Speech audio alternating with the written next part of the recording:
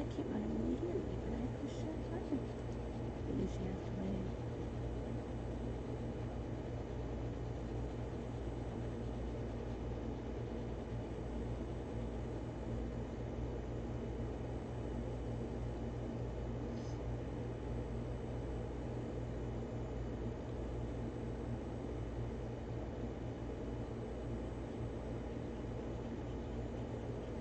I am really baffled by a lot of the questions that are on here.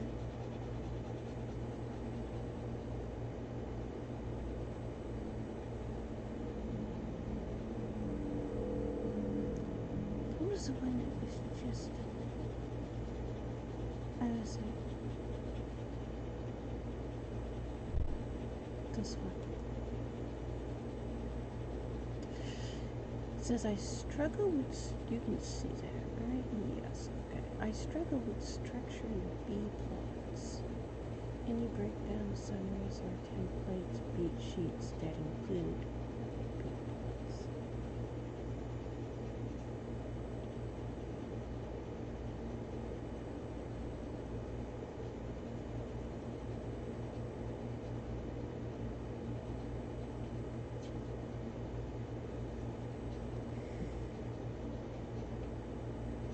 This is why whenever anybody asks, what books should I read to learn how to write? I tell them, high school grammar and composition textbooks, it's all you need.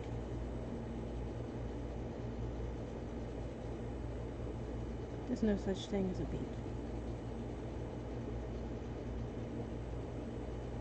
And yet you hear this phrase, I've got my A plot down, I've got my B plot down. Now I can't make them mix.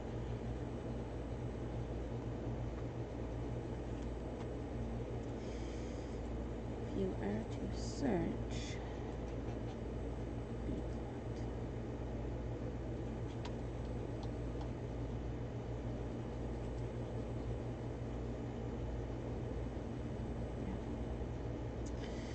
5 days ago somebody else was struggling with a B plot. Anyone else having an issue trying to think up great characters and B plot but have no A plot? Tips and tricks for revealing your B plot to concern regarding B plot arts and B plot points. And you see so many B plots, A plots, B plots. And yet there is no such thing as a B plot or an A plot. So why does this come up? There's a very popular book. What is it called? Is it Save the Cat? I think that's the name of it. Yes. Save the Cat, that's the name of it. Supposedly teaches you how to be a better writer. Well, everybody kept talking about how great this book was, so I went and got it at the library because the library had it. I didn't want to buy a book that I didn't know what exactly it was. If I've bought a writing book, it's because I've already read it, and I'm like, this is good information, I want a reference, I'm going to get it for my reference books, my reference materials. I will not buy a how-to-write book unless I have read it first. Because usually they're just heaping loads of bullcrap. And Save the Cat is one of them. So I am familiar with the book. I did get it out and read it. That's why I know where the A plot, B plot comes from. It was invented by that author. I can't remember his name. But the entire time I was reading the book, and keep in mind, I am a professionally published author. I have been for almost 50 years. September this year, just a few weeks away, will be the 43rd anniversary since I published the Quaraun series. The Quaraun series was published back in the 1970s. We're republishing. The new ones that are coming out are just republishing the old short stories and turning them into novels. I worked as an editor-in-chief for a publishing house for 16 years. I know the publishing industry. I went on to start, found, own, I still own a publishing house. I know the publishing industry really, really good. I myself published 138 novels just in the Quaraun series. Just one series, and I have several series that I do. I also work for Disney. I'm a work-for-hire author for Disney. And I work for Harlequin. I'm a work-for-hire author for Harlequin.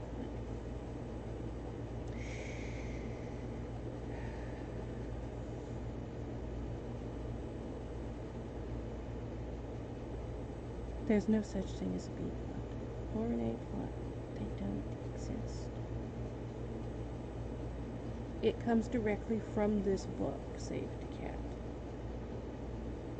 which is probably one of the top-selling books to advise authors with. I would think that another one is Stephen King's On Writing. I did read that. And there is a lot of good advice in Stephen King's On Writing. I would recommend that one. I don't like Stephen King, if you didn't know. I can't stand Stephen King. But that book, I would recommend reading it. I wouldn't recommend using it as a end-all be-all for writing, but there is a lot of good advice in it. Everybody looks at the adverb part of that and they're like, oh my god, he says not to use adverbs, to remove adverbs, to slaughter adverbs. How did he put it? I can't remember how he worded it. It was something akin to stab all the adverbs and strangle them and cut them all and very violently kill adverbs. And then you hear people online, oh, you can't have adverbs. Nope, Stephen King said not to. Well, try to get through a Stephen King chapter without 400 or 500 adverbs every sentence. Yes, every sentence. When I was in college, the only time I've ever read Stephen King books, one of my college professors was absolutely in love with Stephen King, and the required reading several times of the year was, hey, let's read a Stephen King book. You have 3 days to read this book that is 2,000 pages long. So I was forced to read Stephen King for that class. For no reason other than that particular teacher liked Stephen King. It had nothing to do with the class. It was just, oh, we're supposed to assign a book to read. I'll cite Stephen King. Good.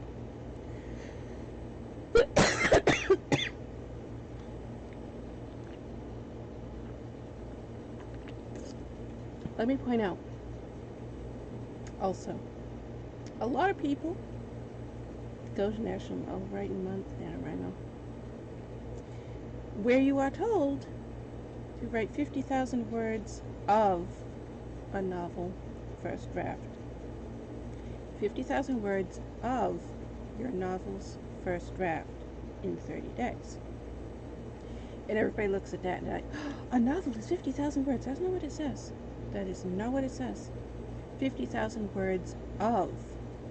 Everybody forgets that little of. There's a little of there. Words are important. They have meaning.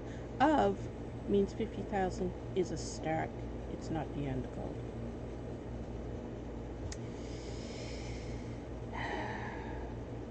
So, B-plots.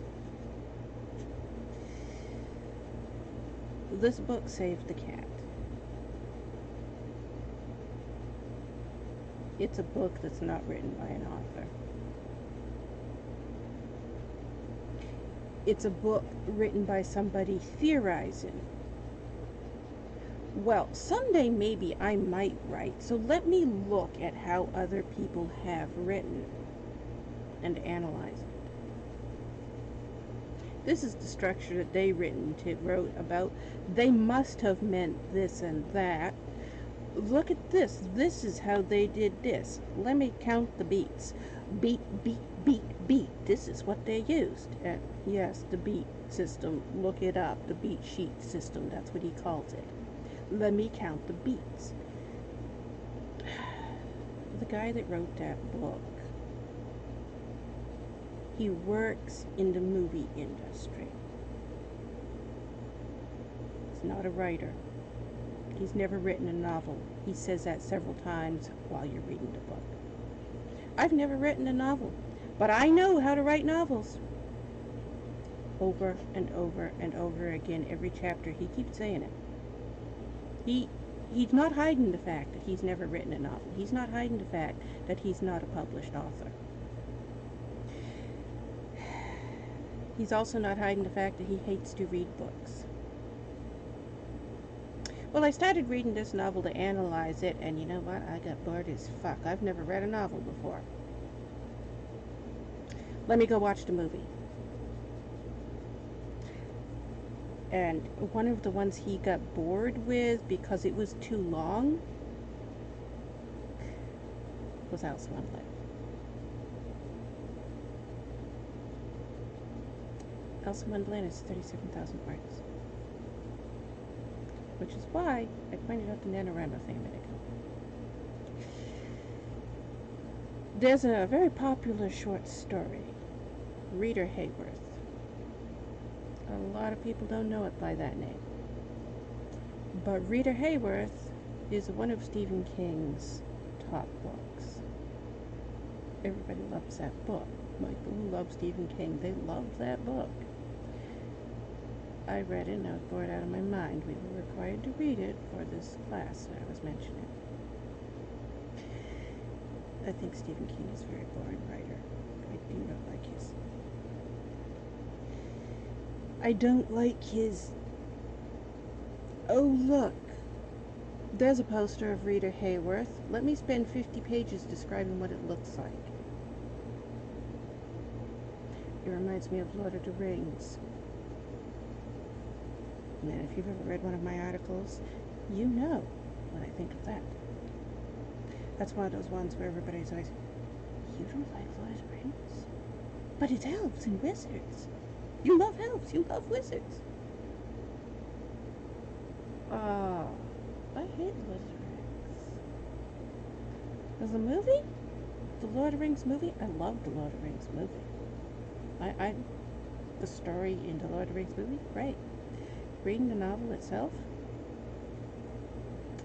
Yes, let's describe all the shades of blue in the sky. 30 or 40 pages later, we're done talking about the clouds. Oh, there's a mountain. Let me describe every single shape of every single ridge that we can see of this mountain.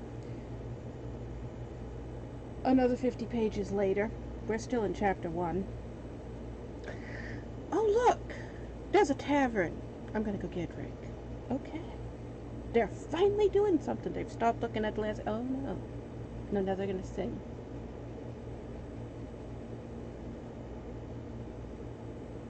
Little hobbitses get up on the table and sing and sing and sing and sing and sing and sing and sing and sing. And the song is 24 pages long. The entire song. All the lyrics and stanzas and music notes are there.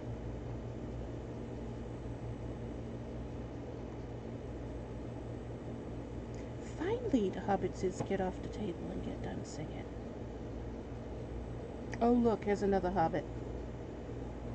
I'm gonna recite poetry. Where the hell is the fucking story in Lord of the Rings? I'm over 100 pages into it and nothing's happened yet. We've looked at clouds, we've looked at mountains, we've looked at grass. Now we're in a tavern reciting poetry. That's as far as I got into Lord of the Rings. I didn't read past that. I figured, you know what? You already wasted 100 pages of my time on this shit. How do people get past the full crap that is endless crap to actually get to the story? I don't know. Stephen King writes the same way. That's why I don't like Stephen King. I have other reasons for not liking him, but it's not him, it's his idiotic fans. The Thinner movie was filmed on my farm in Denali, Skippy Skippies. Without permission, without permits, without licenses. They didn't even tell us they were coming. We had no clue. They were just, oh, they're gypsies, you know, they don't care. They're just, you know, they're gypsies. You know, we don't need to get permission. We can trespass all over the place. That's why you can't get the Thinner movie on DVD also, because they have more than 400 people in my family that they need to get to sign permission slips because they filmed us and put us in that movie without our permission.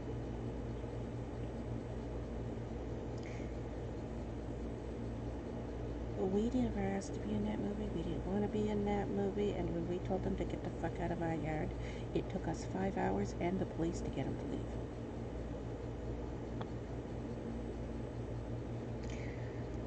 leave.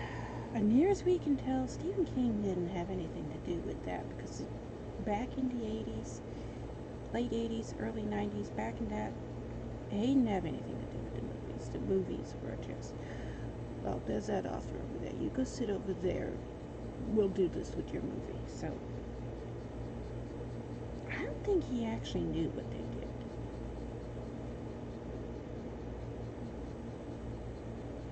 And then the problem comes in later when the Stephen King fans show up. Oh, this car was in a movie. Let me break a piece off of the chrome. You know, that car is extremely rare. I can't get parts for it. Only 500 of them were made to begin with. And about a dozen of them exist today. You can't exactly go out and get parts for that car. What I need is everybody who has stolen parts off of my car to return the parts so I could rebuild the car and drive it again. It's to the point where I can't drive. They stole the fucking transmission. Somebody took the transmission out of my car. Because, oh, was it a Stephen King movie? Listen, not Stephen King that I have problems with. It's his fucking fans. They think they can get away with anything because, well, I'm a Stephen King fan. Guess what? You know what? I'd like to shoot you. Every time somebody walks up to me and says, I'm a Stephen King fan, I just want to put a gun to their head. I hate Stephen King fans that much. You know, one of them put a bomb in my house, right? Blew up my house with a bomb because, oh, well, you're gypsies. Look how evil you were in the movie. We weren't in the movie willingly. The actors that you see talking, that ain't us.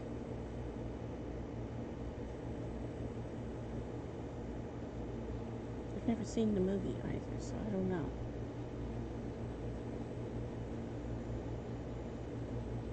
I've also never read the book.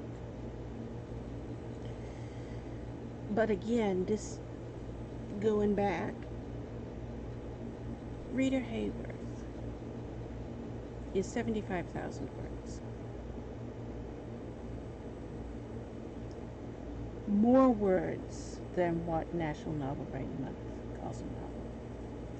National Novel Writing Month, 50,000 words. Everybody looks at that and like 50,000 words equals a novel. I have a 50,000 word book here.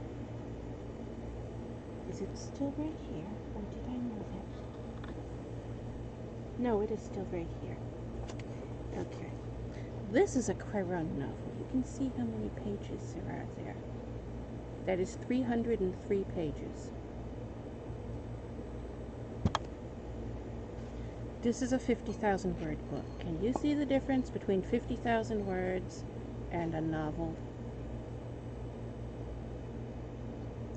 And then you've got the richer books back there.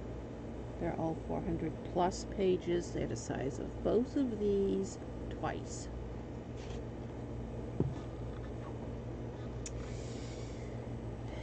"50,000 Words" is a children's easy reader chapter book. Not enough.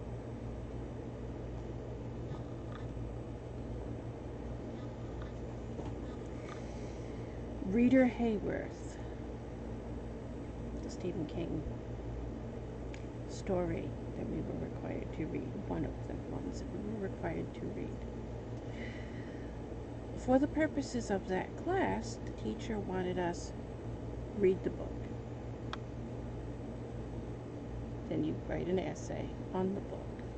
Now, watch the movie. Watch that in class.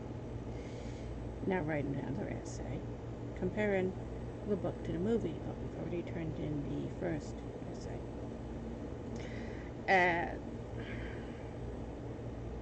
The lesson was how don't judge a book by its movie, because look, here's the book. You can see what the story was. Here's the movie. You can see how different it is. I mean, look, they changed the ending. One of the main characters isn't even in the movie. Yeah, one of the main characters wasn't even in the movie. Rita Hayworth is the book for the movie The Shawshank Redemption. It didn't even have the same name. Also, Rita Hayworth at 75,000 words is a short story. It's published in a book with 3 other short stories, because it took 4 short stories of 75,000 words each to total enough pages that the publishing house decided, yeah, this is big enough to call a novel. Hey, Mickey, what you doing? You're on your pillow? I know you think that pillow's great, huh? What's my pillow for? He's trying to get a lot. He kept taking it. He said, nope, this is the best pillow in the house. I'm going to take this one. And he's right, that was the best pillow in the house. What? Pizza? You want pizza? No? I'm going to put it here because you always want it. You can have it when you're ready for it. Anyways.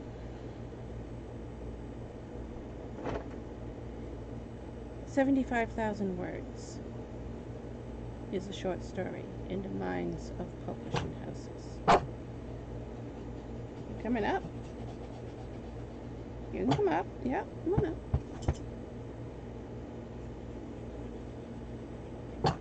What?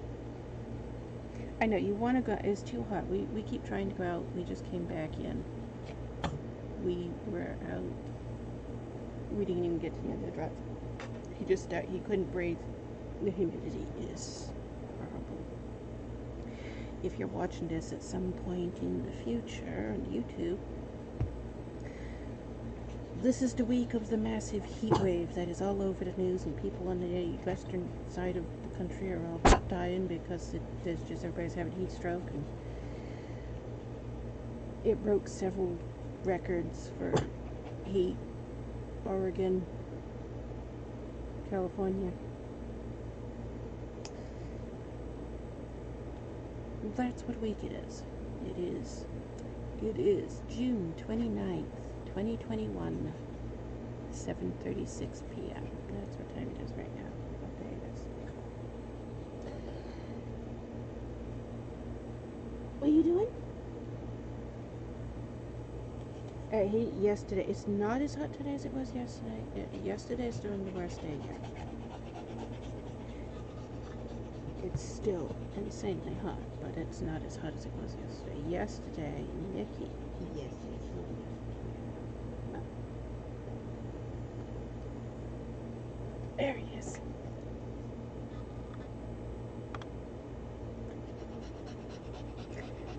yesterday, he reached a point where he was just so hot, even in front of the air conditioner. He was staying in front of the air conditioner.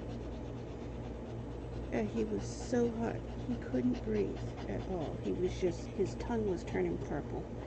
And he couldn't stand up. He started shaking all over. And he came over, he acted like he was terrified. He came over and started pawing at me.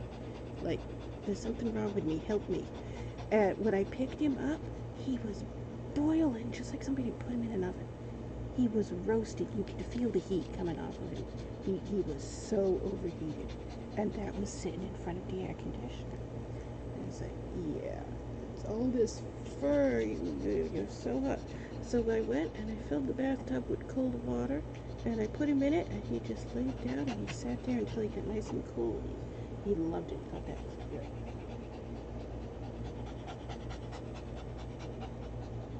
Yeah, it's been a problem. People are having pets dying, and people are dying, and the heat is just so bad. But that is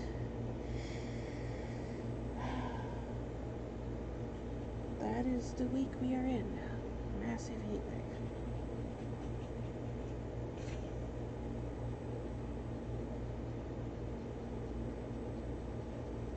He's trying to convince me to give him a bone. That's what he wants.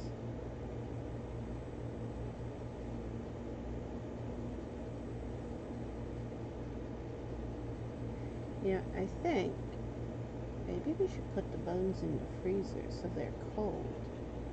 That would help cool you off.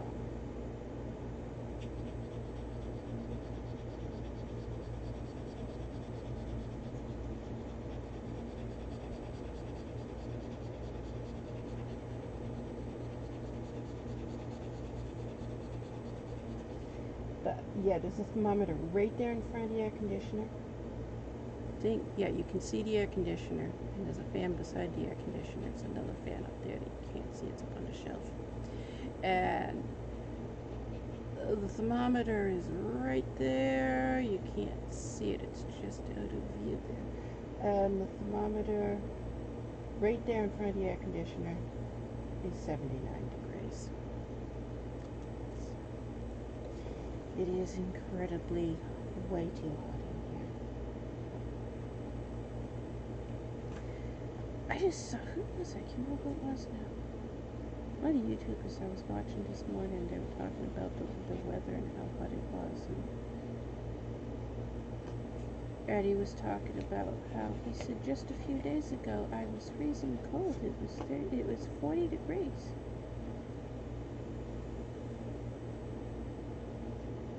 He says, I was wishing it would get warmer. It was so cold.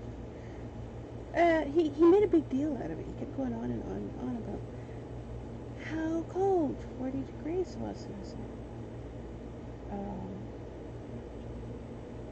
where do you live? Where does this guy live? You live in California, it turns out. But 40 degrees is hot.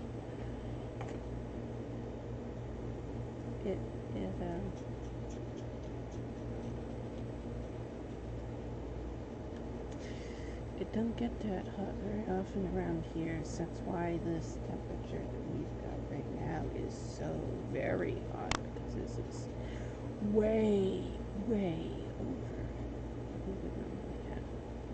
I'm in Maine, by the way, if you didn't know that.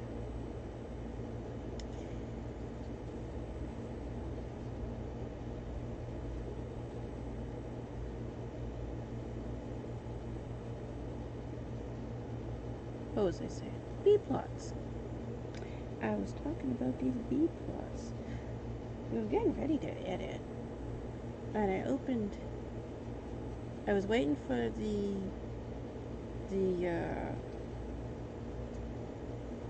OBS. What is it? It says it right on it. Why didn't I just look it up? OBS. I was waiting for OBS to open. It was still loading and stuff. So I started opening these. I was like, you know what? That's probably gonna take 4 or 5 minutes. I'll read some things on Reddit. So by the time it finally opened and then I clicked record, I was reading this. And we haven't gotten to editing yet.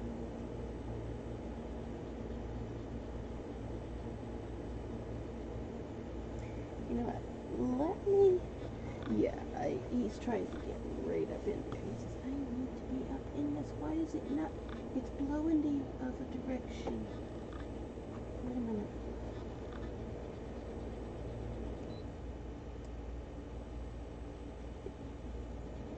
Better?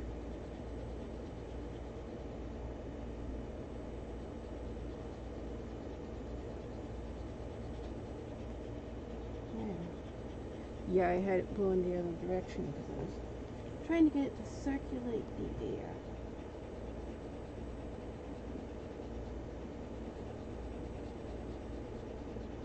Cool the room off better. Anyways, and I saw this B-plot thing. Gosh, my hand is getting worse. Itch. Awful. Yeah?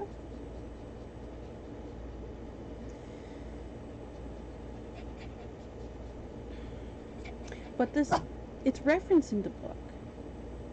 Safety Cat. It's referenced in that book.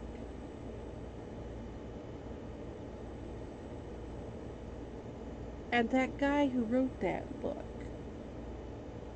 thought a 37,000 word short story was a novel. He called the Alice's Adventures Through Wonderland, he called that a novel. It's only 37,000 words. It's a children's short story.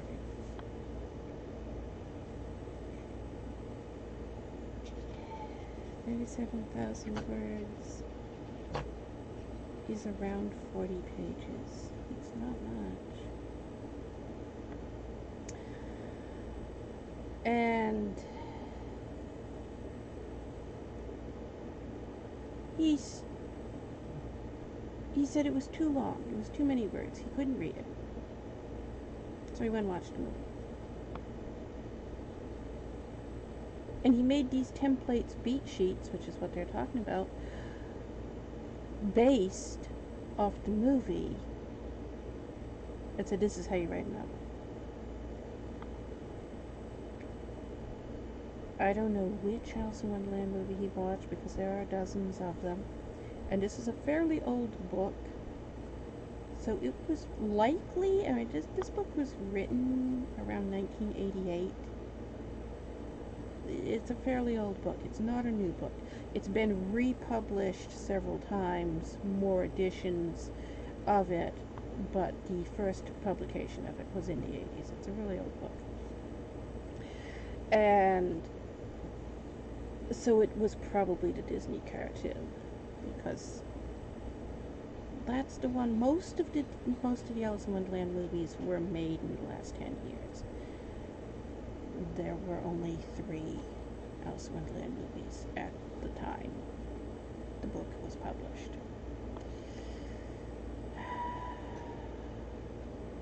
Well, the Disney movie, there's nothing from the story in the Disney movie. You have Alice and the Cheshire Cat and the Mad Hatter. You have their characters. But beyond that, the story's not there.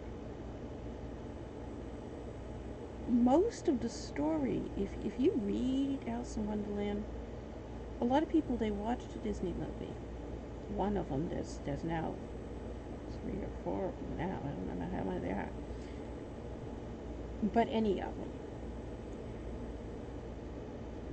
None of them go with the story. Not the cartoon, not the live action. They don't. The story is about a pedophile chasing a little girl and trying to get her on drugs. That's why a lot of parents won't let their children read the Alice in Wonderland story. That is what the story is about.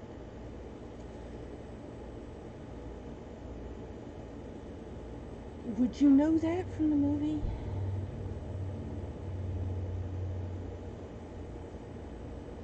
She keeps meeting this, it's the same guy over and over again. The caterpillar, the Mad Hatter, the White Knight, it's supposed to always be the same person over and over again. He's like a shapeshifter. He just keeps coming back, and he keeps trying to get around friends. That's the story of Alice in Wonderland. Quite a bit different than the Disney cartoon. By a lot.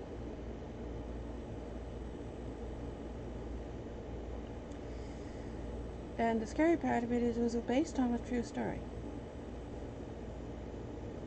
Alice Little was a real person.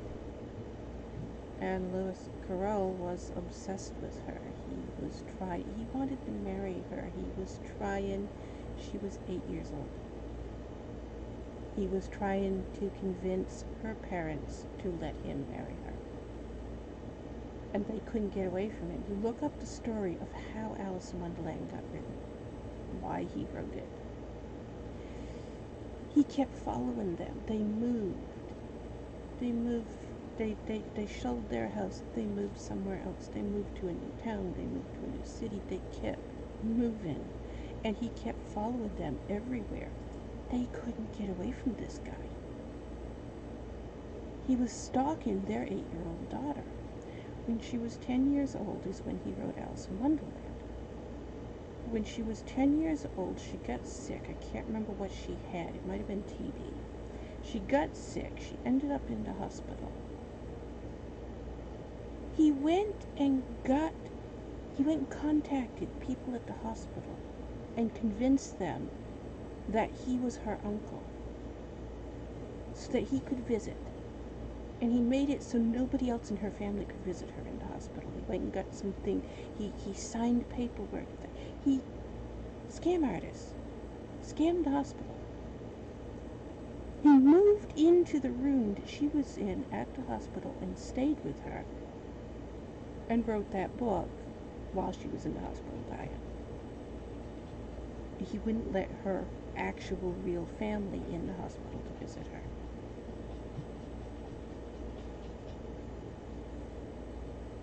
He was insane. This guy was really crazy. That's why he wasn't an author who wrote a lot of stuff. Did you just get flung off the bed? Yes, I saw him do that. He says, I couldn't play it. He's jumping around and he's dragging the blankets and kicking them up. And he just flung the blankets off the bed, and Rascal was asleep on the blankets on the bed, and Rascal just went flying. He's sitting here. What happened? I was asleep. I don't know what happened. You just get thrown off the bed like a crazy dog flinging blankets around.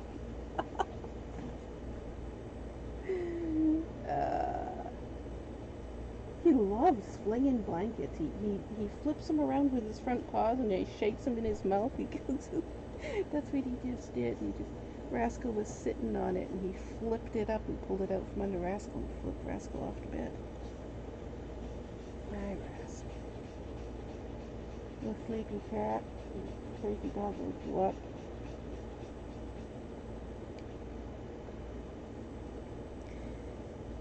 Anyways, beat sheets, B-plots, templates for writing your novel.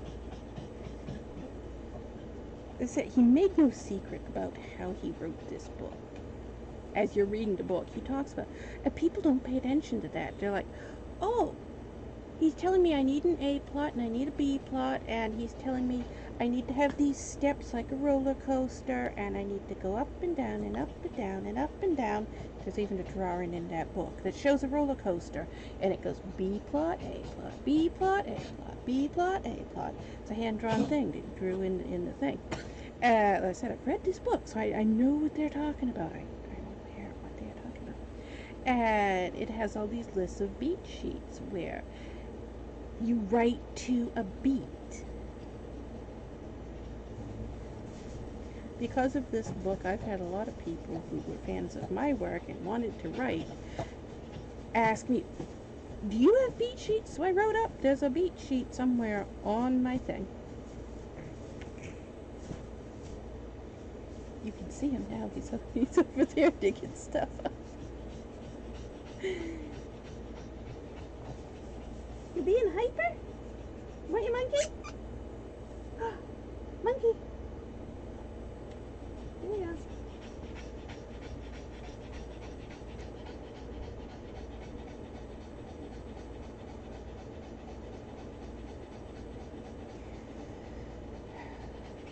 So I went and looked, because I don't write my beat sheets. I went and looked. We went through several of my books, my novels, my short stories, to look. Do I actually write to a beat that I didn't know was there? It appears I do in some stuff. If you go to the Captured by Fairies series, that one, yeah, you can see I am writing to a pretty consistent beat, where this happens within a certain amount of pages, and then this happens within a certain amount of pages. So within the first page this happens, within 3 pages this happens, within 5 pages this happens, within 6 pages this happens. Most of them are only 15 pages long.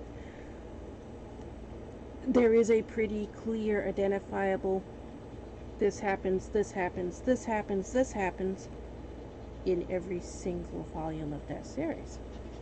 And it's like, huh, yeah, it appears I have some form of a subconscious mental beat sheet that I am using to write this, and I didn't realize that was a thing. So I wrote it down. I took all of these short stories, the Captured by Fairies series, I took all of these stories, and I went, so I can see, you know, the main character does this, and then this happens, and then that happens, and then this happens, and then that happens, and that is completely the same in every single one of them. So, here's a beat sheet. That's what I do. Didn't know I was doing it, but there it is.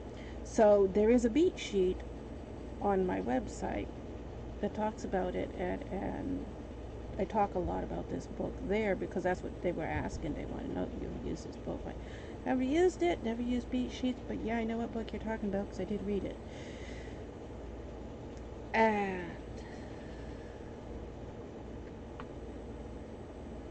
I don't write by plots. That's another thing. If you've ever read anything I wrote, I don't use plots.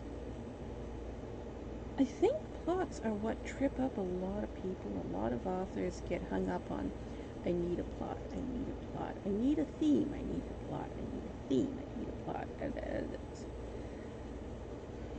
just write a story. And you're like, but I gotta have a moral. Write a story.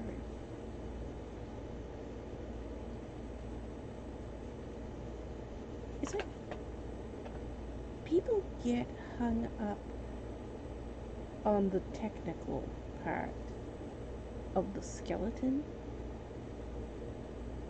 and that doesn't matter. Nobody sees the skeleton inside, so it doesn't matter, not to the reader.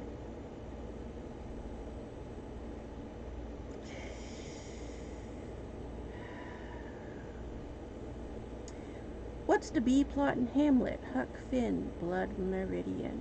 Write the story you want to write, not the story someone else's arbitrary template tells you you're supposed to write.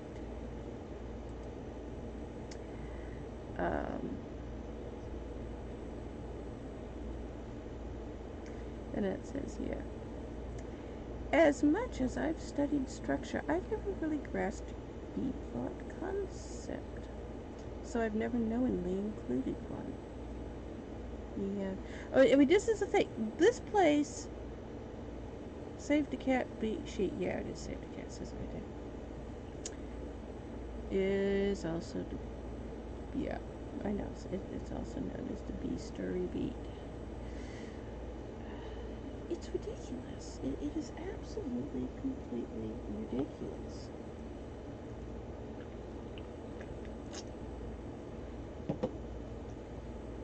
But the part that's so ridiculous is people read this book and they become convinced you must write your novel by having an A plot, which is the primary plot, and having a B plot, which is lots of subplots that wind. That's like I said, there's a graph, and he says how, I can't remember how he worded it, but he says how a roller coaster is not fun when it just moves along the track. If it just moves along the track, taking you from place to place, it's nothing but a train. Train is a nice, slow, leisurely ride. A novel, according to him, is a roller coaster, not a train. So it has curves that go up and down. And so he has this chart that shows here's the train going straight across. That is your A plot. It holds the story together. It takes you from the beginning to the end. Well, it makes sense. What he's saying does make sense. And then you have the roller coaster. You take your train track, which goes from A to B, and now you give people something to think about on their way. So now you bend it. You go up. Here's plot B. You bend it back down. Here's plot C. Bend it back up. Another B plot. Back down. Another C plot. So you get the primary plot is the track itself. The B plots are the bends in the tracks. And I said, that part, that's good advice. That is good advice. You should have a story that is going to go from A to B, and you should have things for the characters to do on the way there. That's great. That's fine. The problem is after that point. And I don't think he intended his book to be used the way a lot of people are using it. Because on the surface it's good advice. It becomes bad advice when you get to something like this question here and you look at it and you're like, well, damn, they don't have a piece of reading comprehension in their brain. Clearly, they did not grasp the point he was making. The point he was making was, don't just have a point A to point B. Have things in between.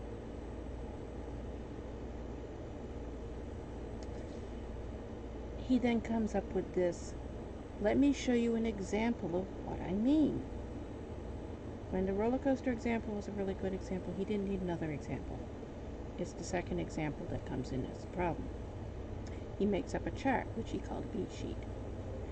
And it's this, speaking of trains, there goes one now.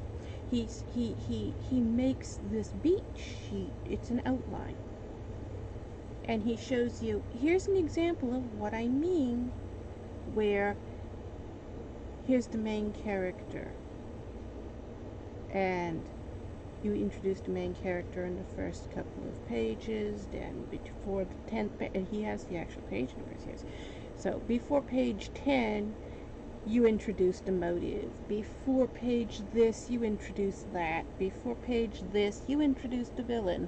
You should have, by the end of your chapter, your main character, your main motive for the main character, what their goal is, who the villain is, and who the primary friends or secondaries for the main character are. Now, chapter 2. And so he has this thing that goes 1, like it's capital letter A, and that goes capital letter A, this section. B, add 1, 2, 3, 4, 5 in this chapter. Now, you go inside of each of those and add Roman numerals. 1, 2, 3, 4, all of these things. It's a very structured, showing you, look, this novel put the main character here. This novel introduced this here. This novel started this here. It's intended to be used as an example of this is what this author did. I'm reviewing how they did it. This is what they did. For them, it worked. And again, it's fine and not necessarily bad advice. But people take it to be, oh my God, this is going to make me a millionaire on Kindle. You hear people start talking about the Kindle millionaires. I'm going to be the next Kindle millionaire. There has only ever been 3 Kindle authors who have ever made $1 million. 3. Just 3. 1, 2, 3. Only 3. And yet, how many books can you find called How I Became the Kindle Millionaire by an author whose name you never heard of because they've never published anything before and never since? That's the only book they've ever published.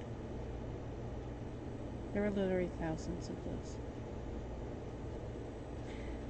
They became so much of a problem that in 2013, Amazon actually went and changed the terms of service so that if you're writing a book on how to become a Kindle millionaire, you need to prove that you're a Kindle millionaire. Amazon's going to ban you.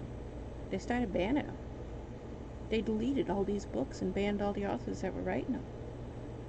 Because Amazon pointed out, you got Hugh Howey, you got the girl that wrote the Vampire Diaries, and you got 50 Shades of Grey. There are no other Kindle millionaires. That's it. Some people include John Locke, which would be number 4, but look up John Locke and find out why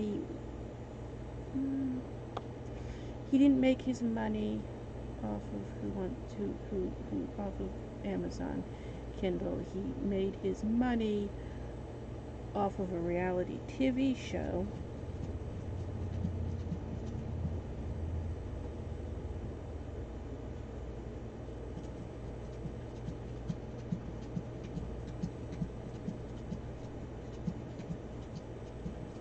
Vicky is in a bookshelf, digging.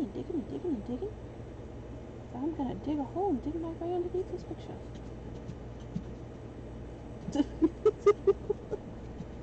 What are you doing in there? Alright, you're trying to cool off. It is just so hot.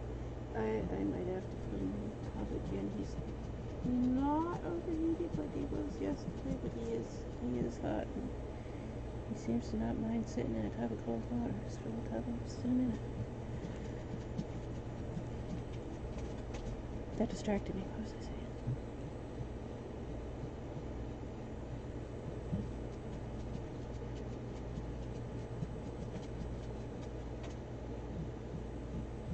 Oh yeah, it talks about writing by word counts also. The B plots and the B sheets from Save the Cat. It talks about, now, in 100 words or less, say this. And here's your plot over here. You have to introduce this character. Make sure this is at least 250 words. Make sure that's 700 words. Make sure this is 100 words. And like I said, the way he words it, it's not you must do it this way. It's I'm pointing out that these people who wrote these novels, this is how, when you take their novels apart, this is the skeleton. And people look at it and they're like, step-by-step instructions. And to use it like fill in the blanks, which is obviously what this person is doing. I mean, read what their question is. I struggle with structuring B plots. Any breakdown summaries or templates, beat sheets that include B plots, they're asking. Are there any?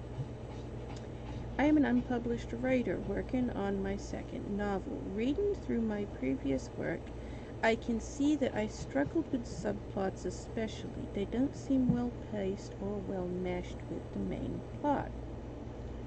Why? When that happens, there is a reason.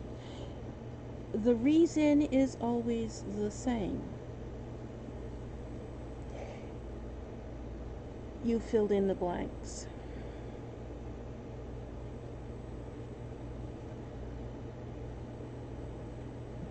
if you have a story, I mean, that's exactly what this person is saying. What's the B plot of Hamlet, Huck Finn, Blood and Radiant? Write the story you want to write, not the story someone's arbitrary template tells you you're supposed to write. And as I so agree, I would agree with that as well. So what their question is, I followed this beat sheet. I've used my B plots. And it's not well paced. They don't mesh with the main plot. Because you added things for the sake of adding things. That's the answer. I've had people send me their entire manuscripts. And I keep asking people, don't do this. Please don't do this. Do not send me your manuscript. I don't run a manuscript reading service. But they're like, oh, you're a published author, and you're a famous published author, and you've sold all these books, and so you must know, what am I doing wrong? And I'll get this email that is 400 or 500 pages of, if I printed it out, their manuscript. And there'll be questions like this. What am I doing wrong? I have my main plot. I did what Save the Cat said to do. Why doesn't it fit? Because you didn't focus on the story. You have a character, you have a story for that character, tell it. It really is all you need to do. Here's your character. What's your character going to do? Tell the reader. You don't need anything else. That's all you need.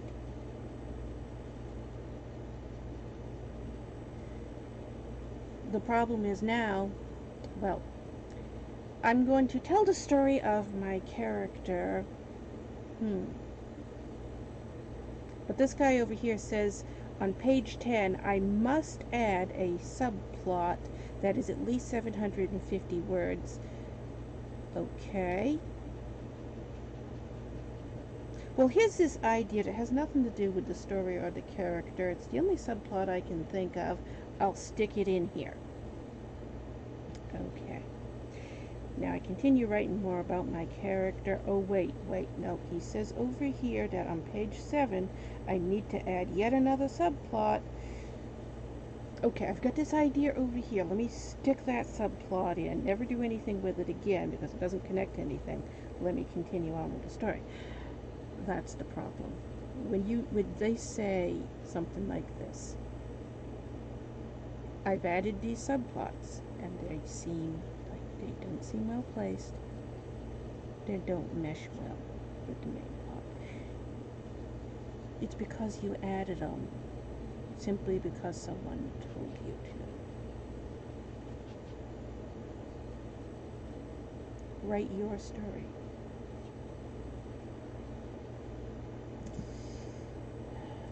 Or in simpler terms, stop being an idiot. And the fact of the matter is, writers require their brains in order to write. And if you don't have enough brain power to know not to do that, do you really even have enough brain power to write? I mean, think about it. Creative writers. Writers of fiction. Writers of novels and short stories. Why are they called creative writers? Because they create things with their brain. They actually use their brain. Can I fit this over here? I can. I'm going to put it there.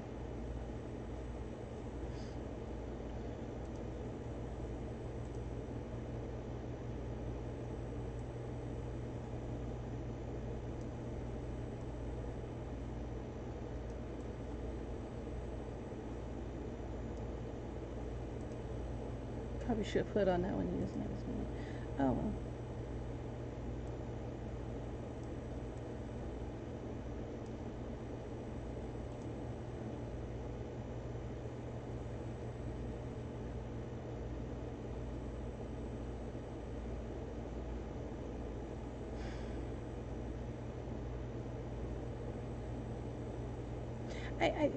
It baffles me so much.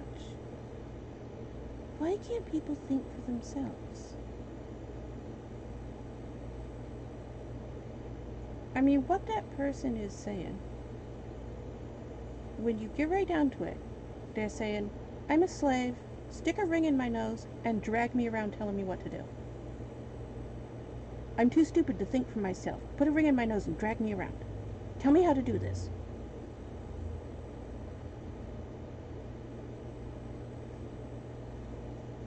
If you're going to be an author, you need to stand on your own 2 feet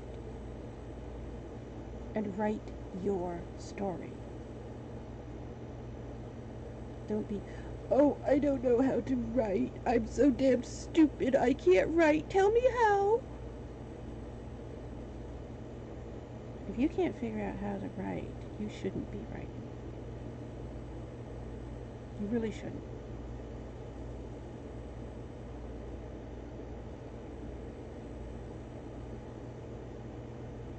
No, I get, every time I say something like that, I get all these emails from people after that.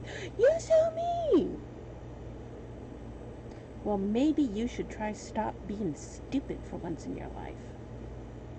I mean, I get 2,000 plus emails a day. I kind of get sick of dealing with retarded people on a daily basis. You're supposedly authors and you don't have enough brains to just sit down and write. You want me to write for you. I don't like that. I'm kind of too busy writing my own novels. I don't have time to drag you around by your ring in your nose and tell you, now you sit down, you write this sentence here, and you write that sentence there, and you write that sentence there. You know what? I'm not going to do that. These idiots think, oh, you've sold 57 million novels. Oh my God. Will you write my novel for me so that I can sell novels too? No, I won't.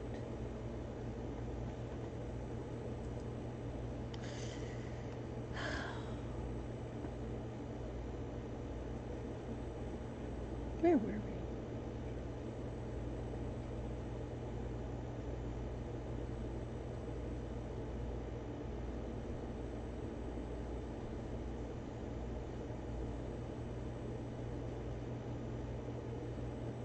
This is not the page we were editing, but hey, it's the page we're on.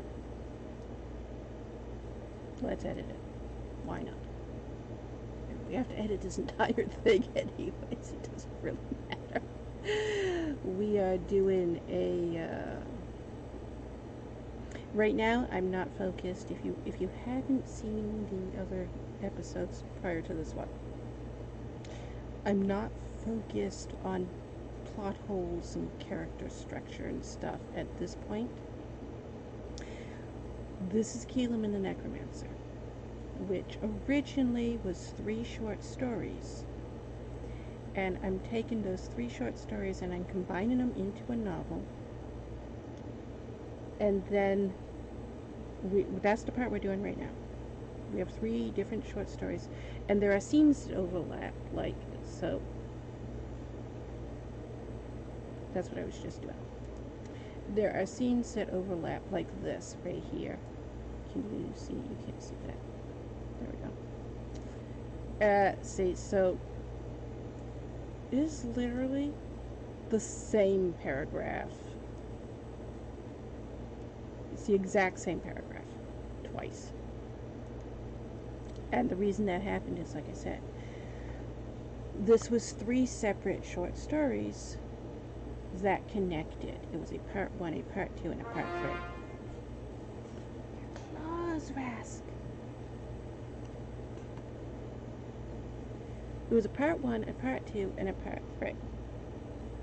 And so each one of them had a scene from the other two. So you had this connecting part. If it was all one thing, you don't need that. In serial writing, if you're writing serials for magazines, this was written as a serial for a magazine back in the 1970s. So if you're writing serials for a magazine, it's very common to have, within the first 4 or 5 pages, a paragraph or two that is exactly the same from the original. So you have, here's the first story. Paragraph near the end of that, within the last 5 pages, is taken out of it and put into one of the first 5 pages of the next one. That's just common practice in magazine serials. Well, now we have to take these, because we're turning it into a novel. So now we have to take those 3 stories and combine them together. Well, the way this particular story was written, it goes back and forth. The very first scene is the very last scene. How the story ends is the first page. So you go, I think it's like 14 pages. So you go read that, and you've got, well, now you can see, how did this come to be? Quaraun has got himself in a situation where he is now having to deal with this person that he really doesn't like. Well, how did he come to this place? So after you see that, and then it ends, and it's like, obviously that's the end of the story. But it's right in the first chapter, it's right in the first couple of pages. So how did this come to be? Well, when that ends, the very next line is 5 years earlier. And so 5 years earlier, now you see another scene. Quaraun is sitting here reading a wanted poster of himself. At the end of that comes another scene elsewhere in the same town. It has the name of town elsewhere, town name. Quaraun, this guy has put a price on Quaraun's head. He wants Quaraun dead. He's put out a reward, and he's putting up these wanted posters everywhere. Quaraun is contemplating, this guy's become a problem. I need to kill him. Where is he? How do I find him? Quaraun's in the city where he knows this guy lives, but he's never seen this guy. He doesn't know who he's looking for. So he's sitting here in a tavern reading this wanted poster and trying to figure out, how do I find this guy? That scene ends with, meanwhile, on the other side of the city. Meanwhile, on the other side of the city becomes the next scene. Now you see Kelim. And Kelim is talking to his friend. Kelim has a problem. He's trying to figure out how to solve it. And his friend is coming up with suggestions, and Kelim is, no, marry her father. Kelim, there's this girl Kelim wants to date. Ultimately, he wants to marry her. He's like, she's the one. That's my wife. She doesn't know I exist. And he's telling his friend this, and his friend is like, well, this, that. And Kelim is coming up with all these problems of, yeah, but her father. Do you know who her father is? Her father. And it reaches the point where the friend is like, you know what? You have an issue with her father. You need to deal with her father. Well, her father is the same guy that Quaraun is looking for. And so the friend is like, I can't help you. I mean, I gave you this suggestion, I gave you that suggestion, you're on your own. And so then you see another scene, Quaraun's doing something else. And he knows this guy knows this woman. So he goes to visit her. They end up in a fight and Quaraun kills her. And so now Quaraun he's already wanted for other stuff, and now, look, yeah, trying to find this guy. I killed the woman that works with him. So Quaraun starts drinking. If you've read the Quaraun, anything in the Quaraun series, you know that's not good. Quaraun starts drinking, and he starts hallucinating. He drinks absinthe.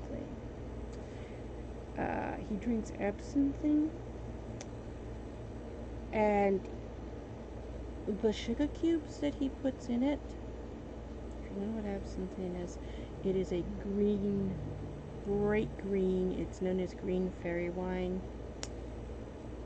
It's illegal in most countries. It's a bright green wine.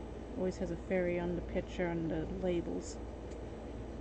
And it is drunk warm. You can't chill it because it separates. The ingredients in it separate and crystallize and can't be remixed. So it's drunk warm. And they put a slotted spoon over the glass, put a sugar cube on it, and they pour the drink over the sugar cube, which soaks alcohol into the sugar cube. Then they light the sugar cube on fire, and you have this big flambe thing, melts the sugar cube down into it, and it starts to drink, crystallize, and then you drink it. And the drink itself, it's basically liquid heroin, more or less. That's what the ingredients end up with. So you end up with lots of just hallucinations. You don't get drunk, you get high on this drink. Quaraun, with the sugar cube aspect of it, he's not using sugar cubes, he's using LSD, which is sugar cubes with more drugs in them. And he starts out with a glass that has poppy resin in it, which is opium.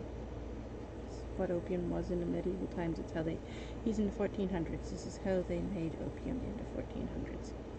So it melts the opium into it. So he's got multiple drugs going on. When he's drinking fairy wine, it's not him drinking wine and getting drunk. It's him drinking a liquid drug and getting really high and adding lots of other drugs to it. That's why he passes out, has overdoses, and these weird hallucinations. So then you have keep in mind, this was written in the 1970s, when this was something people did on a pretty much regular basis because it wasn't illegal yet. LSD hadn't been made illegal, absinthe wasn't illegal, opium wasn't illegal. Opium still isn't illegal in the United States. You hear people talk about, oh, opium, yeah, opium's not illegal in the United States. There is no federal law and no state level law that makes opium illegal. You can be arrested for having it, because if you're driving, it's classified as driving under the influence, driving drunk. So if you're driving while you have it, you can be arrested, but it's not illegal to have it otherwise. A lot of people don't know that. So when you see Quaraun drinking fairy wine, it's not wine, and he's not getting drunk, he's getting very high. He is the high elf. That's when you start seeing the other scenes that mix in, where he is very depressed and very suicidal, and anytime anything goes wrong and upsets him, he starts cutting himself. He cuts himself a lot. That's one of the things that get people, that's People, when they see that the Quaraun series has an M rating on it, some countries books are rated, and I sell my books in those countries, and so it's required to have a rating on it in order to sell the book in those countries. For some reason, because books don't have ratings in America, so when people in America see, oh, this book has a rating on it, it must be erotica. No, the books are sold in Japan and Australia and Germany, where certain things, like drug use, are required to have a rating on the book, same way movies have a rating. Suicide and drug use in those countries, you have to have a rating on the book. And so something where, like the scenes where Quaraun pulls out, he's got this obsidian dagger. Quaraun pulls that out and he starts cutting himself, and you see these very graphic scenes of him slicing his wrists while he's drinking this wine, which is also what you see when Quaraun and Kelim first meet. You see Quaraun drinking fairy wine, and somebody knocks on the door. He answers the door. It doesn't, in that scene, outright tell you, but if you've read enough of the series up to that point, you know what the situation is. It doesn't outright tell you in that scene specifically, but when Quaraun answers the door, Kelim is immediately taken back by, this elf's pretty strange looking. And he's kind of dressed like a prostitute. He's a man, and he's kind of dressed like a female prostitute. He looks like he belongs in a whorehouse, yet he's a man. And that's the first thing Kelim notices, but then Kelim starts pointing out he's got blood running down his arms while he is standing here. He's answered the door and his sleeve is pulled out, and you can see he's been cutting himself. His arms are all cut up and he's bleeding all over the place, and that becomes the focus of Kelim's like, oh my god. For some reason, when people see that the books are rated M, they're like, oh, erotica. And I'm like, it's not erotica that gets the books rated M. I mean, somebody sitting there with a knife slicing their arms up, that's not erotica. You've got some weird issues if you think it is.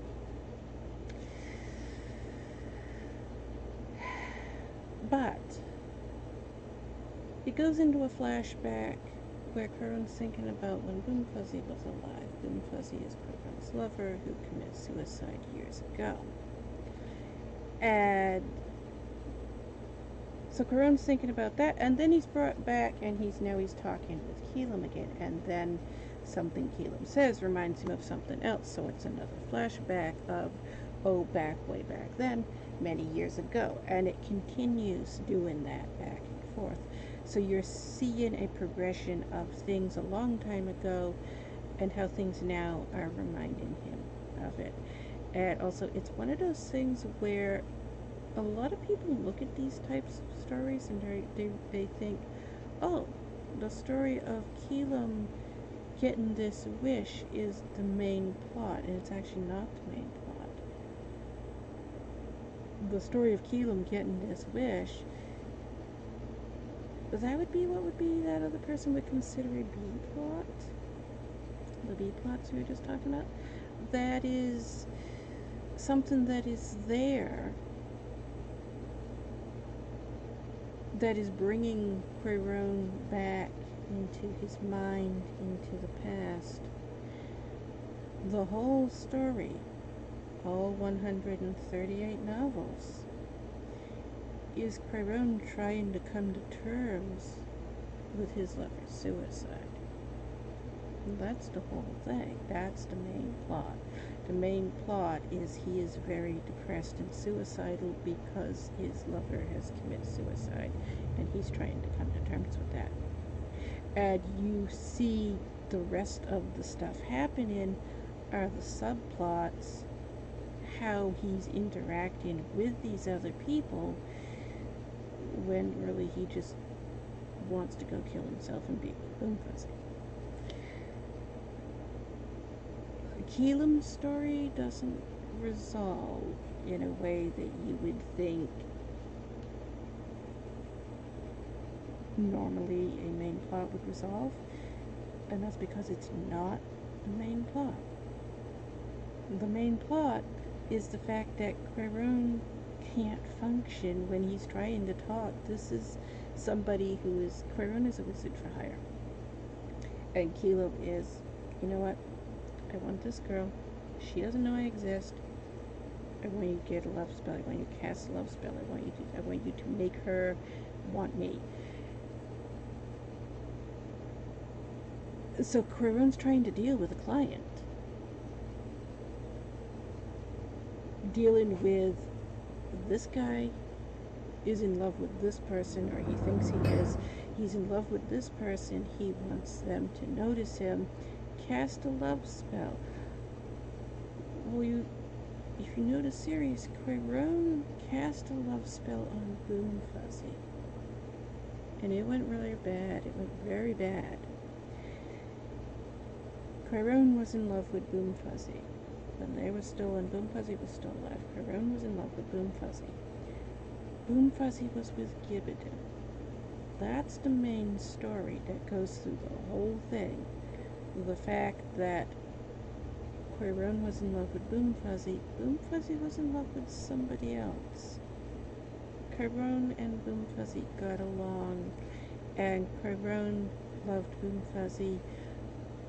Boom Fuzzy loved Quaraun, but not the same. Boom Fuzzy was with Gibbiden. Quaraun cast a love spell which made Boom Fuzzy obsessed with him. And the obsession got out of control. And then Gibbiden comes back into the picture.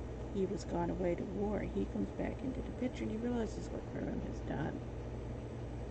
Boom Fuzzy is insanely obsessed with Quaraun, but he's not in love with him. He's just completely obsessed with him because Quaraun has cast a love spell that caused Boom Fuzzy to just, all he wants is Quaraun, even though he doesn't love him.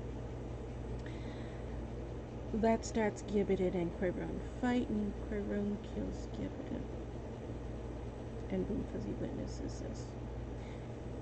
Quaraun murders Gibbiden because he goes to Boom Fuzzy's house and he catches Boom Fuzzy and Gibbiden in bed together. So he kills Gibbiden and cuts his head off. Boom Fuzzy a few days later commits suicide because he realizes Quaraun has cast a spell on him and he can't do anything about it. Quaraun is out of control. He is obsessed with wanting Boom Fuzzy to love him. Boom Fuzzy doesn't love him, so he gave him this spell that made Boom Fuzzy obsessed with him. But Boom Fuzzy is still with Gibbiden.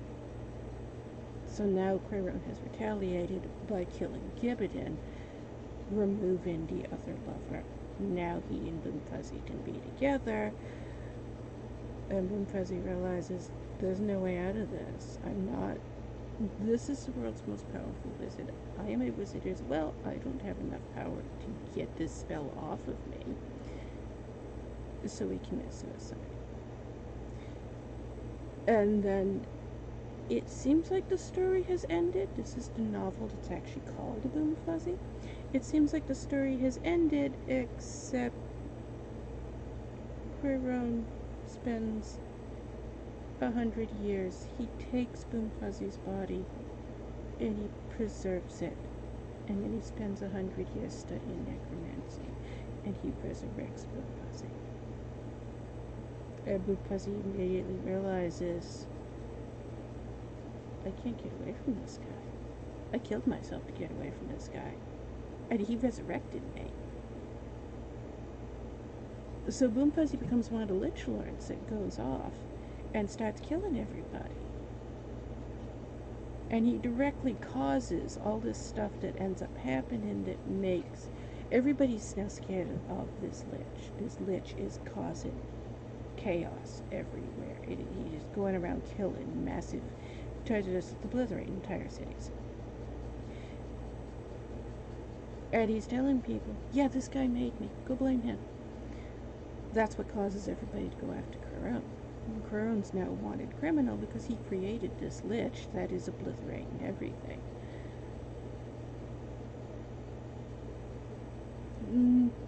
That's the main plot. Quaraun is trying to find this lich and stop its killing spree. And then you get to this situation with Kelim, where Kelim comes in, and Quaraun's looking at it and, oh my god, you're me. You're in love with this person who is not in love with you, and you want a love spell. And he starts telling Kelim, you don't know what a love spell is. You don't know how these spells work. You don't know what it's going to do. She's not going to love you. It's not going to change her feelings. It's going to make her become obsessed with you, and you're going to drive her to suicide because she doesn't love you, but she can't stay away from you. And she's going to kill herself to get away from you. And Kelim's not listening. And every time he's trying to explain this, it is brought back into a flashback where he's reliving in his mind. He's now got a client that wants him to do what he did to his own lover.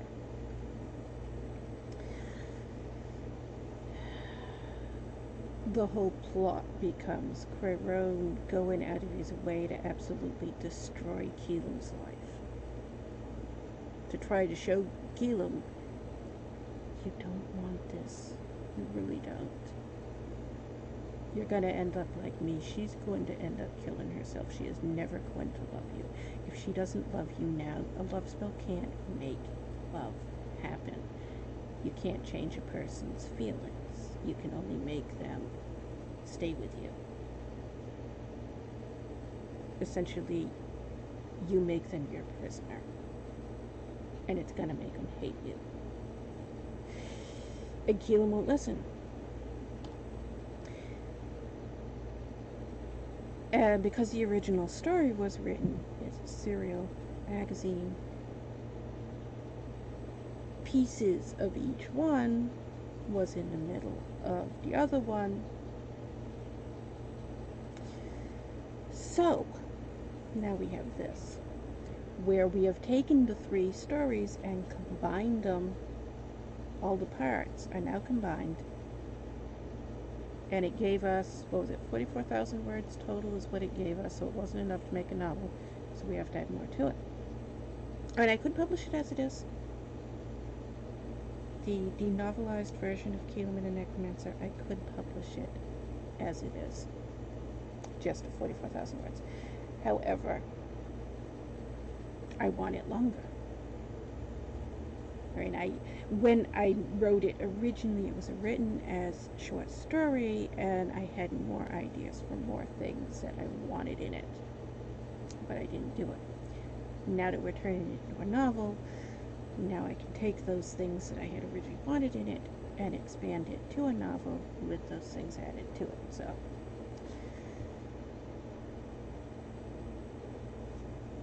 but then I have these.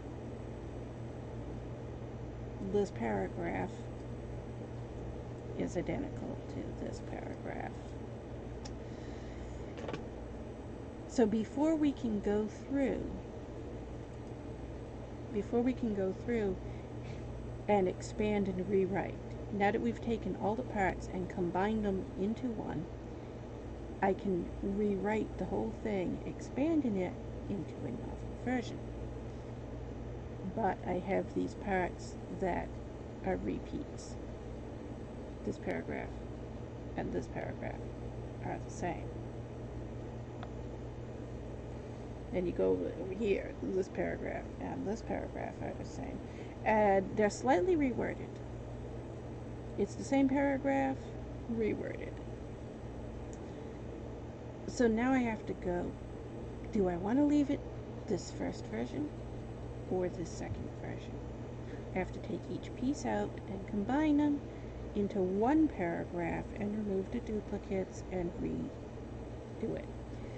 Then I have to take all the errors that are everywhere in everything and flesh that all out. Once this is edited to the point where you could sit down and read it straight through, then I can take it and rewrite the whole thing into a novel. So that's where we are in editing. We have just combined, and now we have to fix the structure issues that are caused by combining short stories so that it will flow as one without repeats, without the repeating sections, without the repeating chapters. Then I can edit it, rewrite it, so we can edit it again. And where we are at 186 pages.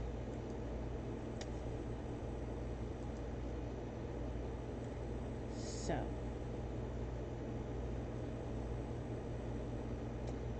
the way I've been editing, what you've been seeing so far with these episodes, we've been editing between 1 to 3 pages a day. So we're looking at probably another year before this reaches a point where we can look at it as this is finished. We can do a final edit for publishing. I think that's something a lot of people new to writing, or just people who don't write at all, readers, don't realize how long the editing process takes. The editing process is the biggest part of writing a novel. Because when you write the novel, I mean, you can just sit down and write the whole thing one weekend, 2 days, the whole novel can be written. You get the story down on paper, boom, done. The editing can take years.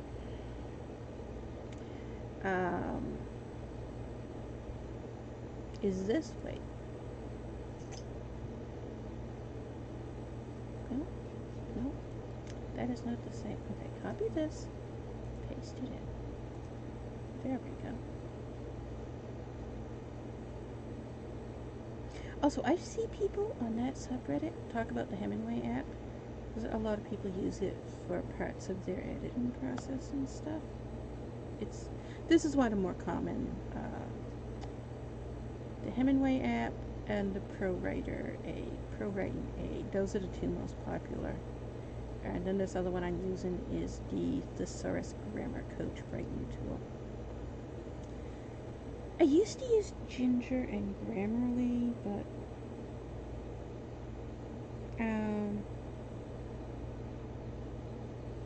I haven't used either of them close to 10 years. They annoyed me so much. Both of them are full of errors. That was an issue. They would try to correct something. I'd be wait a minute. Why are you trying to correct it? That's right. They may have, like I said, it's been several years, so they may have improved the way the system works. But they were pretty inaccurate before.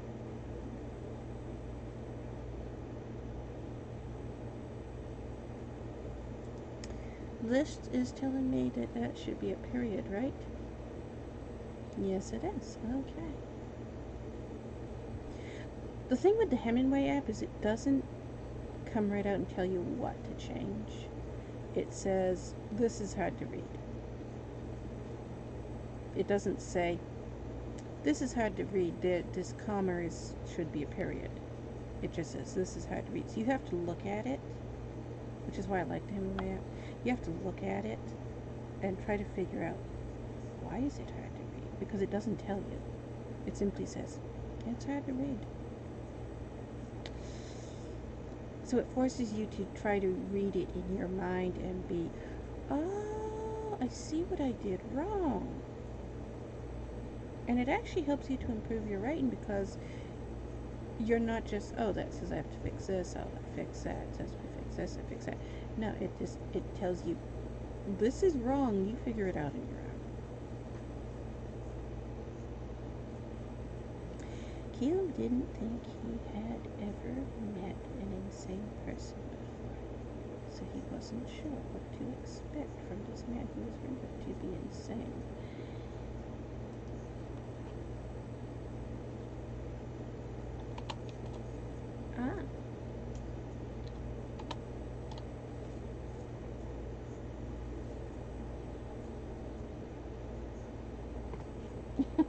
Restless peck on that blanket again. I'm going to sleep on this blanket. I don't care how many times the dog's going to throw me on the floor. Passive voice.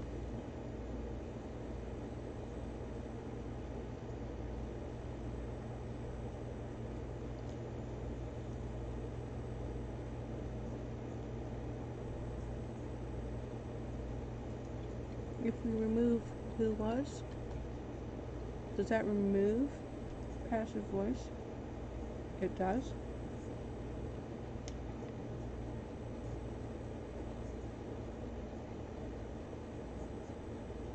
Yeah, comma then now, right? So he wasn't sure what to expect from this man who was rumored to be insane. Now comes so he wasn't sure what to expect from this man rumored to be insane.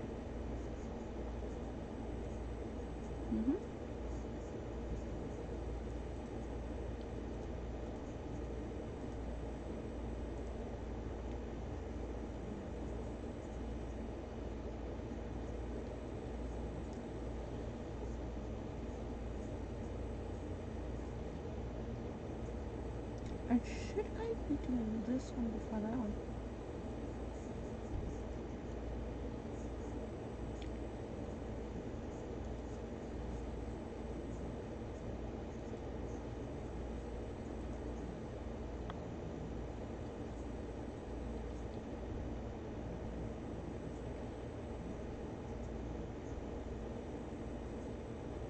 You're taking time.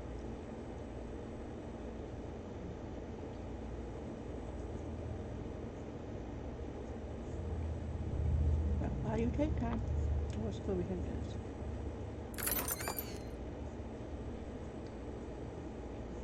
Wow, you only ever had 2 down.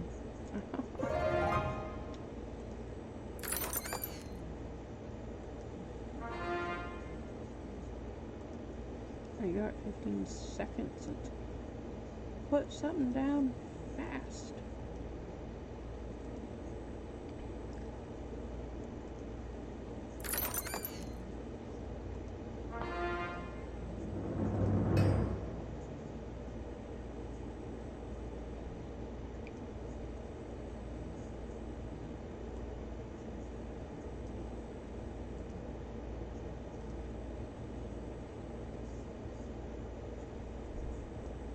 I don't think I have notes there, no.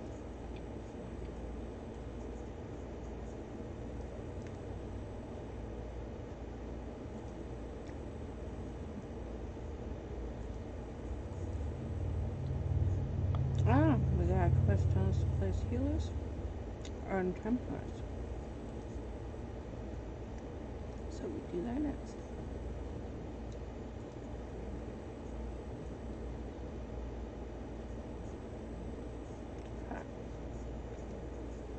No grammar mistakes? Wow. No grammar mistakes in your first draft. I know, I've had so many people ask about that.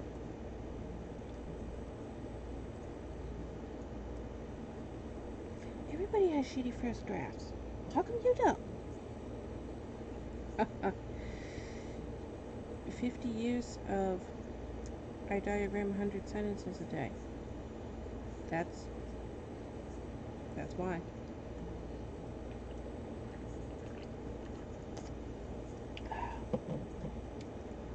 Also, you can't diagram sentences on a computer. You have to do that longhand on paper. I don't know. Is there anything online where you would find showing you how to do that?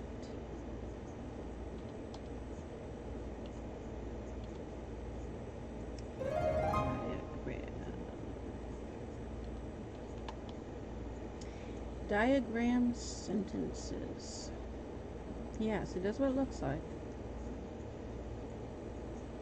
That is what a diagram sentence looks like.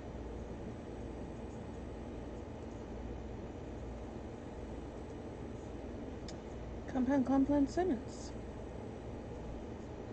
Alright, this is why I'm able to write a first draft without grammar mistakes. This is it right here. I take classic novels,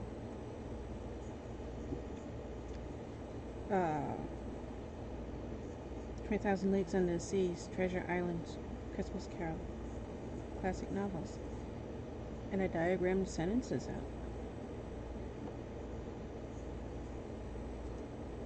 And this is what a diagram sentence looks like.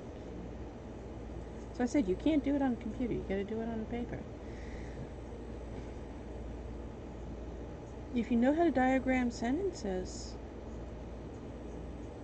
you can write your first draft in near publishable ability without having to edit it. And people who diagram sentences to practice writing, they often do. It's not uncommon.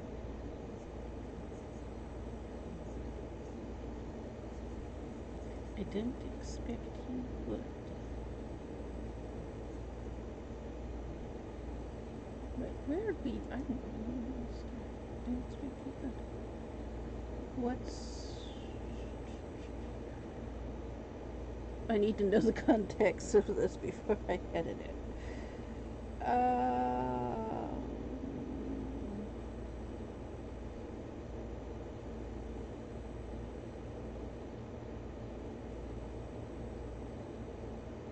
Oh, okay. Quaraun standing there holding Giladrala's head. Kelim was wondering, what the hell?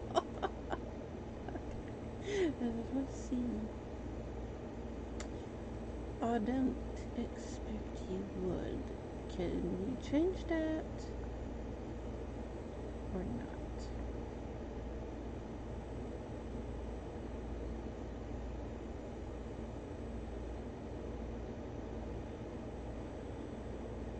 I don't think so.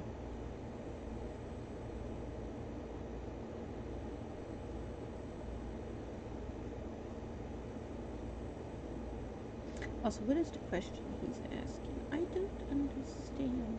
She helped find a roof, found the guild. I don't understand. I didn't expect you would.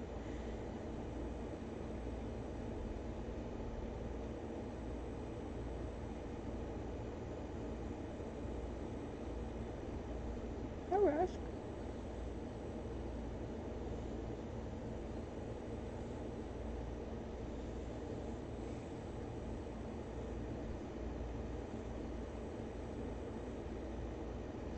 Synonyms for elf? No synonyms for elf? Really?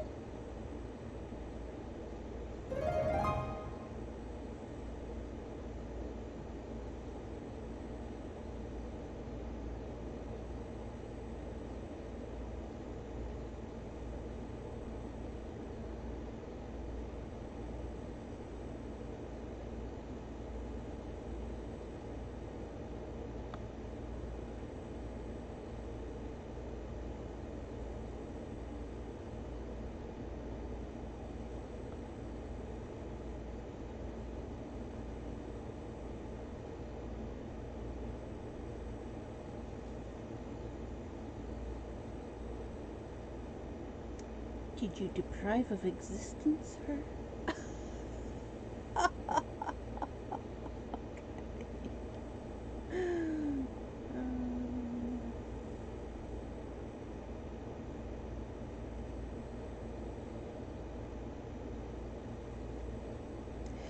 Did you kill her? I'll kill you too if you don't stop arguing with me.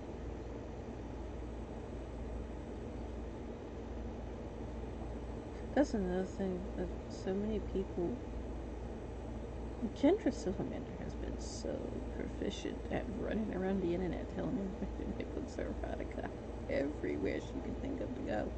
That people buy my books thinking they're erotica. People come to buy my books expecting they're buying erotica. I don't think it seems like this where, yeah, Quaraun's standing there holding somebody's head, blood dripping everywhere because he just cut her head off. And this kid, Kelim's kid, this kid is, yeah, what do you, why? You cut somebody's head off. Now he's telling the kid, I'm going to kill you next. People contact me because of these types of scenes, and they're like, what the hell? I was told this was erotica.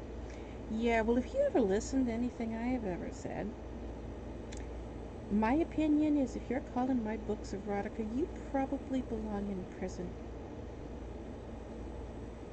Because if you think things like suicidal people slicing their arms and serial killers cutting old women's heads off and threatening to kill little children, if you think that is erotica, there's something wrong with you. That's my thought. And I've never called the Quaraun series erotica. And I can't understand why people who call it erotica do.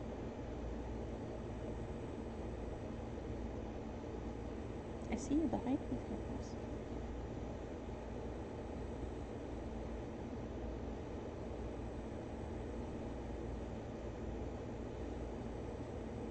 I'll kill you as well. Actually sounds better than I'll kill you too.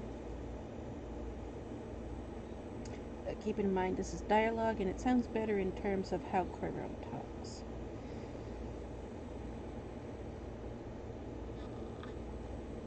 Never ask. Are you done? Can I come sit here? You can come sit here. Yes, there's a pillow sitting right there. You can sit on. No?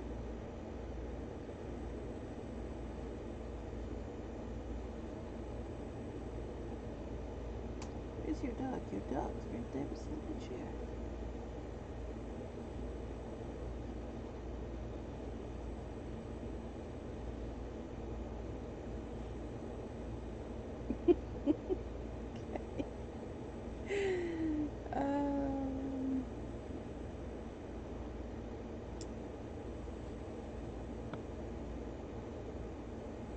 I don't understand some of the words they put in here.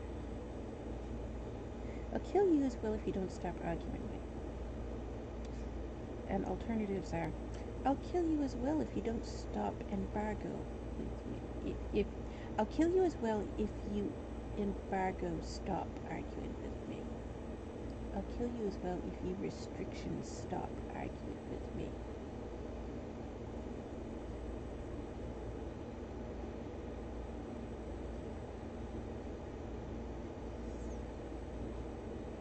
Refuse. I'll kill you as well if you refuse to stop arguing with me. Actually, would fit. But refuse.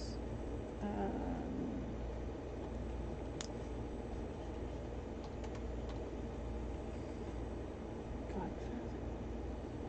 What? Why does it say that? It wants to know, do you mean Godfather?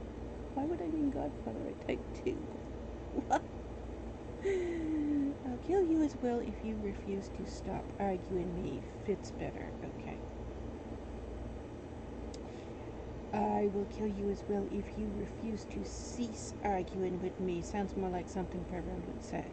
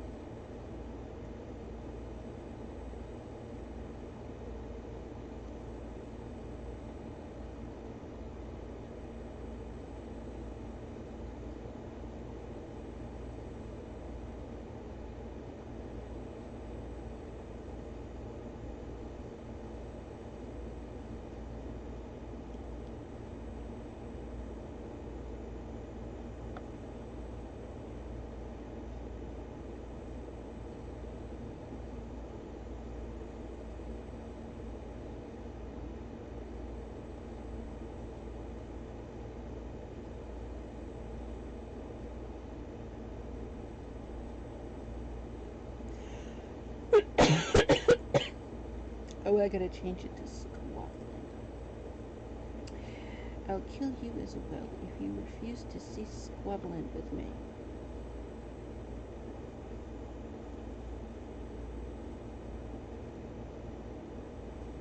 Quaraun put the head back in his pocket.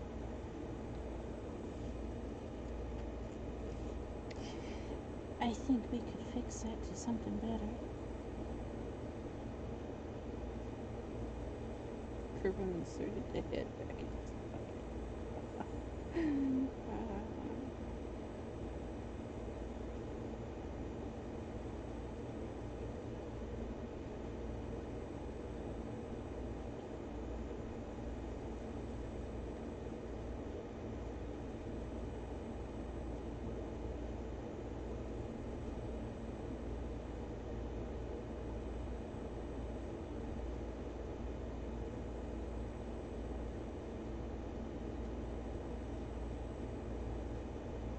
Did you know, I just found out I never heard it before.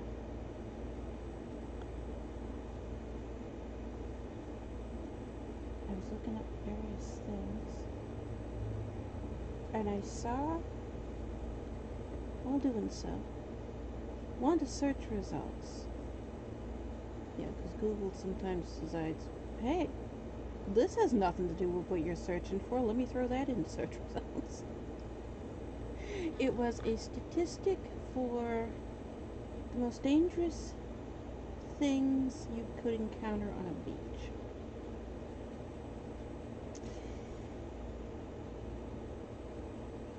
And it was talking about how most people would think shark.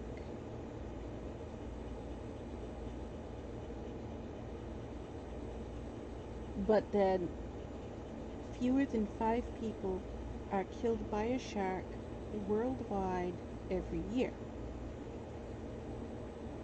So technically, sharks are not the most dangerous thing you could meet on a beach because you're fairly unlikely to get killed by a shark. And it said the most deadly thing that you could encounter on a beach, the thing that kills the most people on a beach every year, are coconuts. People walking under a tree and a coconut falls from the tree, hits them on the head, and smashes their skull open. On average, 150 people die worldwide every year from walking on a beach and a coconut falling and smashing their skull open.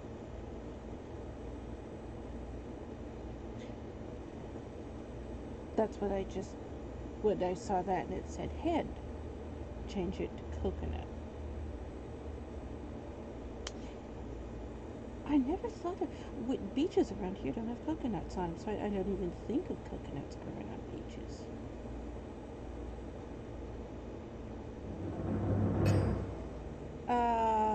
Yes, he didn't take it out of his pocket. Get it back in his bag. There we go.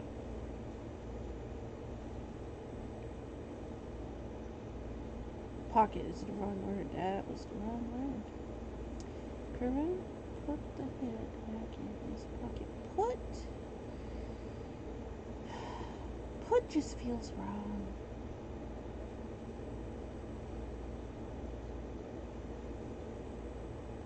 Quaraun brought the head back in his pocket, established the head back in his pocket, focused the head back in his pocket. How are these? Inserted the head back in his pocket, installed the head back in his pocket, invested the head back in his pocket, laid the head back in his pocket, placed the head back in his pocket. Of those places sounds best. Quaraun placed the head back in his pocket. That sounds better. Still doesn't sound right. Quaraun deposited the head back in his pocket.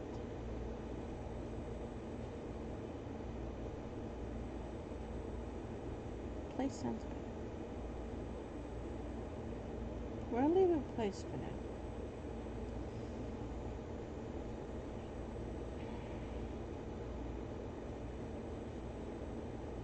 Why did you do that? Why did you do that? Sounds very plain and simple.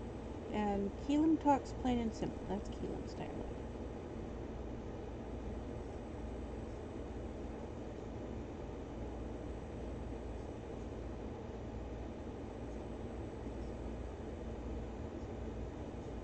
Quaraun doesn't talk plain and simple. Quaraun has pretentious issues. He will go out of his way to use big words just to prove that he can. He's got that type of personality.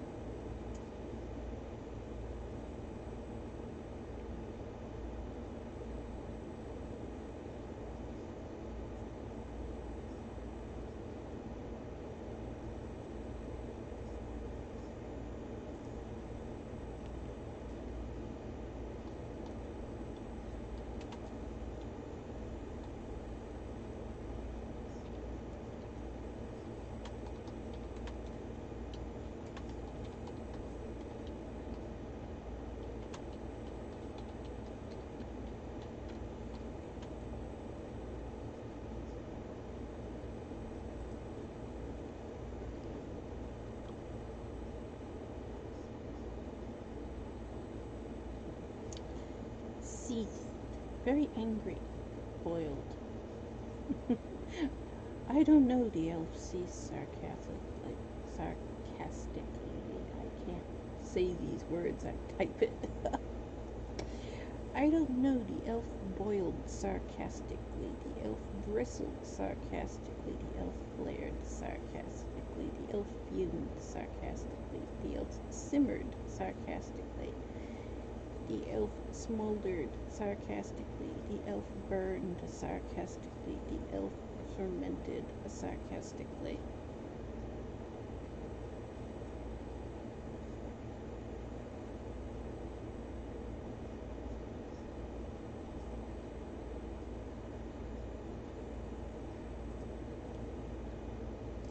The angry elf seethed sarcastically. Ah, the annoyed elf, that's much better. The annoyed elf.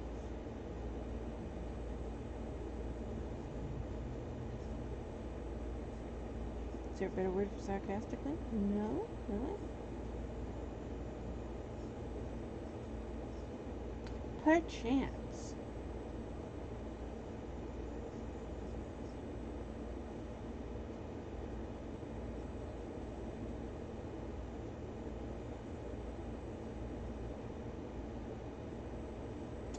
Perchance. Maybe.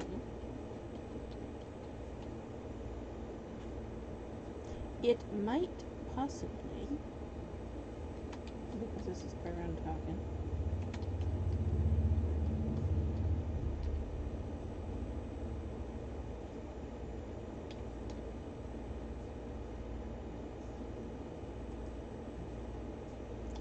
Ever so desperately, as you were saying.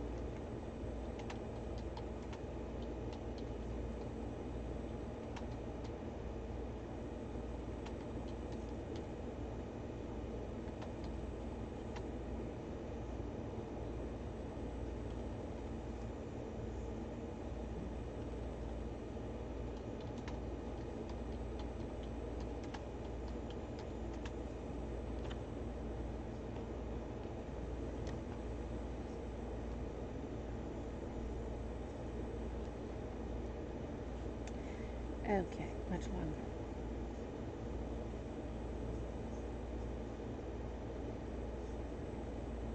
So we went from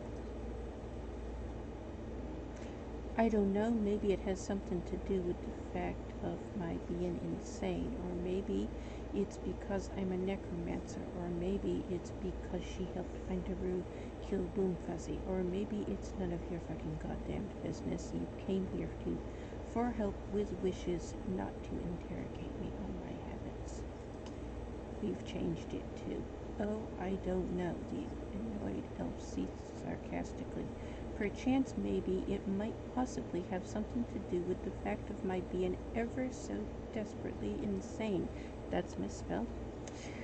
Or maybe it's because I'm a necromancer and killing people are what we necromancers do for a living. Or maybe, just maybe, it might be because the fucking little bitch, we need a little there.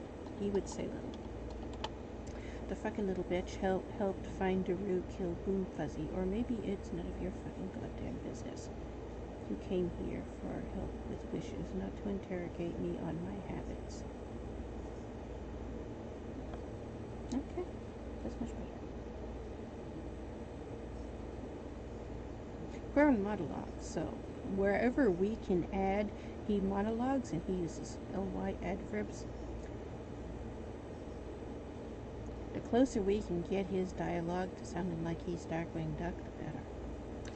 He uses ly adverbs a lot. Wow, it's late. I just noticed what time it is.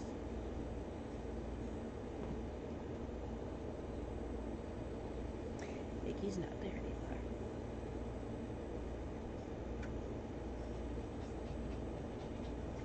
I hear you. Did you hear me say your name? What you doing? We need to get a dog grooming kit.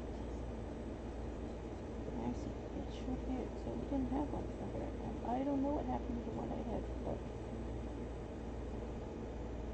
You've got knots around your ears. Getting that long, floppy-eared, long-haired dog matted ear syndrome happening there. Best way to deal with that is to trim your fur inside your ears so it doesn't happen to begin with.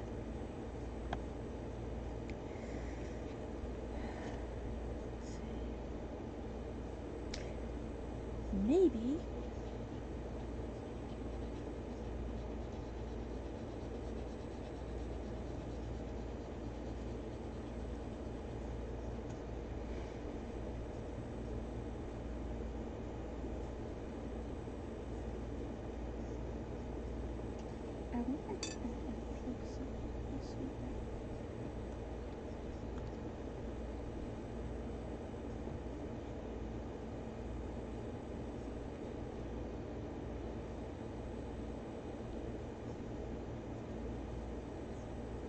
involve?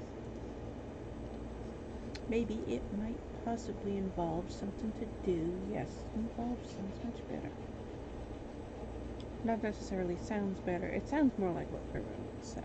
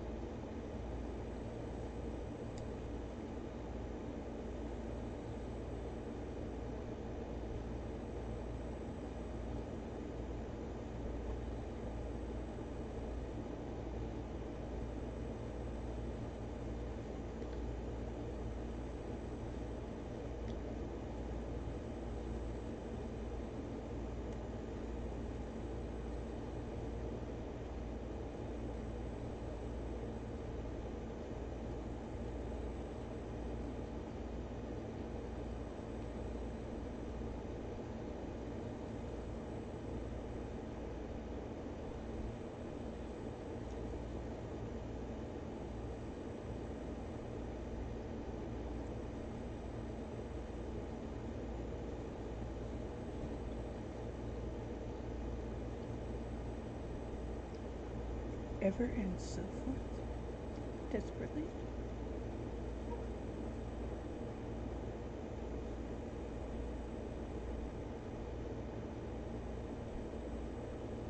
Ever extremely desperately.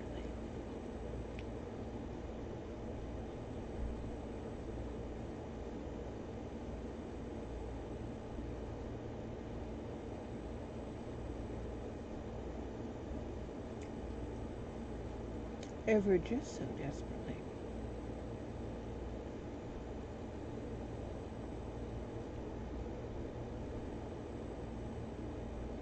Perchance, maybe it might possibly involve something to do with the fact of my being ever just so desperately insane. Yes, that fits.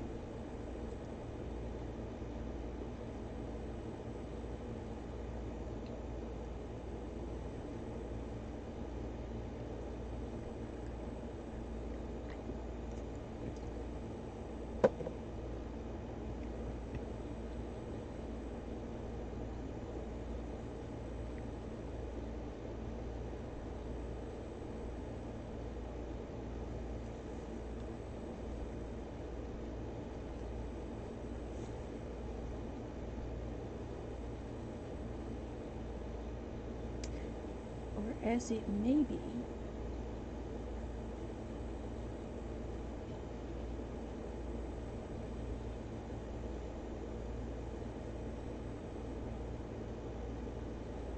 no synonyms found for necromancer, okay?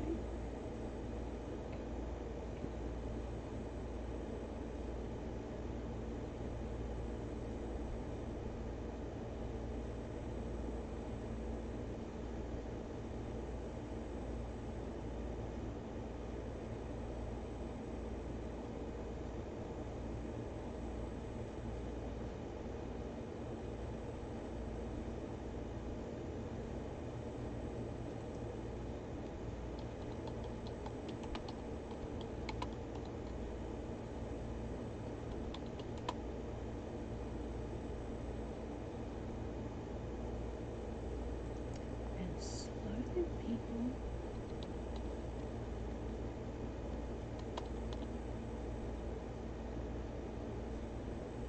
In carnage and bloodshed. Or maybe it's because I'm a necromancer and slaughtering people in carnage and bloodshed is what necromancers do for a living.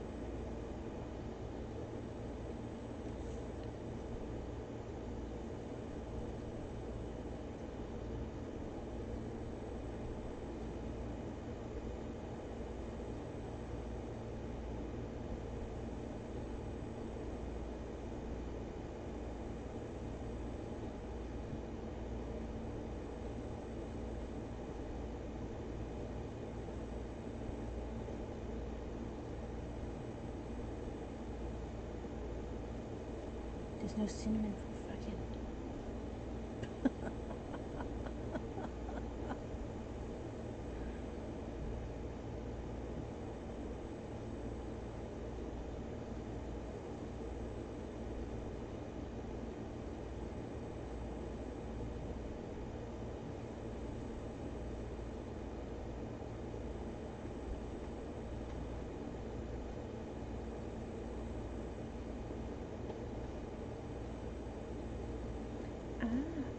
Encouraged Thunderoo to kill Moonfuzzy.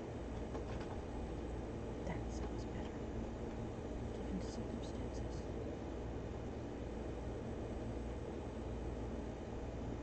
Now Thunderoo didn't kill Moonfuzzy. Moonfuzzy committed suicide. So the way it was worded, it implies that they killed Moonfuzzy together, and they did. That was one of the things I wanted to change about this sentence.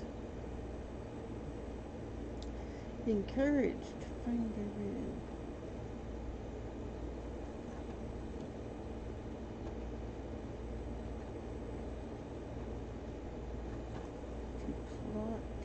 Assassinate Boom Fuzzy. That's more accurate.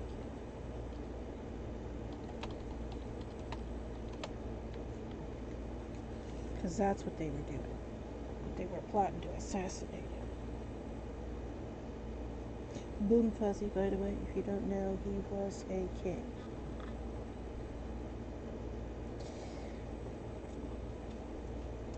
He was not royalty. He was a warrior. He was a chef. Boom Fuzzy was a candy chef. A chocolatier. Akin to Willy Wonka. Who went on a very vengeful murder spree, became a warrior, and conquered several cities, eventually conquered several nations, and he crowned himself king.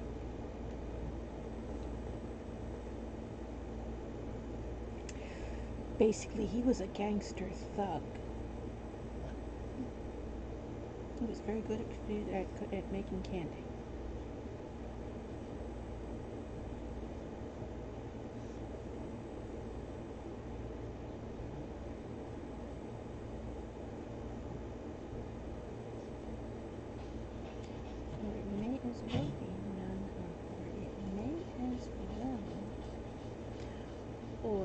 As it may as well be.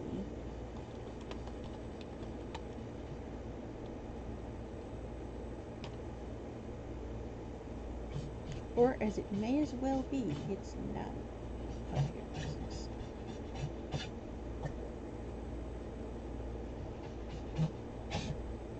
You okay over there?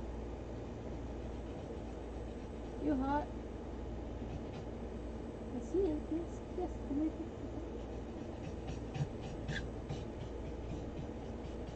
Did you clean out all those dishes that you brought in here and cleaned out? Just gonna keep you again. You okay? I think you need to go get a drink.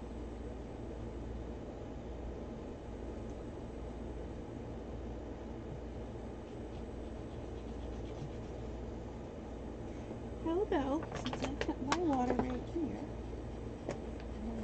you have a whole pile of dishes you brought in. Why don't I put water in one of them?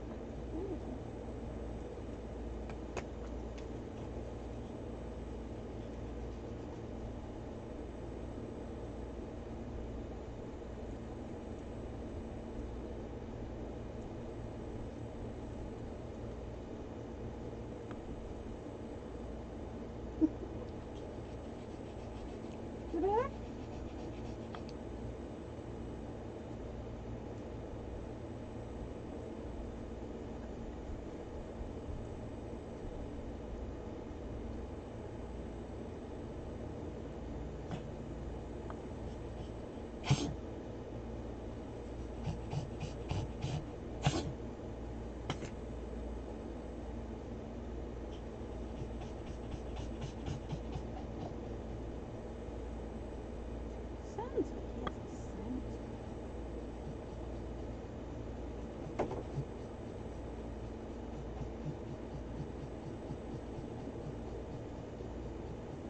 All his tests came back negative for any type of respiratory infection. They didn't know why he does it.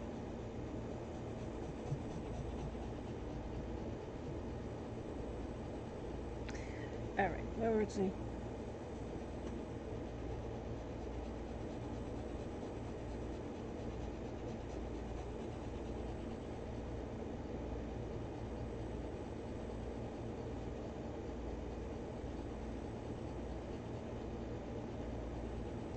You materialized here. That would be accurate if it was Ghost Spawn. He just falls out of the sky.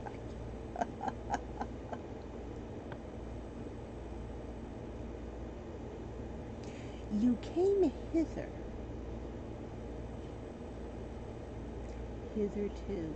You came hitherto. Or more likely to say that.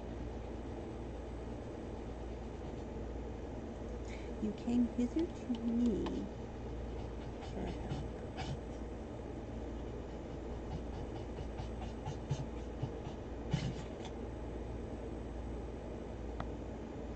Why is assistance not an option? Because assistance was what I was looking for.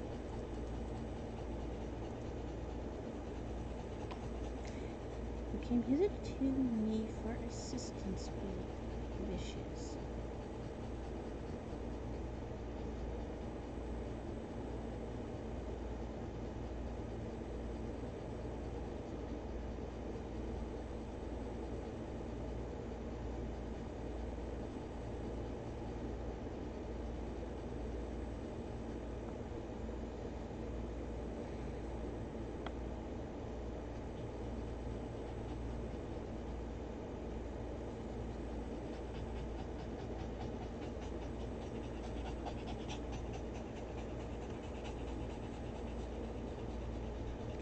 Refer? Can we get refer?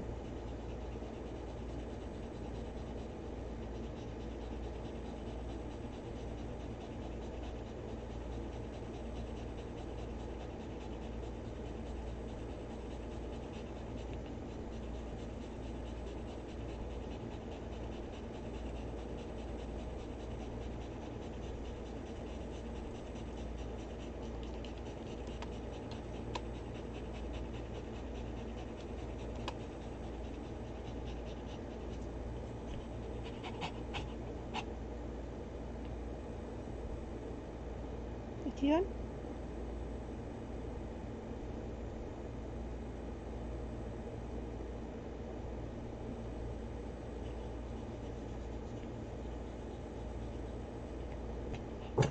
What?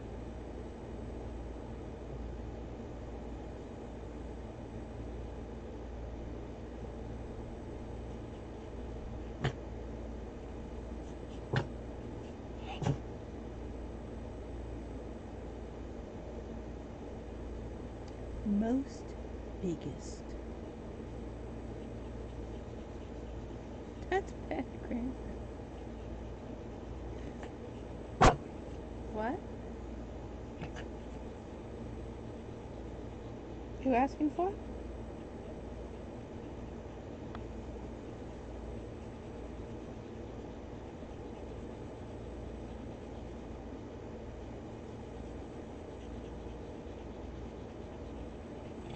What? What? Do you want pizza?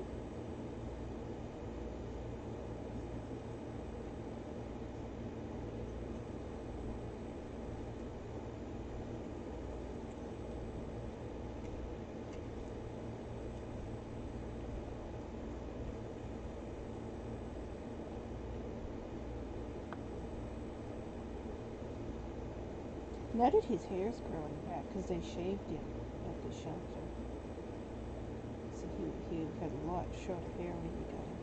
But now that his hair's growing back and he's starting to be able to see what color he is better, he's starting to look like a lion. The fur around his head is all curly and kinky and darker brown. And the rest of his fur from his neck back is smooth and lighter color. Looks like he's a little tiny lion. Which that is what your name means, isn't it? Like Lasha Apsa. Lasha Apsa, when you see those Asian statues, the little foo dogs and temple lions, those are Lasha Apsas. That is what you are. You are one of those little temple lion dogs.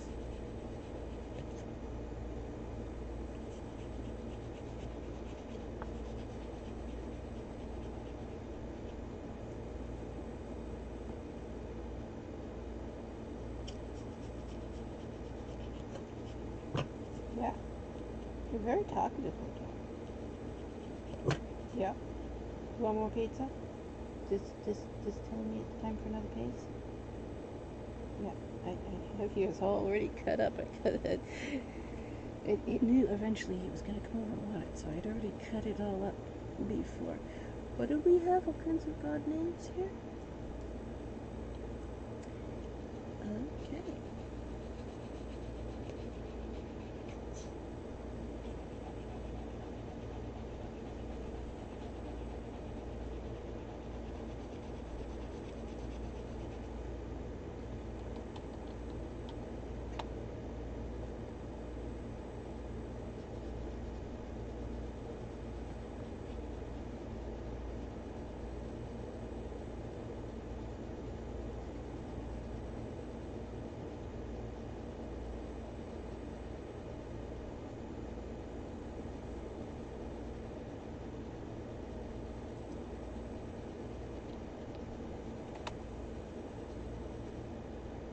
Quaraun talks wordy. He uses more words than is necessary.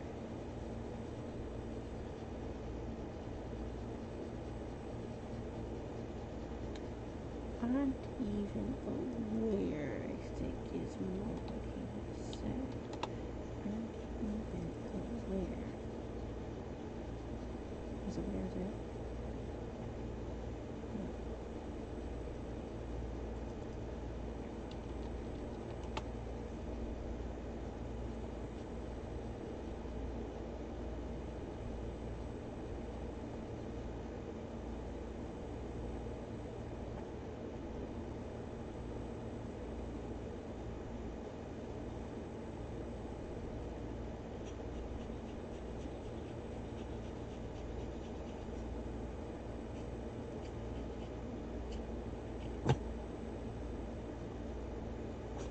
You ready for another one? Ah, it went all the way down. Wait, no, nope, I'm holding it again. There it is.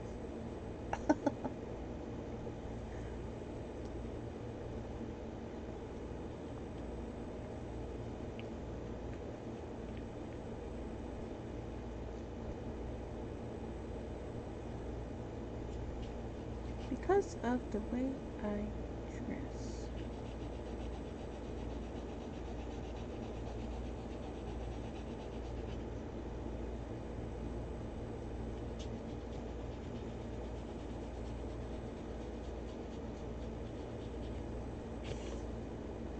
Because of the fashion of my attire.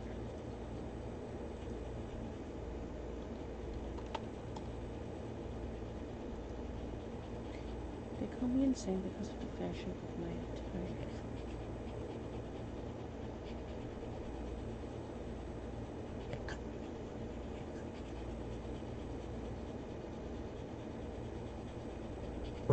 What? Requesting more pizza?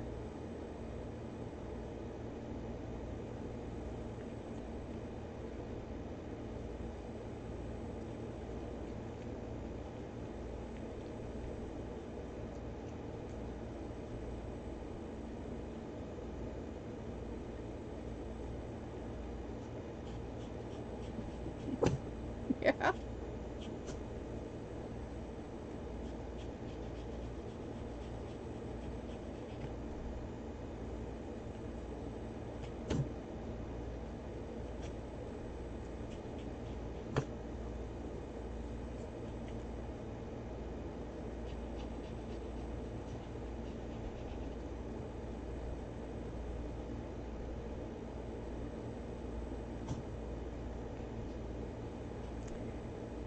Love potion would sound different if it was a different word, wouldn't it? Affection potion, appreciation potion, devotion potion. Devotion potion rhymes. Devotion. Emotion potion, fondness potion, friendship potion, infatuation potion, lust potion.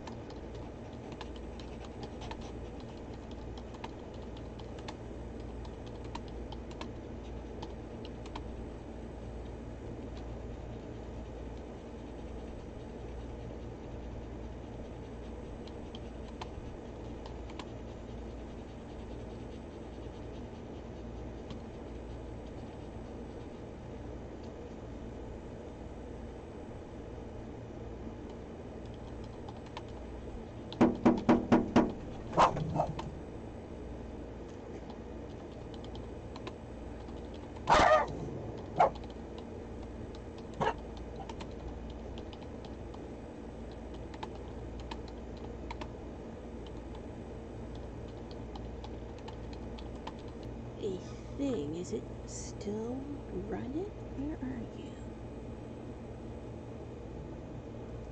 There you are. My computer decided, you know what? You've been away too long. I'm gonna go sleep.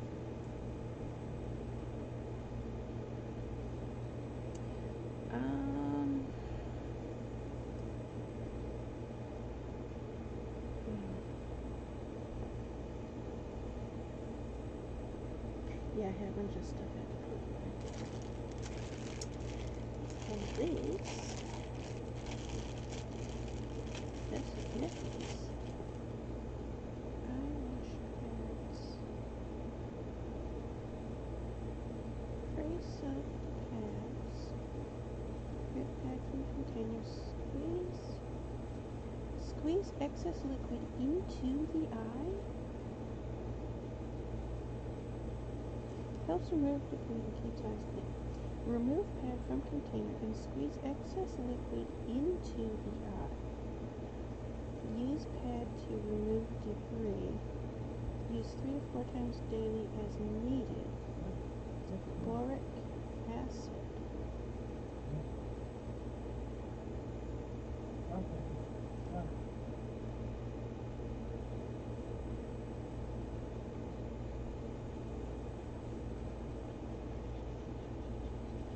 I'll make you that one.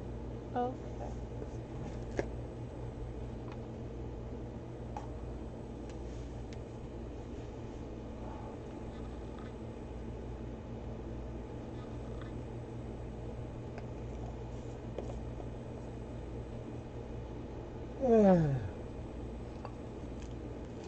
Yeah, he's being very frustrated by this heat. You want to see something funny, Woody? See something funny? Just press the thing and play. Oh, look it! Oh, guys, we're gonna get some. Back up, Brad! Brad, back up! Back up, Brad! Back up! Back up!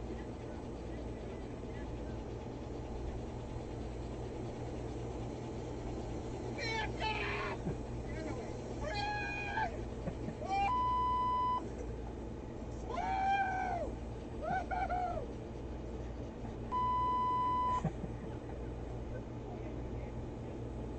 Yeah. Is that funny, Woody? Okay. Oh, guys, we're gonna get some. Back up, Brad! Brad, back up! Back up, Brad! Back up! Back up!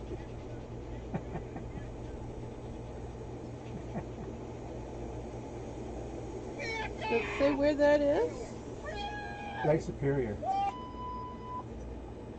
Okay. That's where it is, yeah. What are you doing? You're back in your spot? Yeah, he hasn't been able to go out. We haven't been able to do anything other than go out. The sidewalk's been too hot. He can't go down there. Maybe one more day, you know. And the following day is probably going to be 80. Then it's going to cool off.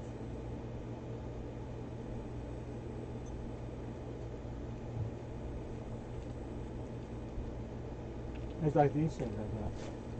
I was just looking at them. I just opened one. Oh, you get? Let me see them. Let's see what they look like. I will touch them. Smell. Smell like that.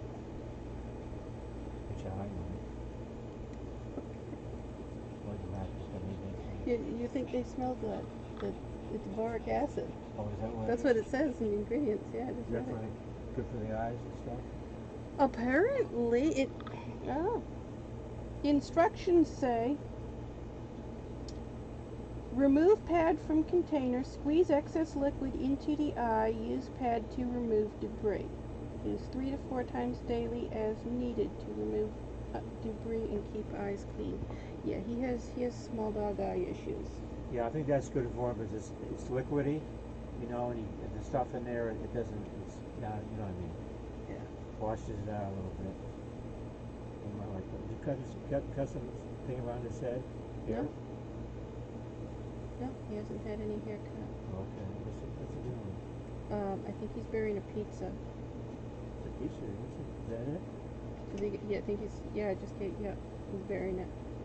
Right in front of me. Yeah, he's hiding it under the blanket. Yeah, not very But- good. Yeah, but he's hiding it under the blanket, but you're sitting on the blanket, so Oh, you I can't shouldn't get be it. here, right? What? Oh, I gotta move. Right? You listen what happens next time Rascal comes in. Rascal is gonna notice that is there and try to take it, and Mickey's gonna fight with him. They're gonna have a big fight over it. That happens? Yes, so he can't hide things in the blanket.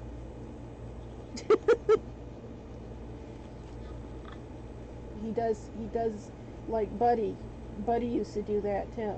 Hide food underneath stuff and then snarl whenever anybody got near it.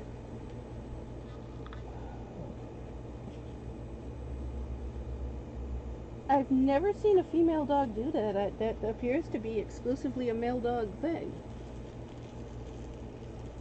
Yeah. Marcy used to hide stuff, and then I think she just forgot where she hid stuff, and it would be there for a few weeks until I found it. Right. She didn't sit there and guard it after she hid it. That might be good for him too, is cold water. Cold drinking water. Yeah. Yeah, well, his water, he goes through water a lot. I'm constantly refilling his water. Oh, I see.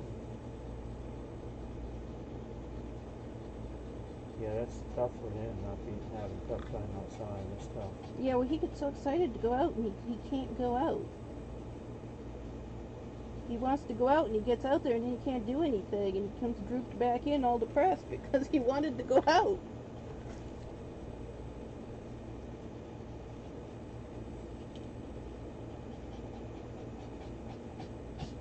Temperature is It's 78 degrees in Sanford right now. about 80, I guess, right now. Both hours ago. Temperature continues. It's 81 degrees 81. in Sanford right now. 81 right now. Pretty hot. Problem is the humidity. Oh, yeah, exactly.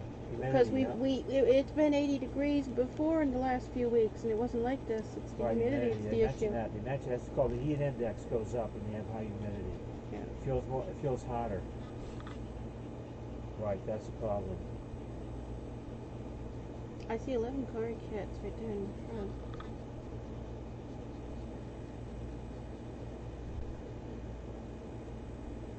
Another one just came So in. you said the cover's all messed up? Oh, yeah. You need to look at that, see what it did. It just disintegrated. That's why you make the glass ones, right? Yeah. Yeah, well that's a terrarium cover because they didn't have a glass one to fit this when we got it. Oh, okay. Well, I didn't know. I thought that was normal. No, you wouldn't normally have a metal cover. Metal rust. Holy cow. Yes, you did. You know, that's going to affect the water. Yeah, that's why You got to get that out of here. I can't have them without a cover though. These are all jumpers. Okay, They'll well, jump right I over the better top. get a cover on it. Yeah. Yeah, that's going to affect the water too. Let me measure this. It just completely disintegrated. Should be 36. Yes, 3619. Yeah, just get that. We're going to put it away. Yeah, you have to get it at the store. They don't have delivery on it. It says. Did it say that? It says that right on it. Delivery not available. Oh, Pick up only in store. I didn't know that. So the shipper is still there, right?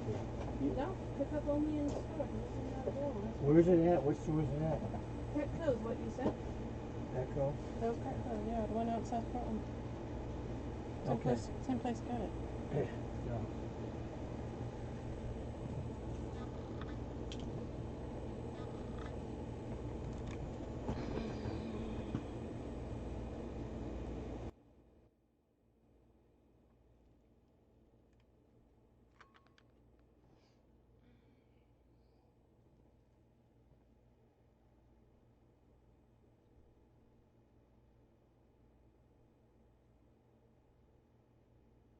I get two trash bags.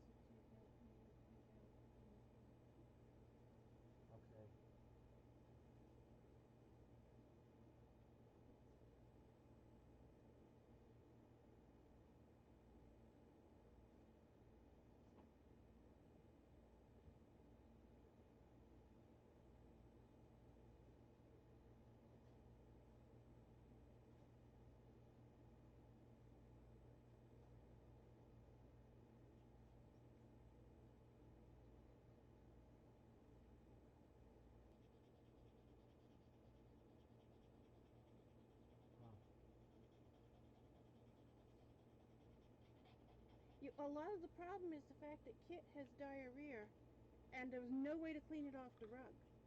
So I have to put cat litter on it to soak it out of the rug, and then after that hardens, try to scrape it up.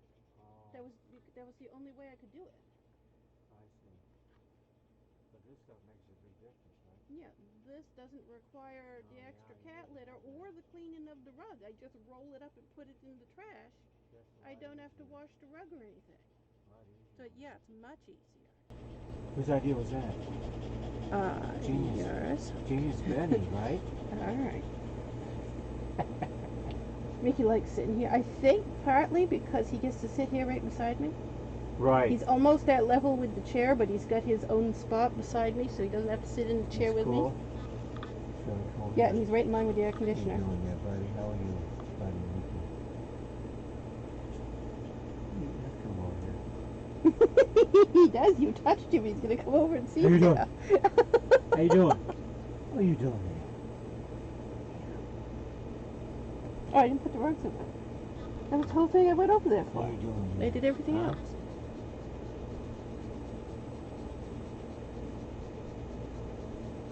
So I wonder if that boric acid's not gonna. I guess it's okay for him because they're using on there, so I guess it won't irritate it, will it? I don't know. That's what it's for. Kind of strange, you know.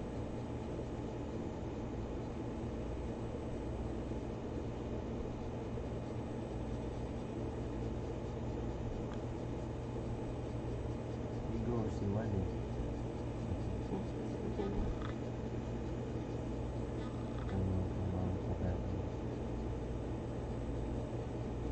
He thinks I'm like a Josh. He seems to like having a large group of people, which That's why he's out in the living room. that's typical of dogs, because dogs are pack animals. They don't like being by themselves. Right. He keeps wanting to go over to visit Brandy. Really? We keep when I go over by where the tracks are over there. Day before yesterday was the last time we went over there, because the last time, but it was so hot then that all we did was go over there and come back. We didn't walk the tracks. It was too far to walk with this much heat. But every time when we start coming back, when we get to where Cut Street is, he wants to go down Cut Street, go over visit Brandy. Oh, you've been there before? Oh, picking up Josh out and stuff? Yeah, we've been over there a lot. Yeah, Yeah, he also gets treats over there too. Do you go up the stairs? Yeah, he bounces right up the stairs. Where he used to live, apparently they had stairs because he has no trouble running up the stairs. That's a learned skill. That's not a lot of dogs can't do stairs good.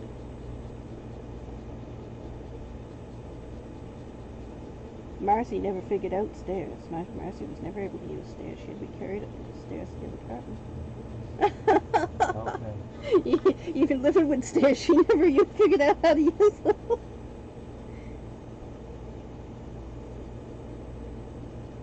That was possibly a combination of her being so small and so old, though stairs were quite a big issue for her to climb up. Right.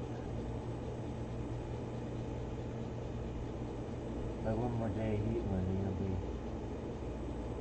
better.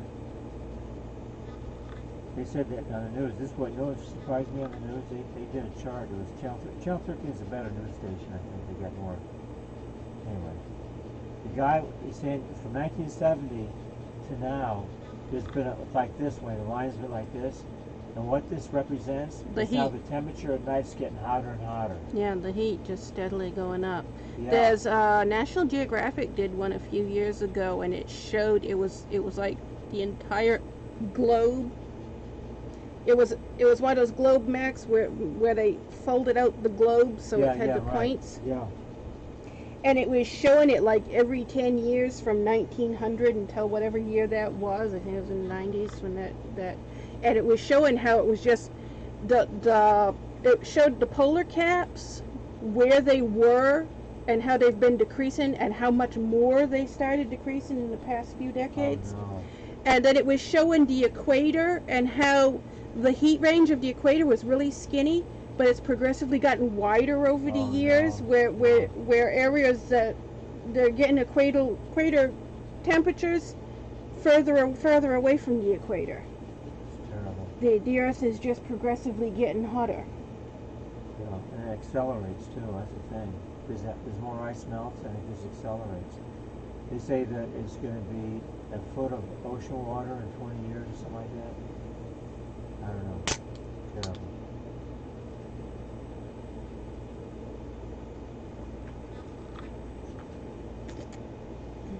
I'll be right back, Marty. Look at it. Bunch of cold making me crazy.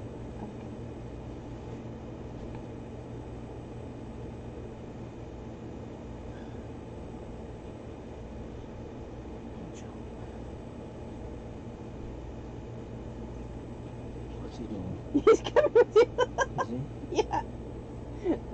How's he doing?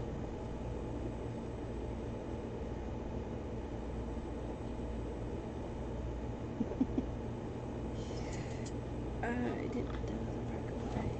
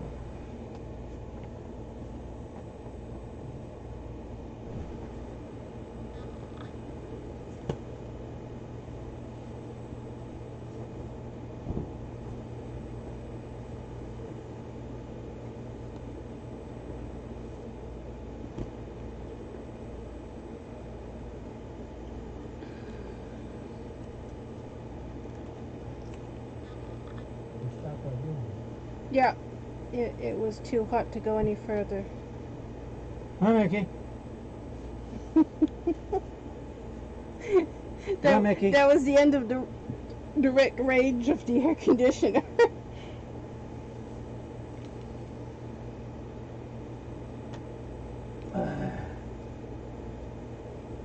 Mickey! There you are.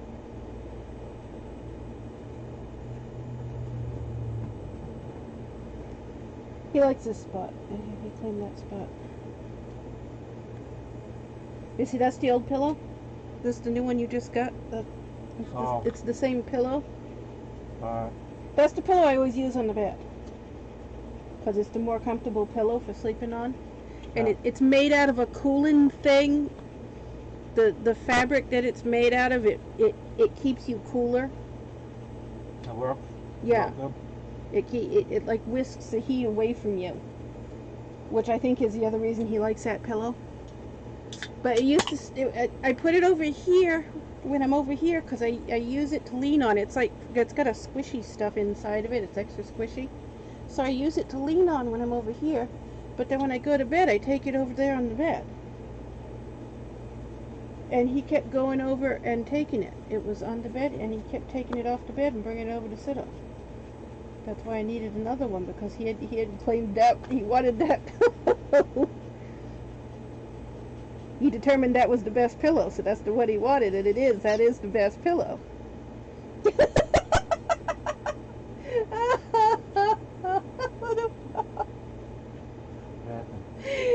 Kid just went running through and she stepped on his squeak toy, and he's trying to figure out where he heard his squeak toy and he doesn't know where it squeaked from. It's right there. Get it from. Can you reach it?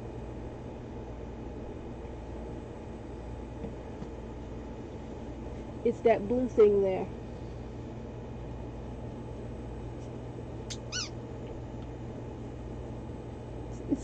He's looking for it again.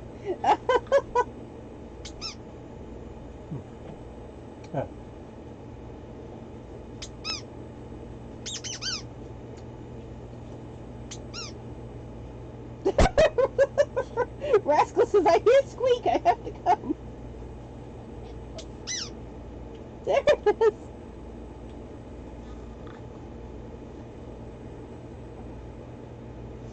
He doesn't play with that toy.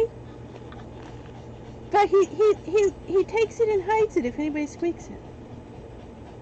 It's like, this is mine, you're not allowed to squeak it.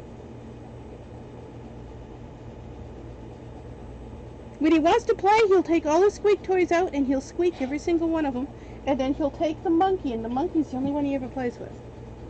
But he makes them all squeak. He picks them up and squeaks them. He can't stand it. If you make it squeak, he can't stand it. He has to take it back and hide it. Really? Uh-huh. That's what he just did. He just hit it. He's going to sit there and guard it now.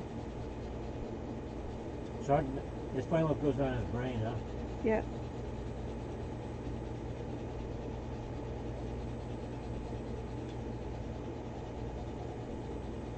Also, I've noticed when you know those little black dishes, the little black square. Yeah. These dishes. These. Yeah. That the frozen dinners come in. Yeah. My father reuses them to eat out of instead of having, because he doesn't want to have big glass dishes that you heavy to carry around and stuff. Sure. So he uses these. So we end up saving them, and I give them.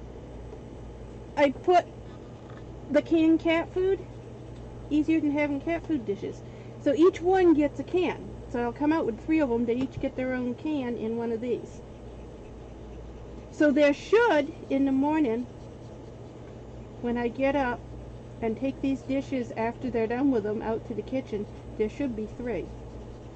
Not 10 or 12 or more. As you can see. Okay. My father, because he's cooking out of, he eats out of those. When he gets done with them, he leaves them on the floor in the kitchen for Mickey to clean them out before he washes them. And he goes out in the morning while I'm asleep, and he collects up these dishes and brings them home.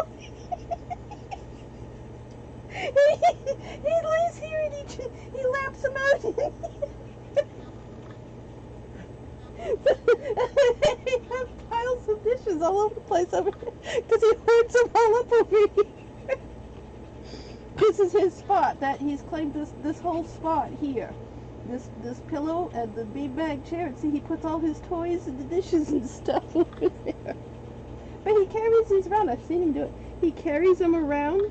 He picks them up by the thing, so it ends up over his face, and he walks in and he can't see it all. He's got it covered up over the front of his face. He carries them in and he puts them over here. Does he have food on his face? Yeah. He brings them in all over in here. Anytime he finds one out there in the kitchen, he brings them in here. And he spends the whole day lapping them out throughout the day. Wow. So I end up with a big pile of dishes to take out every day instead of just the 3 that had the canned food. Can he eat everything that was found here? Most likely. That would know, wouldn't He didn't have any allergies or anything listed that he couldn't eat.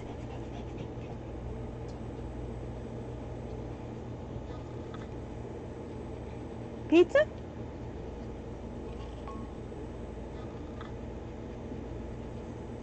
Did you get those 2 things about the soda? Uh-huh. I read them. I don't know I read that one, but I'm cutting back on my soda. I'm trying to drink vegetables with water. And it just scared me. I'm drinking too much soda. You know what I'm saying? I'm losing weight now. Losing weight because you're drinking too much soda, or losing weight because you stopped drinking soda? I stopped drinking soda. Okay. I'm still drinking, but not as much. If I drink 1 can a day, right? Okay. It affects your heart. It affects everything. It's not good. So I know I was getting belly fat because I was drinking soda a lot. But anyway, yeah. If I drink water, I try to drink water too. When I focus on. But the other thing I try to do is not to. If I'm not hungry, I don't not to eat. You know what I mean? So in the morning, I'll wake up. If I'm not hungry, I won't eat anything. I have to wait till I'm hungry. Do you hear him? What? Did you make a noise? Yeah, he's making little rumbly noises at me.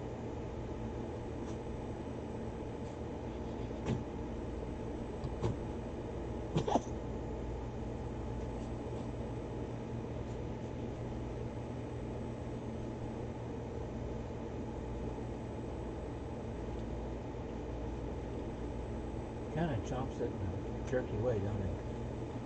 Yeah, his mouth is shaped funny because he's part bulldog, so he's got the funny bulldog shaped mouth.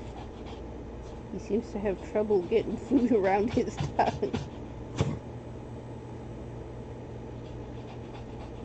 Does he need food to be cut up for him? Or? Yes.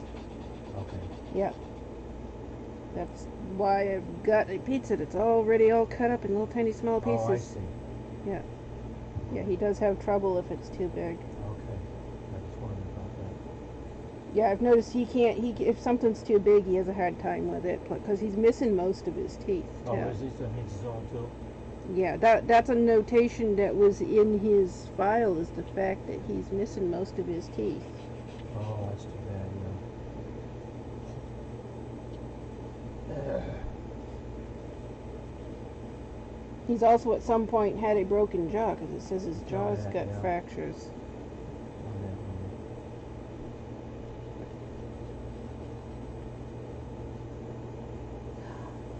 Are there shoes in your way?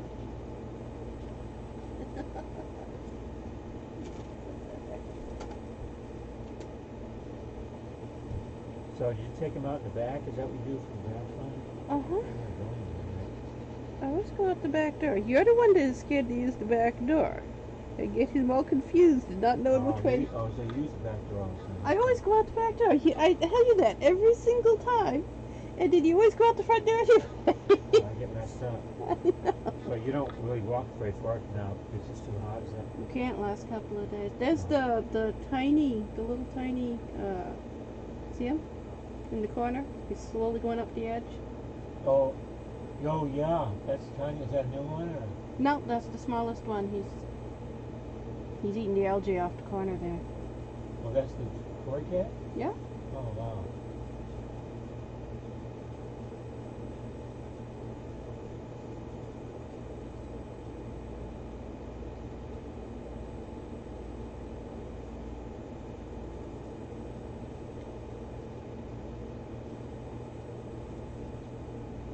I think he's actually eating snail eggs. I can see snail eggs right where he is. All right.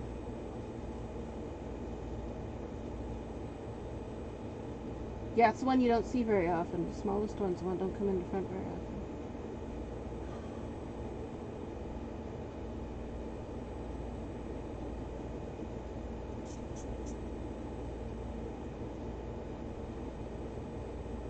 There's 12 of them sitting there right now.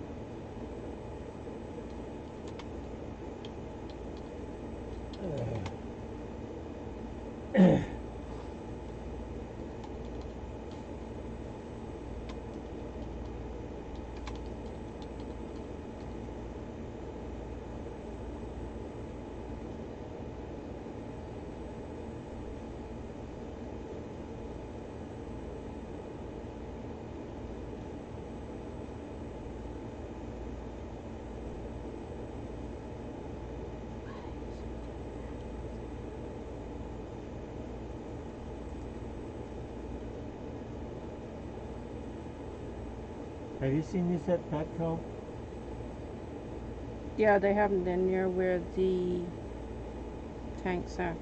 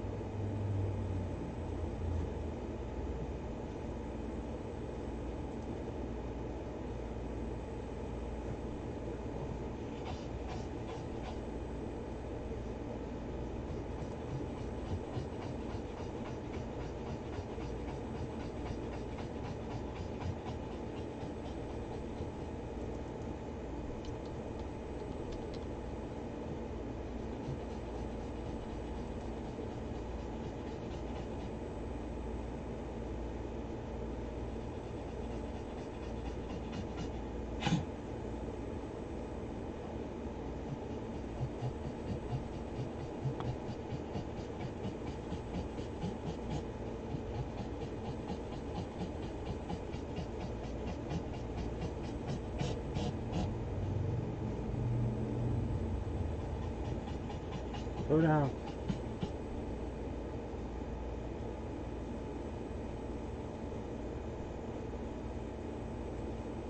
Go crazy, man.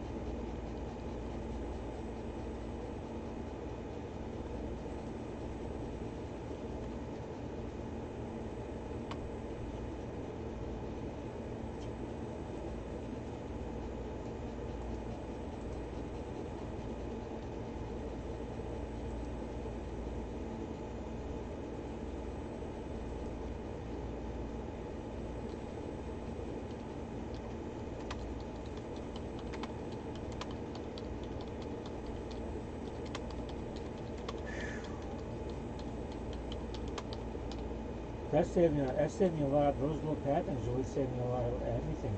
Clean up time and litter and everything. Yes.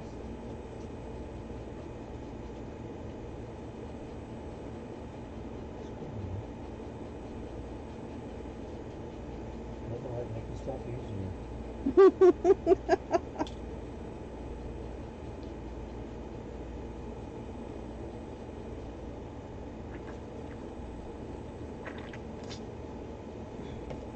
I found a game show the other day. It's been around a while. I think it said 2004 was when it was out. Looks like it only had 2 seasons before it went off the air. Ethan was watching it. There's a controversial episode of it, and everybody, for some reason, that episode on YouTube just recently went viral, and a lot of people were watching it, so he went to watch it to see, and he did a reaction video of watching it. I went and looked up the game show and I went through and I watched every episode they had up. It had 2.5 seasons up, and then it just stops, and it's put up by the company that made it, so it looks like that's all the episodes there were. But it's like Who Wants to Be a Millionaire, where they have somebody sit there and answer questions, and they get more money the more questions they get right. But it's a lie detector test. Oh, I saw that. Yeah, and they're asking questions about all the everything that they've ever possibly done, crimes and love life and stuff. Go to jail for that. Yeah. But almost every one of them, when it came to the point of asking what religion they were, they all said they were Mormons.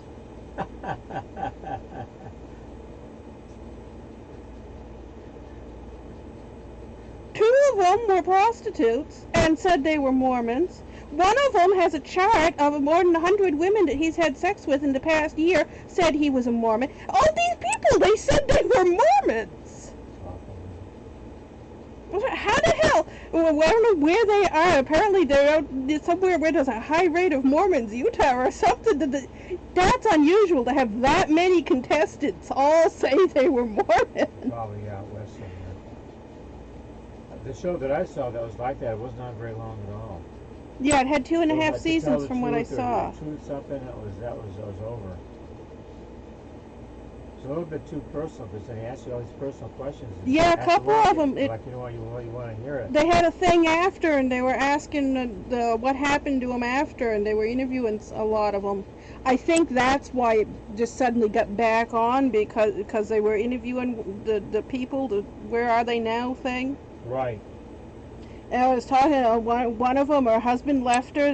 He walked off. The show wouldn't have anything to do with her again. They ended up getting divorced. There were several of them where they ended up getting divorced. Oh my goodness. That's terrible. It surprised me, though, the high percentage of them saying they were Mormons when the Mormon church is fairly small in the grand scheme of religions. Oh, it is, right. And all the stuff they were talking about, anybody who's actually a Mormon wouldn't have anything to do with. Sure. Yeah, that's pretty weird.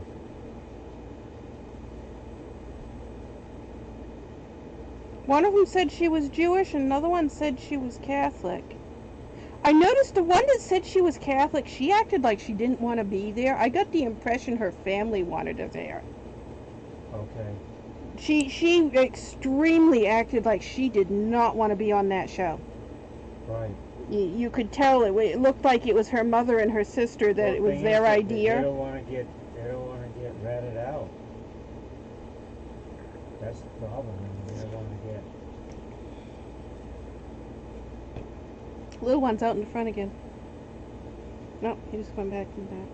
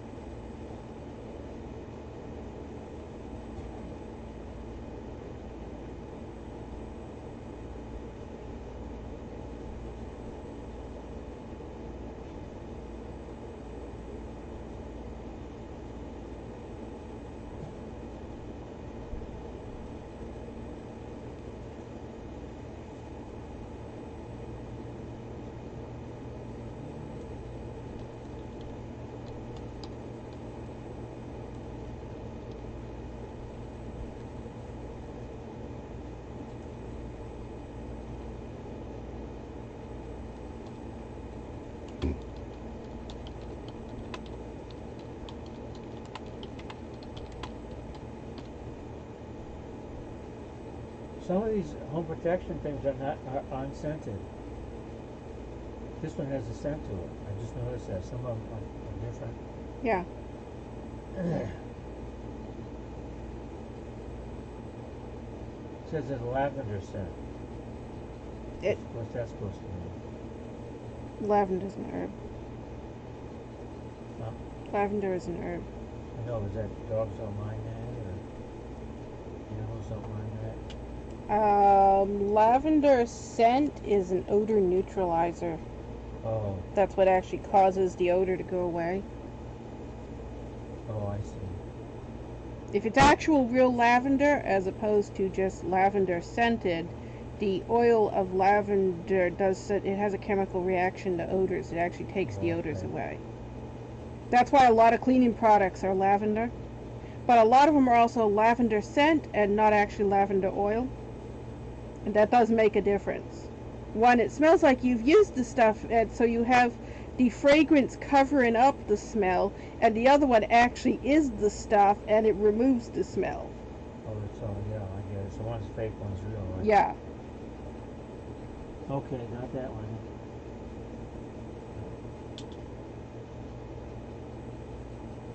There's a place up, it's on Bradbury, where we walk sometimes when we go, because we go, Yeah. except we can't now that it's hot, we can't go that fast, too far away.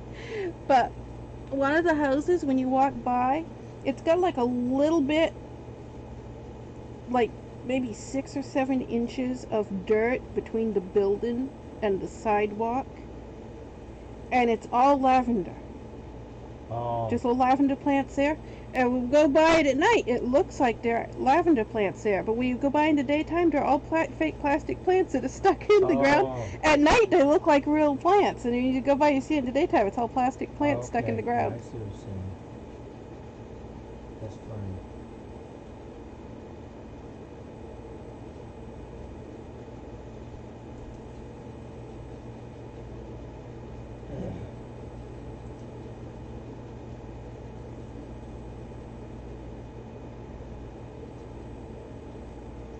So is that size the right size, Winnie? That size works, yeah. Because you get a smaller beak. Smaller would be too small. I see. Yeah, that where I'm putting that one out by the hall, that fits there. The next size up would probably also fit there, but anything bigger than that would probably be too big. A smaller would definitely be too small.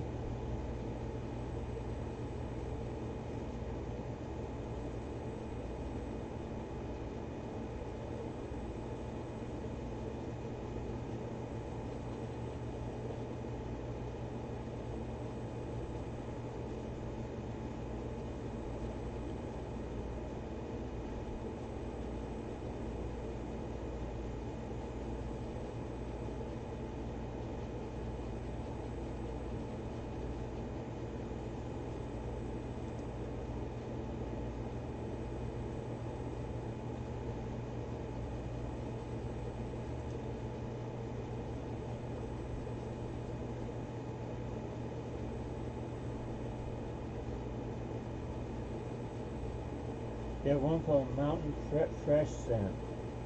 They're all different. You know what I mean? Okay.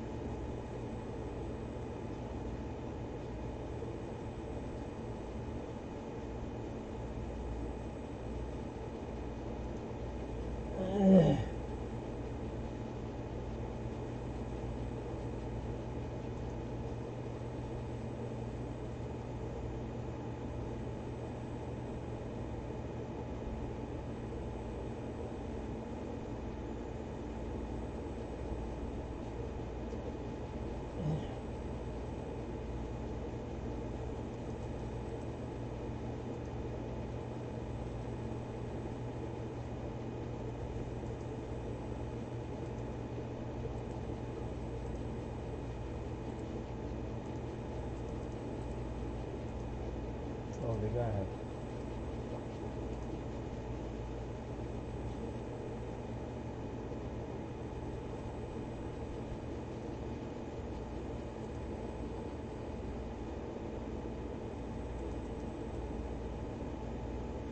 Look at the chart here. All different ones are going.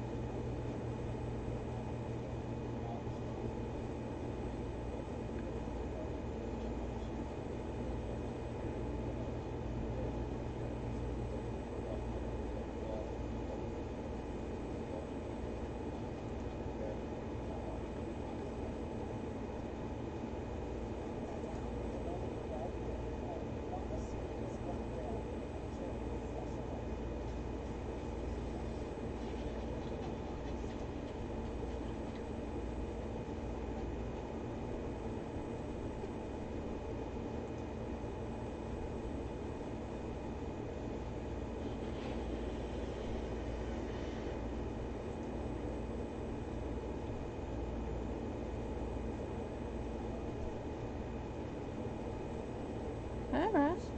What you doing?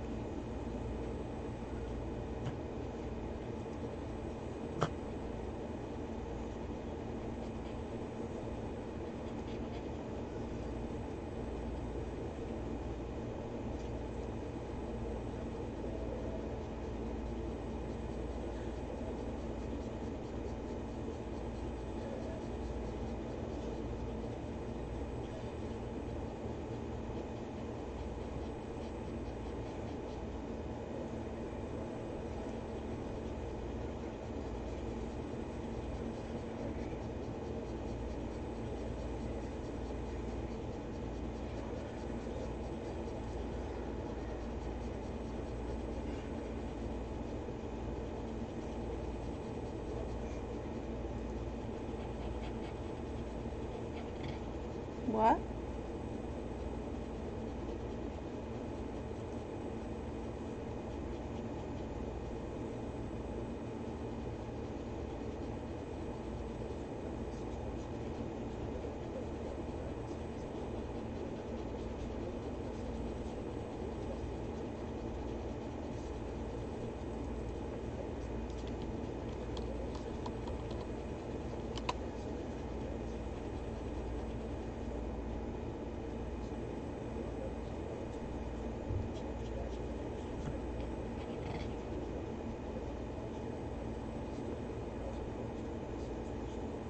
No?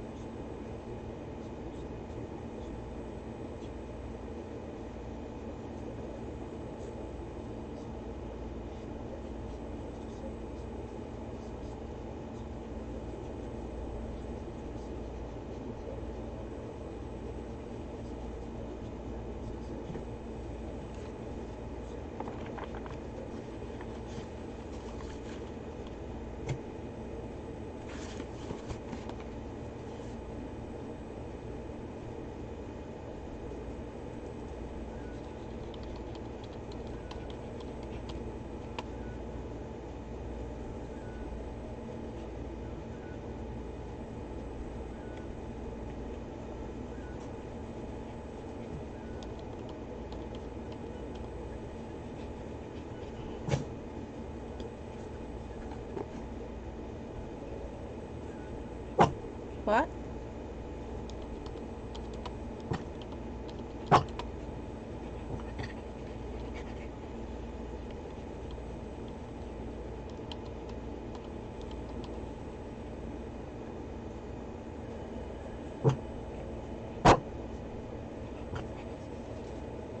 You need to go out. Yes? Out?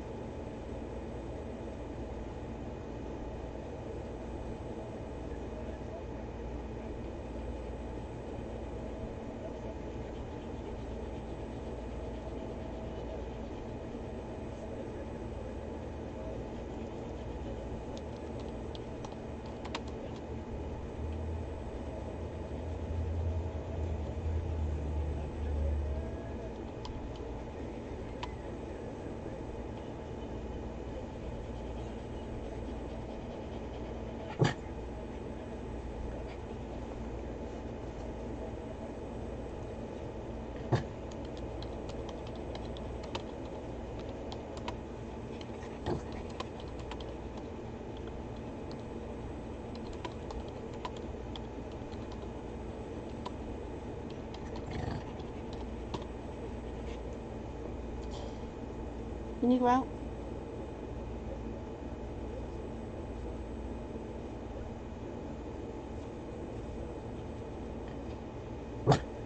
Uh-huh.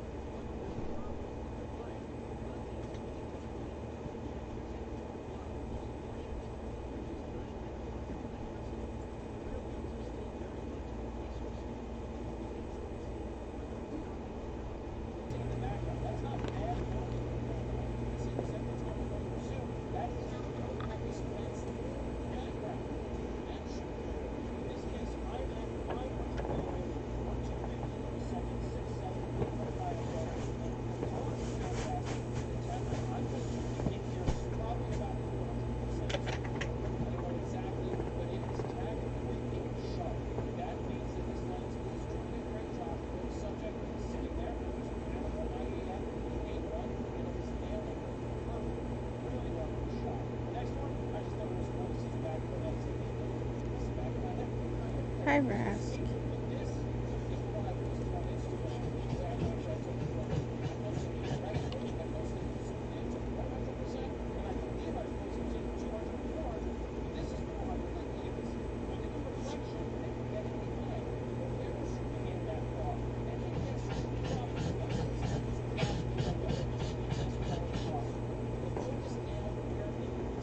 Did you finish your bowl? It's up here.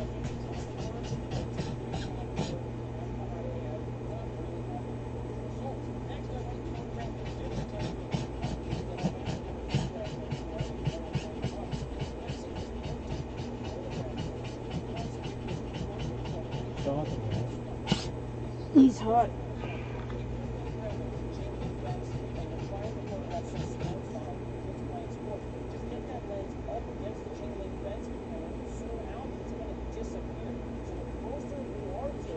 You want to go get in the tub? Yeah?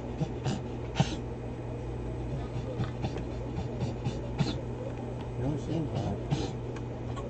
Come here. Vicky. Come here. Come here. Okay?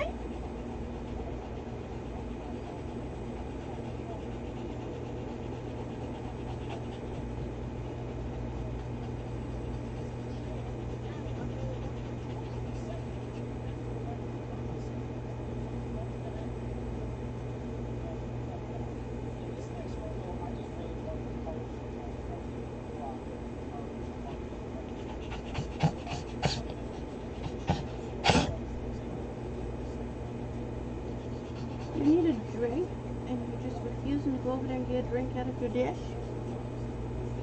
You know, I just put all of those in the sink. None of them are there anymore. You want this? Yeah?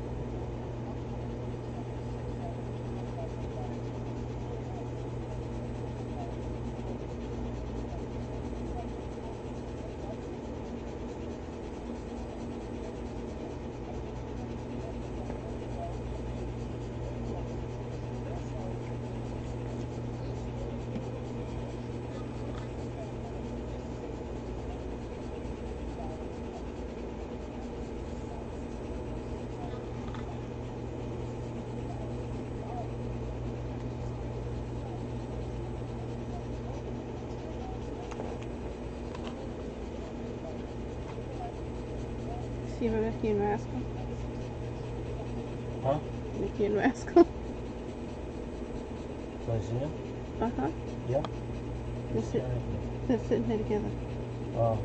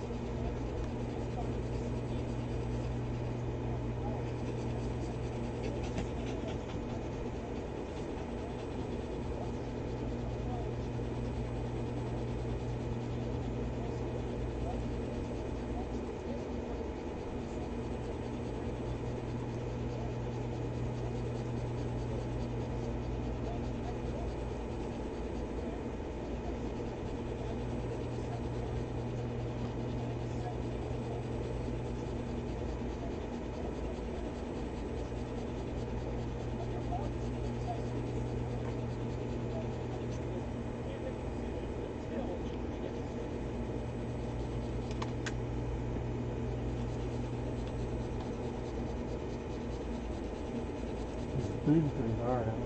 Uh-huh. That's because it's hot.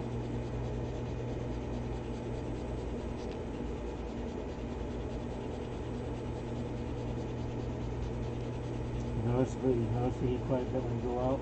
Mm-hmm. You just bring him on a pad. That's what I would do. You know, he'll go on. He'll figure it out. Yeah, eventually he'll go on the floor. Yeah. he does. I don't think it's the way he's reacting. It's probably not a good idea to take him out anymore. It's almost like he gets over. And the problem is, if he gets too much, then you got to bring him back up. Yeah. It's more dangerous. I mean, that's what the other dogs were doing. Remember, Marcy was had to stop Yeah. breathing, and the cat. I don't know. It's kind of scary. He's older too, right? Yeah, well, it says 5 years old on he's his more than that. thing, but he's missing half his teeth and he's blind and he's No, got he's more health than problems. that. He's, but you can see now that his fur is starting to grow back out. You can see that his face is white. Yeah. You see the white around So his he's probably face. at least 10, right? He's probably closer to 10. He's definitely older than they said he is. Go back and get some of your money back. It's probably more like the people that had him before had him for 5 years. They can't really age dogs, can they, anyway? Not good. It's a guess at best. They have to rely on whatever the original people told them. Seems a little better now. Yeah, he stretches. This blanket, it's made out of bamboo. This is a bamboo fiber blanket. And you feel the difference in that? It's a lot cooler than the other blankets. Yeah, that's why I leave that one there in front of the air conditioner, because he sits on it and it helps cool him off. That's why I said I need more blankets made out of this. That's the weighted blanket. I don't need more weighted blankets. I just need more blankets made out of that fabric. He probably needs a haircut. When you cut his hair short, wouldn't that make him better too? Yeah, I don't have any way to do that. What do you need to share anything? I need a dog grooming kit, Oh, dog. which is it's like a shaving thing, and it has the different sizes for Oh, doing yeah, different yeah. cuts and stuff. Yeah. Yeah, that was hard. Yeah, I had one for Buddy. Did that work good? Uh-huh. Yeah, Buddy, I used to shave his back, so his back was shaved, but then he still had the long on the side and legs, so he still looked like a long-haired dog, but he was a lot cooler because his back was shaved. I also shaved around his neck and inside of his ears because they get matted up really bad on a long-haired dog, around the collar here. What is it electric? You plug it in? Yeah, it's just like it's like a handheld razor shear thing like men use for shaving beards. Yeah. It's the same thing, but it's it's different because it's made for this long fur that dogs have. It's got different type of blades on it. Yeah, I've seen them. They have them at Walmart. I saw them at Walmart before. I got Walmart's probably where I got Buddies. I don't remember.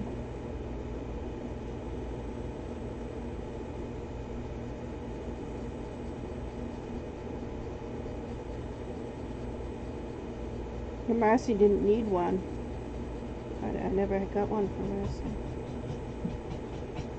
She was a smooth-coated dog, so her fur just stayed really short.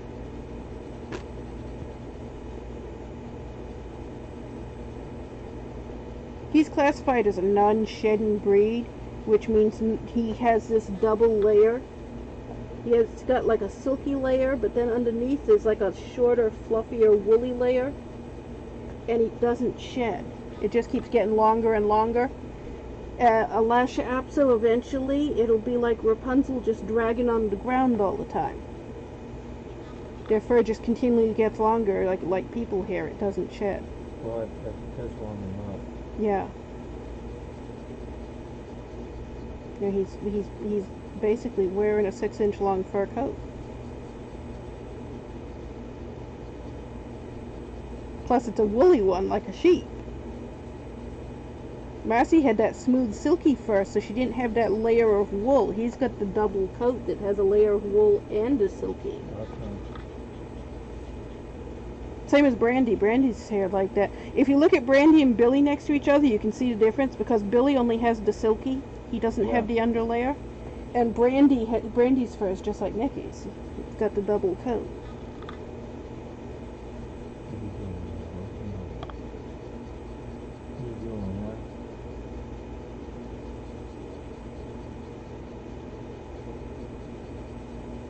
Is it possible that the eye medication makes him pant like this or not? I don't think so. He was already panting before. Oh, he was good. He was good. He was good. Yeah? Oh, he was good.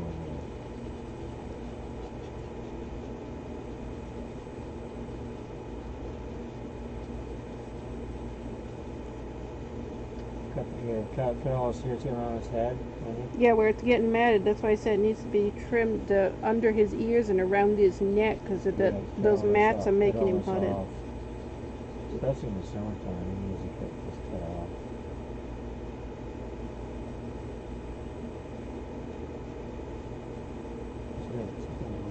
You sure? I'm not sure. He's got bumps all over him.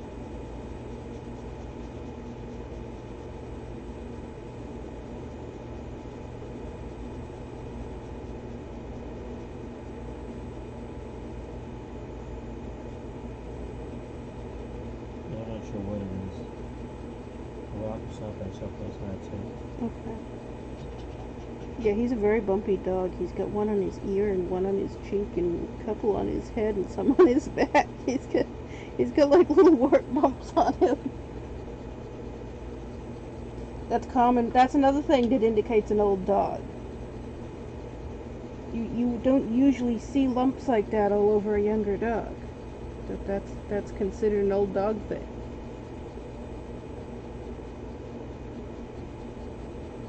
That's noted in his record too. They checked him and they didn't think there was anything wrong with him.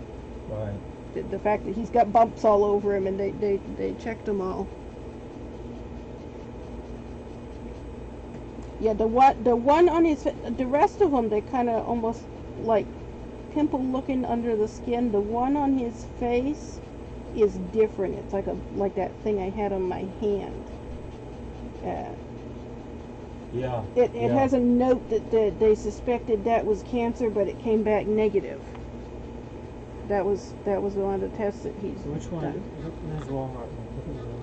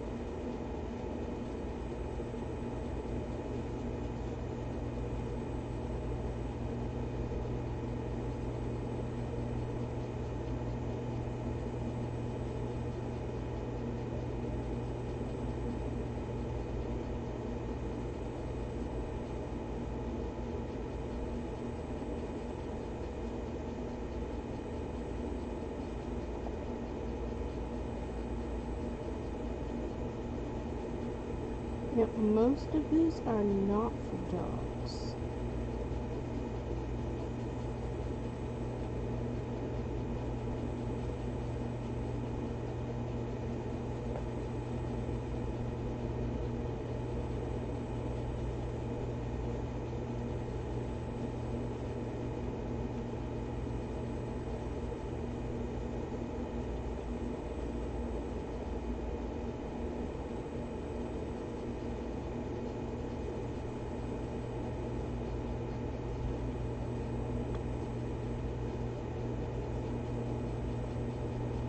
I think this one's the one I had for Buddy. Okay.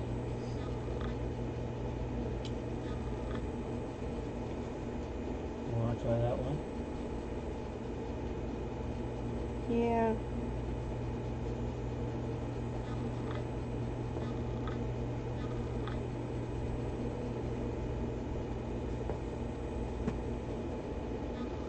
Almost all of those, as I was open reading them because they didn't actually say pet thing on them, and they're all talking about mustache and stuff. They're for people. There's hardly any of the ones on that list are actually pet ones.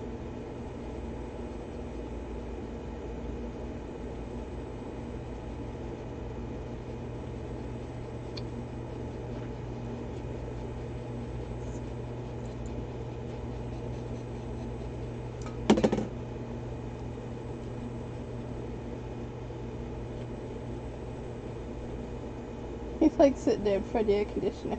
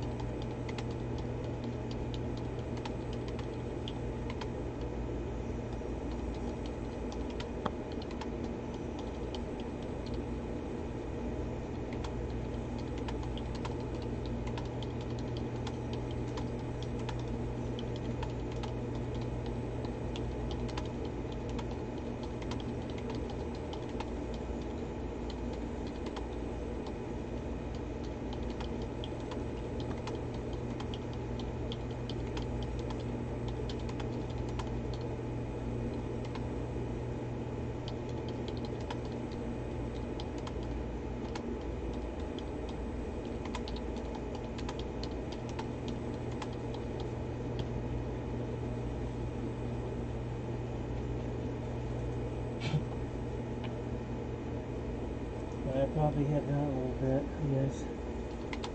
Okay.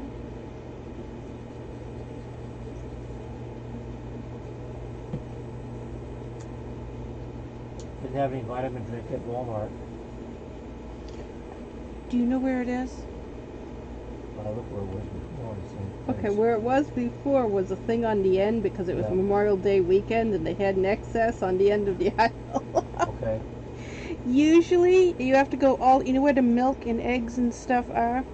Behind that aisle, there's another aisle all the way against the back wall, which Yeah, is the liquor. where all the liquor is.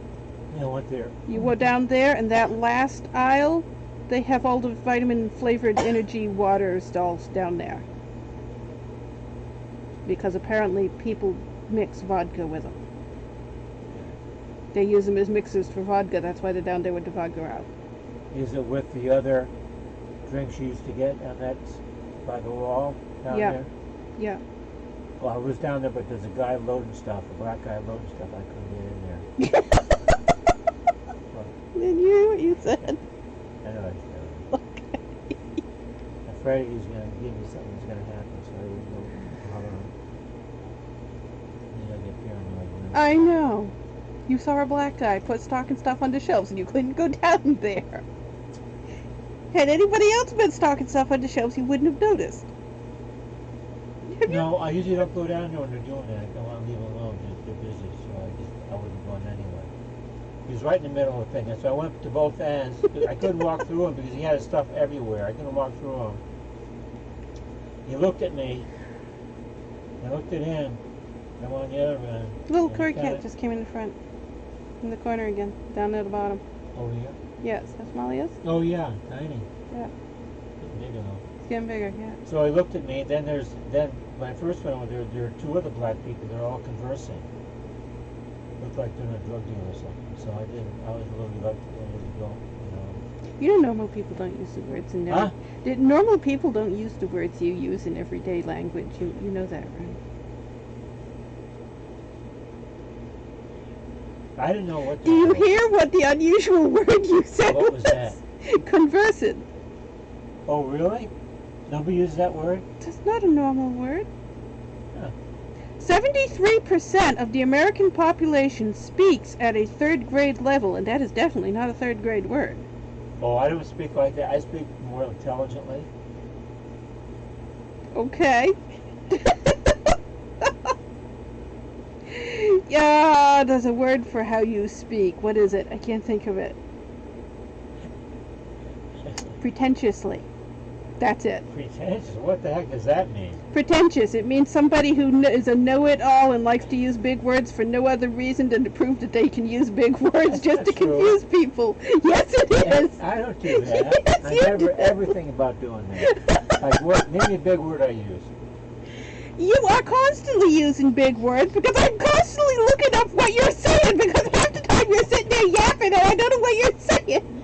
It's like you're speaking a different language half the time. Is that true? Yes.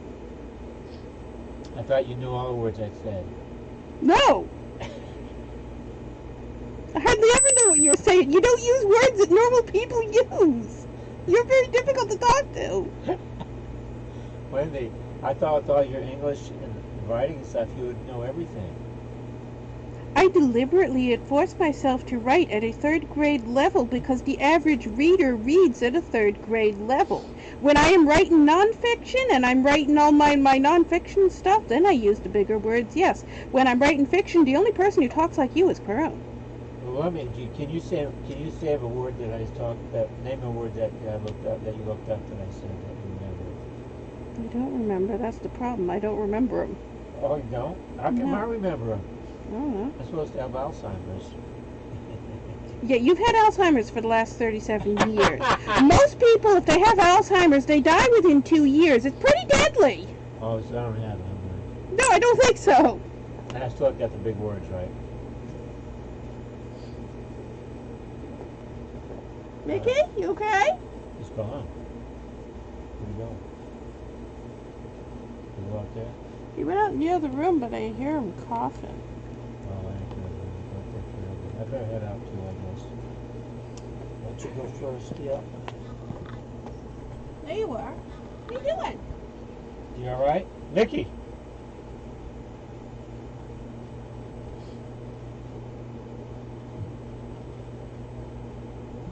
It is heat's messing up his OCD.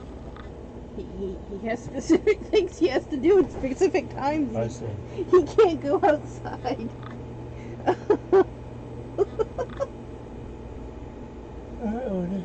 He's the most OCD dog I've ever had. I'll work on your. I'm gonna work on this.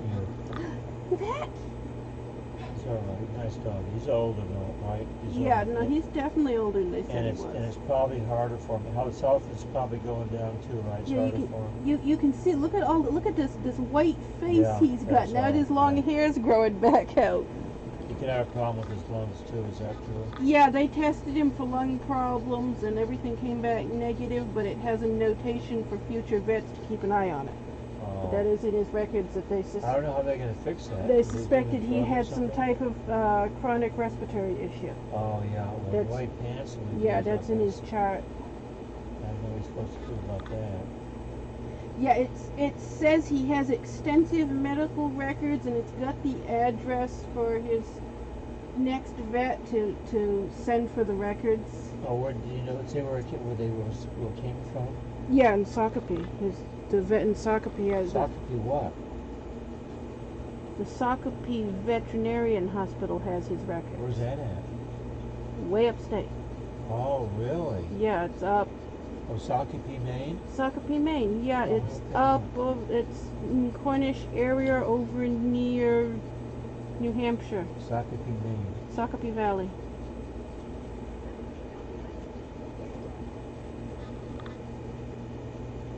Yeah, Sockopee Valley is where it's So listed. it's probably just one vet up there. Well, they probably know who he was, right? Yeah.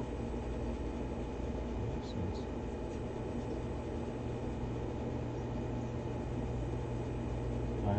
Oh, Cornish. It's not that far away, but it's fairly. That's what I just said. I just said Cornish.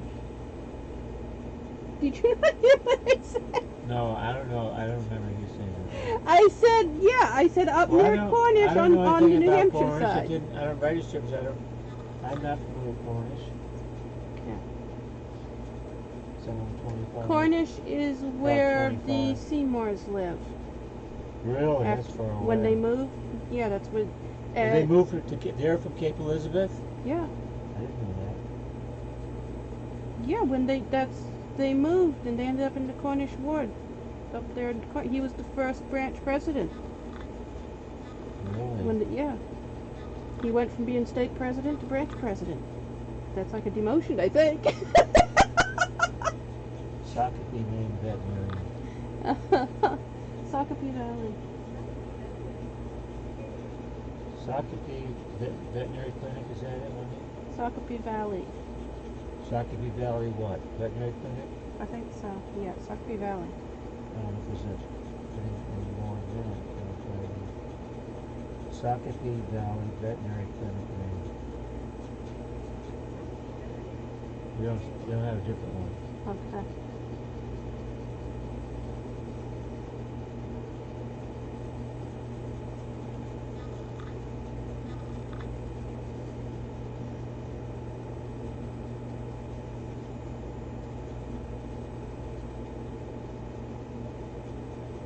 We give it good reviews.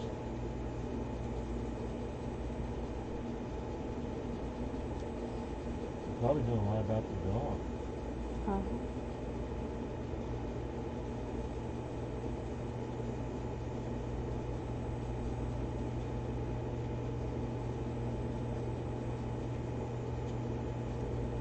Anyway, that's what they have.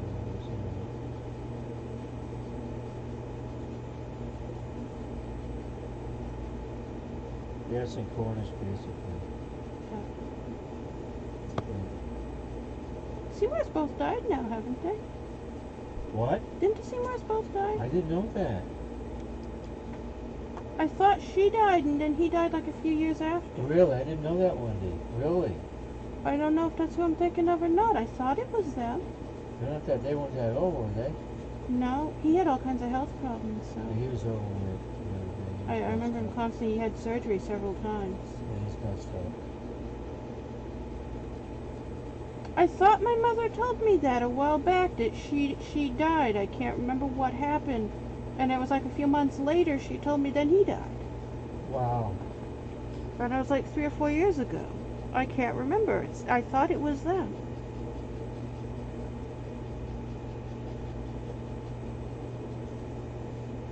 I think she was the same age as my mother, I thought, wasn't she?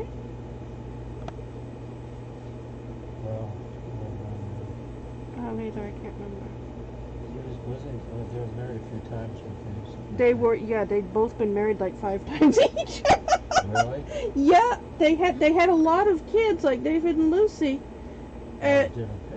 Yeah, guys she and had like 5 kids, and he had like 7 kids, and there was a ton of kids. Kelly was the youngest one. Kelly was the same age as me. Todd and Kelly, the only 2 I remember. They were both close to my age. Todd was like 2 years older, and Kelly was the same age as me. Yeah. He reminded me a little bit of Brigham Young. I mean, I don't know Brigham Young, but I'm just saying that he had that confidence and authority type. You know.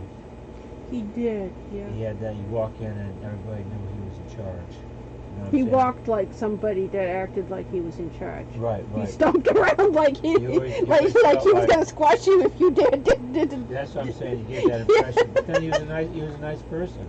Yeah, He was a they're the nice ones with the person. walk-in freezer. They had That's bad, right? With that ice cream and everything. they went over. They had this big birthday party. I think it was her sweet 16 birthday party. For some reason, it was a huge birthday party for Kelly. And we went there, and she came out. The mother, she came out, and she wanted to know what kind of ice cream does everybody want. And everybody's asking what type of ice cream she has. She says, "It don't matter. What kind do you want? We probably got it." And first took everybody into the kitchen. I think that kitchen was as big as our entire apartment. Their kitchen was massive. They live in a big house. They lived in a huge, big Victorian mansion, right in downtown Portland. Really? Yeah, Wow. they have one of those big houses in Portland. I don't know.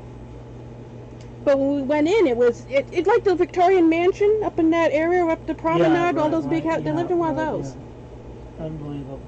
And we went into the kitchen, and the kitchen was huge, and they had this big thing, and they opened it. It was big, giant double doors. It was just gigantic. It was as big as a full room. Big, huge walk-in freezer. And it was just all ice cream. You saw it? Yeah! It was all some ice cream! Really?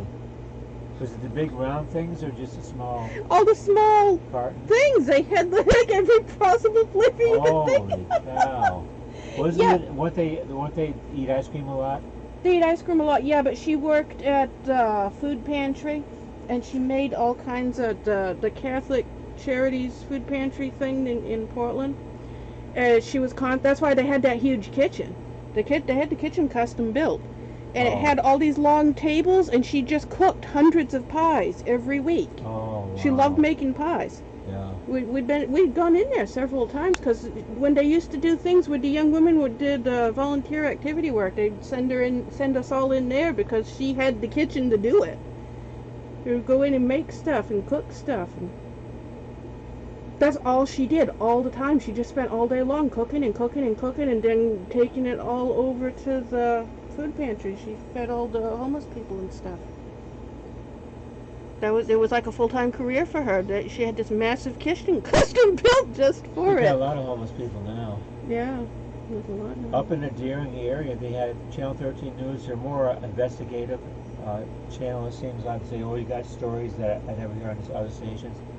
But they had a lady. They have like a walking path in the woods near the Deering area up in the North Deering, or you can see on the map there. in Portland. But yeah, Portland, Okay. Yeah, I know where that North is. Deering. Anyway, It's not far from college. they had all these people, homeless people. So they had the homeless. All their junk was there, and so they had a couple of news stories about. I mean, there's a lot of stuff there in the woods. And they had it clean up, but it wasn't getting cleaned up. And they had a state senator one in there, It was on TV today. He went in there, Mark Dion or somebody, and pointed out they had a second program all over again about that. Homeless people living. There weren't any people there, but there's quite a bit of stuff they had to clean up. It was take a while to do it. Yeah, I know there's entire big shanty villages up in Portland if you go looking around for them. Yeah, that's gonna be more of a problem. Because it's similar. It's a problem in the winter. There's always, and they don't a lot of them, they don't put them in the news. They talk about, if you're in the Portland area, people will talk about they found a homeless guy frozen to death out there, and it doesn't get in the news. I used to hear about it constantly when I was in college because everybody lived in Portland. And they found another homeless guy down the street from me. It was happening constantly every winter, freezing to death because they couldn't get out of the snow. They had one on TV. It was Lewiston or somewhere. And they just he's found dead by the railroad tracks, and they were just like, oh well. Yeah, it's so common in Portland. They don't even talk about it on the news. When the refugees come in, they give them apartments right away. Find them apartments, and get money, and they're all set to go. And that's, and we got the homeless, and then they had. Get this. This was on yesterday. Cape Elizabeth. They had by the town hall or something. They had plans to build a multi-story thing for just an apartment building, because there's not enough apartment buildings, low rent, and people are objecting to it. Only Cape Elizabeth where rich people live. They said, well, it's too high. It's too high. It's going to be too tall. It's or something like that. Same thing when they had the same problem with the homeless shelter. And they want to put a homeless shelter. It's too far away from the services. They don't want that far away from the city of Portland. They're complaining about that. Well, the problem is just going to get worse. There's just no way you can get around it. Everything's too expensive. Anyway, they did talk about putting more buildings up, but the problem is, this reminds me of the same thing that happened, and they had a big story about it in out west, in the ski areas there. I can't think of the ski place. Nobody knew about it. Then all of a sudden, the celebrities started coming in. All the places got jacked up in price, and so the property taxes went way up. And the people who owned these homes in there, they couldn't afford them anymore. Well, look what happened to Bangor. They had to sell them. Huh? Bangor? Look what happened to Bangor, one of the biggest slum dumps in Maine. Now look at it. Well, yeah, I mean, Maine could be. The thing about Maine, it could be more people moving here because of all the problems. Yeah, but you never went to Bangor before people knew who Stephen King was.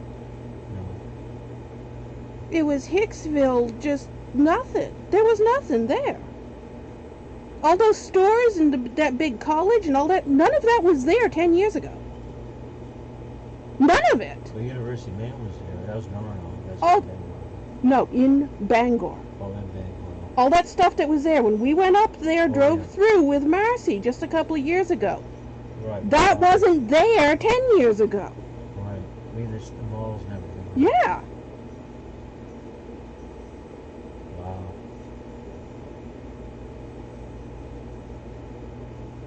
That road that Stephen King lives on used to be a little teeny tiny, like just a side street. One of those ones that it's barely as big as a sidewalk. There weren't many houses around there? Or were there? No.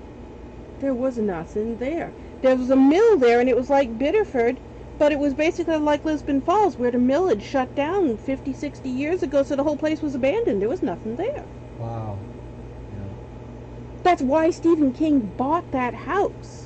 Because he wanted to be away from people. Well, he still owns the house, right? And his son owns it now, or his daughter, I can't remember. But he's not living there. He's living in Florida. Right? Yeah, he lives in Florida. He's lived in Florida for years. Must be in a private place, right? Yep. Yeah, it's that one that Oprah lives in. Yeah, it's a big gated community, and him and Oprah live next door to each other and became best friends. Some other people too.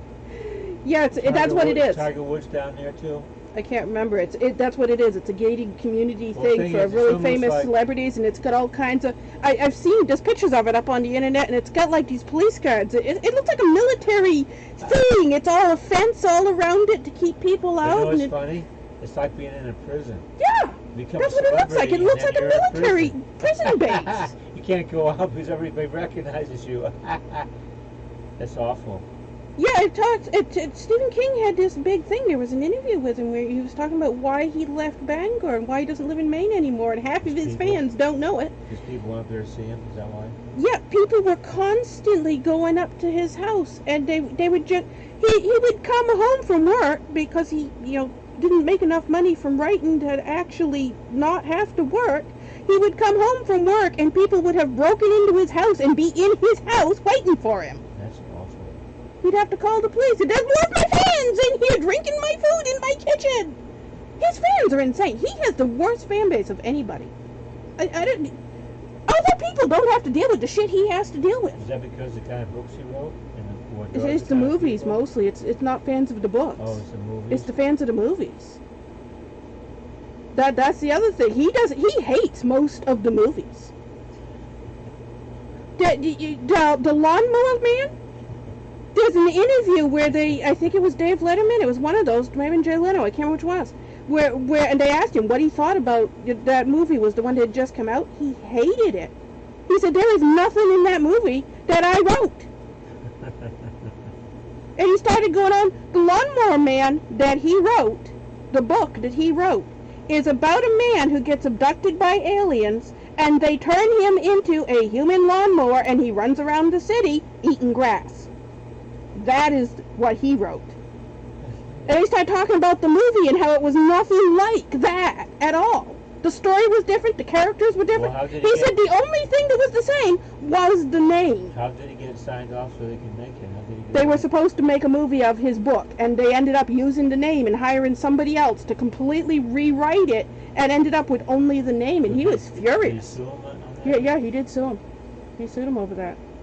Most of his older movies, that was the situation. Because he was just the author, he didn't have any control over the movies. You know, He also doesn't get paid hardly a thing. That's another thing that he complains about. The fact that these people, the actors and the producers, they make millions, and he has to work at a college as a teacher in order to feed his family. He was pissed about that. Now, Markiplier's had the same problem with people, fans coming in and wrecking his life, right? Was it PewDiePie. PewDiePie? PewDiePie, yeah, oh, That's what happens when you PewDiePie. get famous, Markiplier has moved like 11 times, I think it was, Well, he needs just to go- in the he needs last to go few to the years. gig community. It's the same problem. You got to have privacy.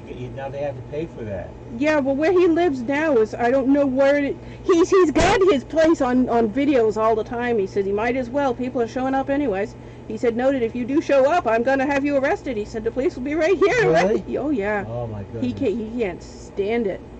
He's had it where he was recording and people showed up at his house. He was out there in his yard shaving his dog because it was hot, and he was out there showing you, we got to shave the cheek because she was way too hot.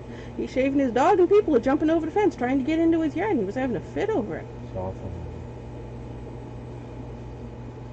Yeah, being famous isn't that great. Ethan said he doesn't dare to buy a house, and he gets 3-month leases for apartments, and he changes apartments every 3 months to make sure that his fans can never know where he is. He says he's had so much problems with fans showing up at his apartments that he just gets a 3-month lease and keeps moving. That's awful. He says the only way he can keep him from stopping harassing them. So you can't live like that. Yeah. You can't live like And PewDiePie and Jacksepticeye both live in some gated community thing. They both live in the same place, Yeah. and they're neighbors now. That's why they're in each other's videos a lot now. Jacksepticeye just moved again. that. Really? To He- another gated community? He's where PewDiePie is now. He just Oh. moved again, and he's Oh. in the same place where I see. PewDiePie is now. And that's in Europe somewhere? It's in Burbank. Oh, they're in California? No, wait a minute. Not Burbank. Burbank's where Markiplier is.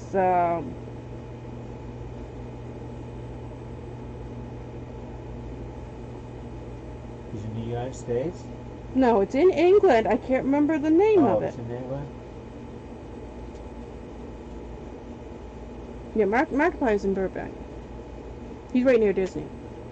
He's right where he's in an area where he is both only a short distance from the Joshua Tree Forest, which is all desert, Yeah. and a short distance from a big orchard grove that is orange farm.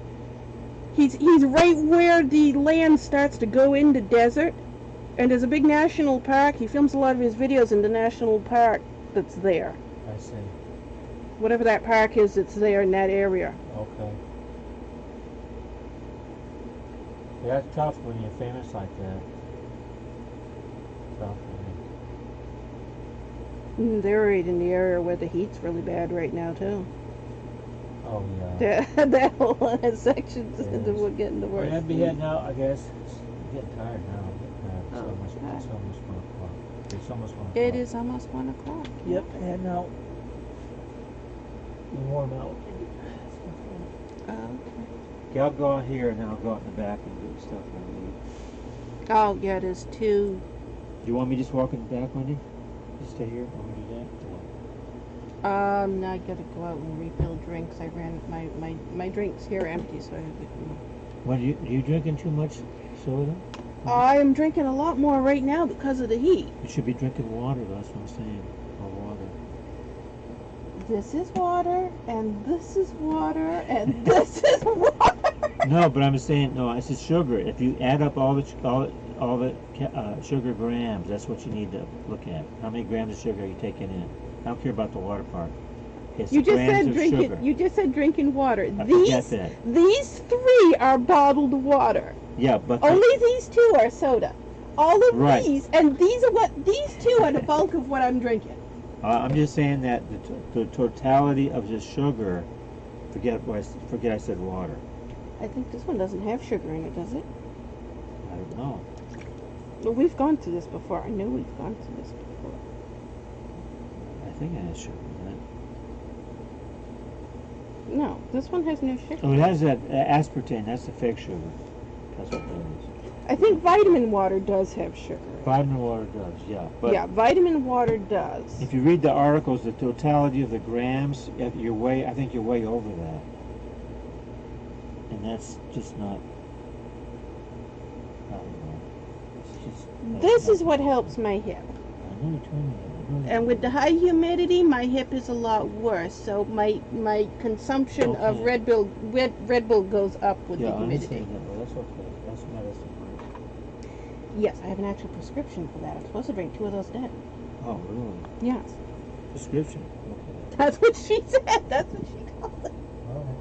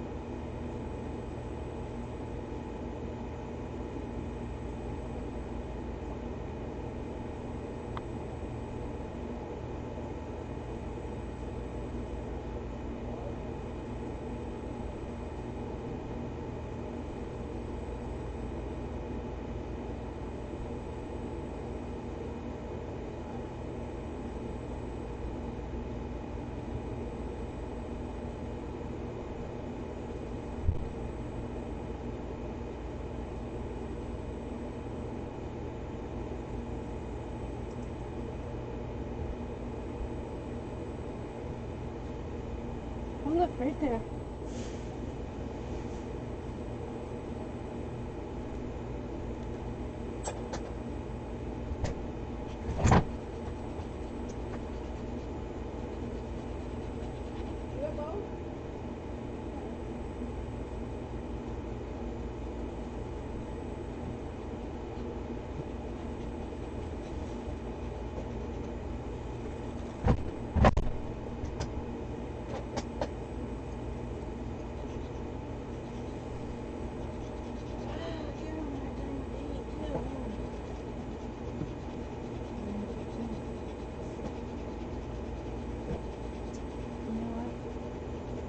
I was going to put a couple water bottles in the freezer. Okay, you guys can sit on it. How about that? That will cool you off.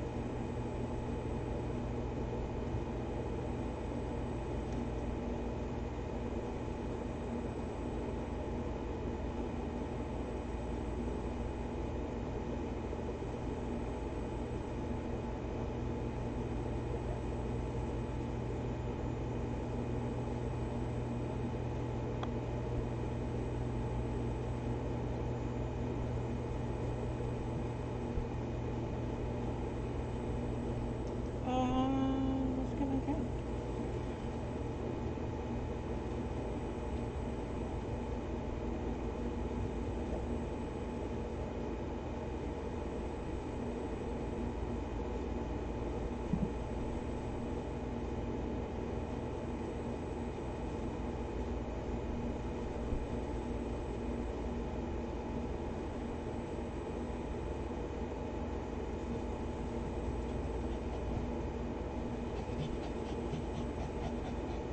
What you doing?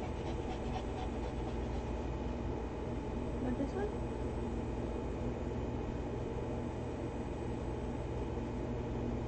Yes, you can have this here.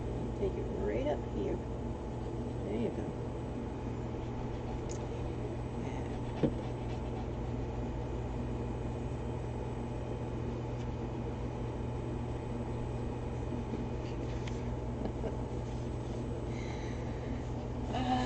That doesn't know how to not be a Mormon. Even though he's left the church.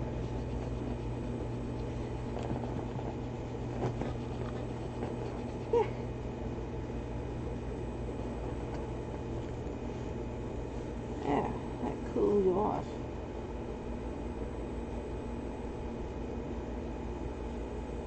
Yours is on the other side, Rascal. I put it right over there.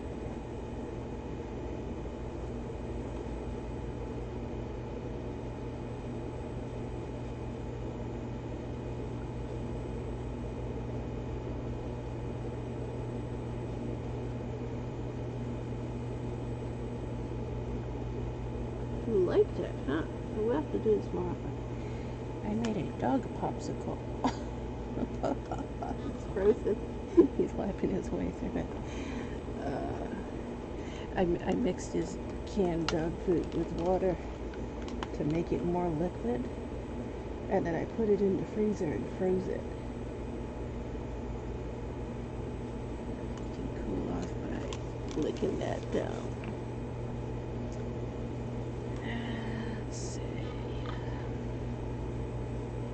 why did I make this bigger? I made this bigger because there was ads showing up, but it doesn't need to be that big.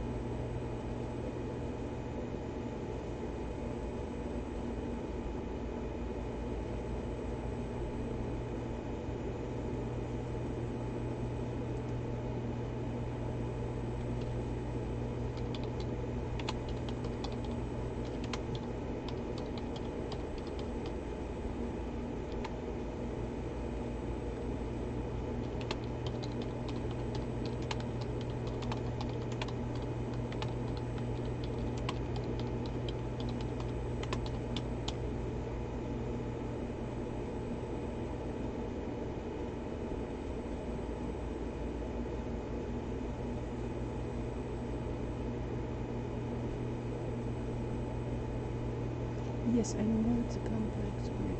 Complex words is what I... Yeah, see, it was stuck, and it was help. That's what I changed him out of. Never ask.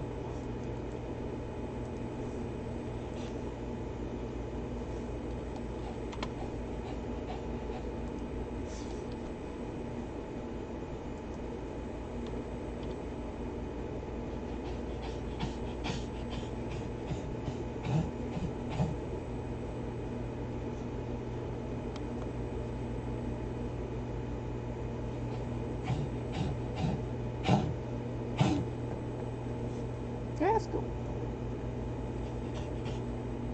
You find nice cold frozen dog food?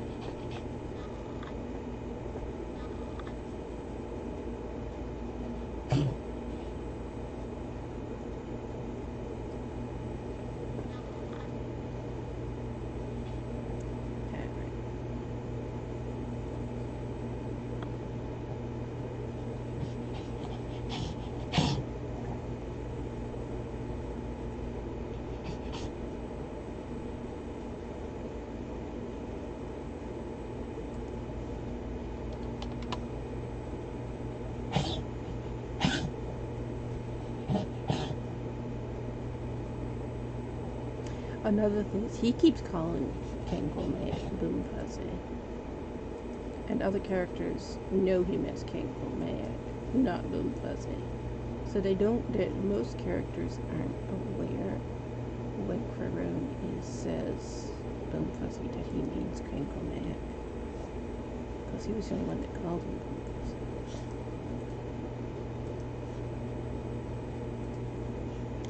Now, we started out with 305 words. We ended up with 1,504 words. Wow. So I wrote 700 additional words.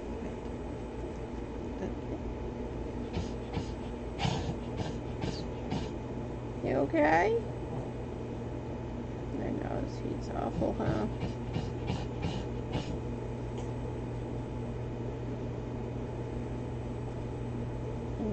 Dig a hole in blankets and fling blankets around?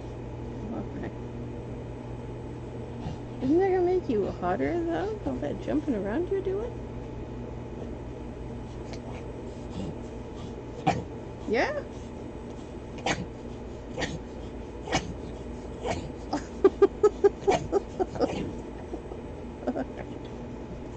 Oh, he's playing with blankets. You want your monkey? Where is your monkey?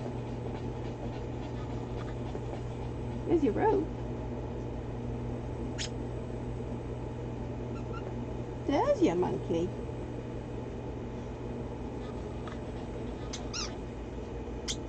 And there's your squishy.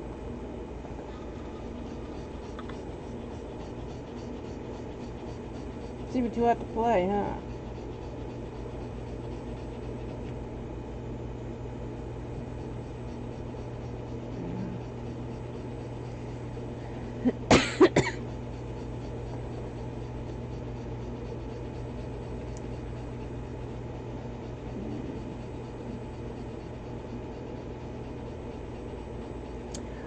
So we have a block of monologue here that this in the print edition is going to leave that black space. I'm doing this in the print template so that we can see where these blank spaces are.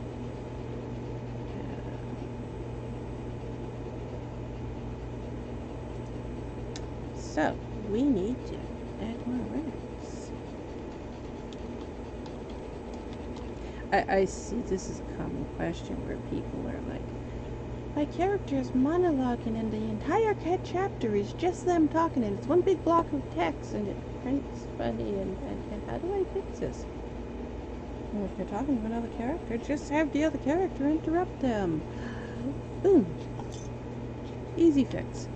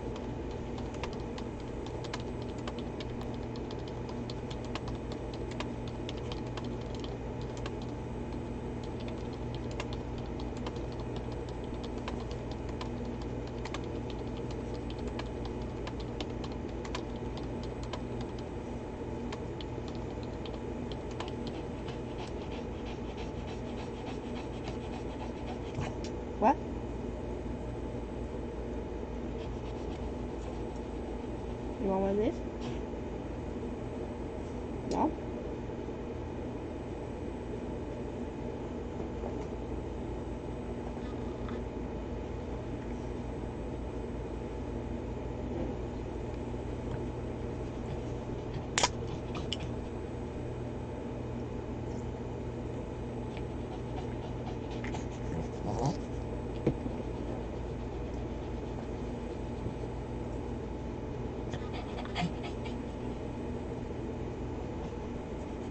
What do you want?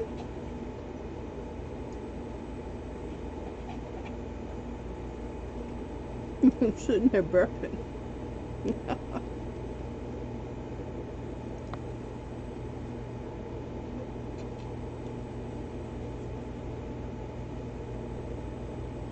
That's not what you want? That's what I'm eating.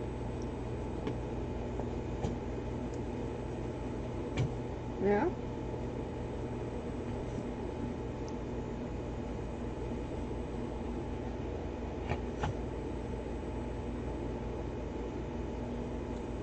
No different than the one I'm eating. I just cut yours up so you could have it already cut.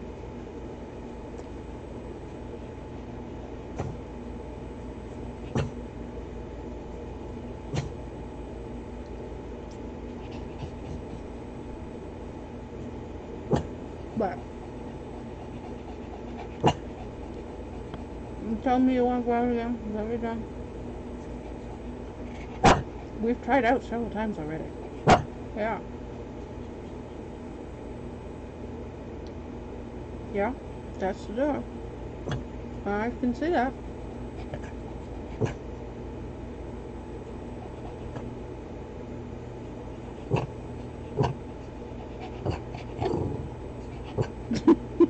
Listen to you. Uh-huh.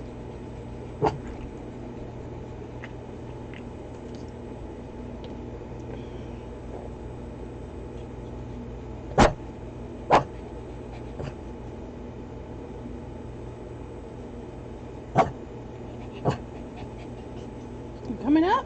Okay. Come on up.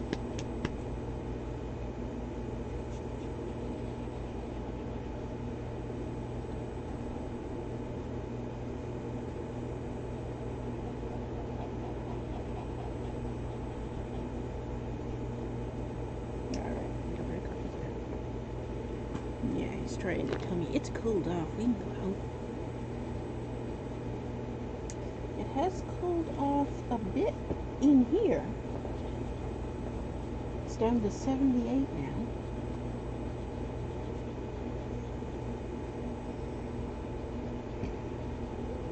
It was up to 82 a little while ago.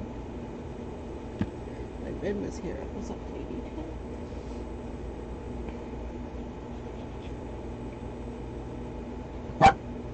What?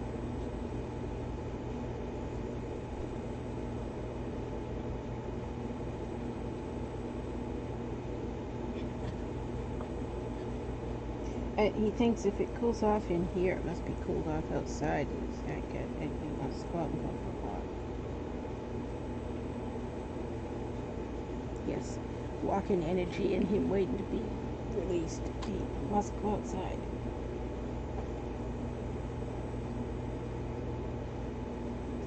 Are you looking for crunchy yummies? I think there's no more up there. I think you ate them all. Wait a minute. I can get you crunchy yummies. I can reach them from here. They're over here. Where are they?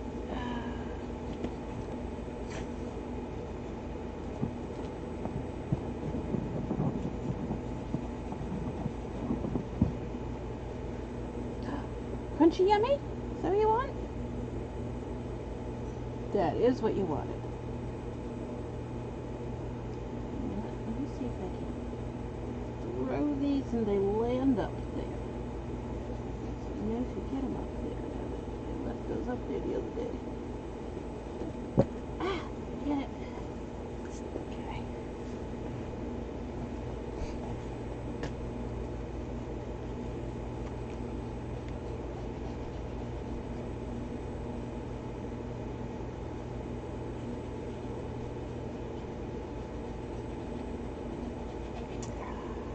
I see what you're doing.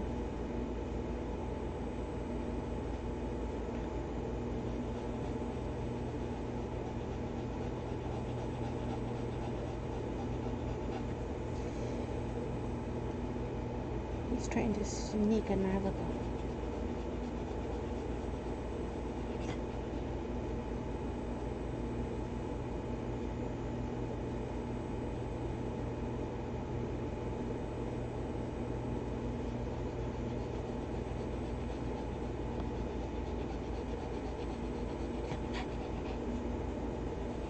You already had one. That was only about 2 hours ago. Wow, we've been going 6 hours. But going longer because Ben was here. Oh well.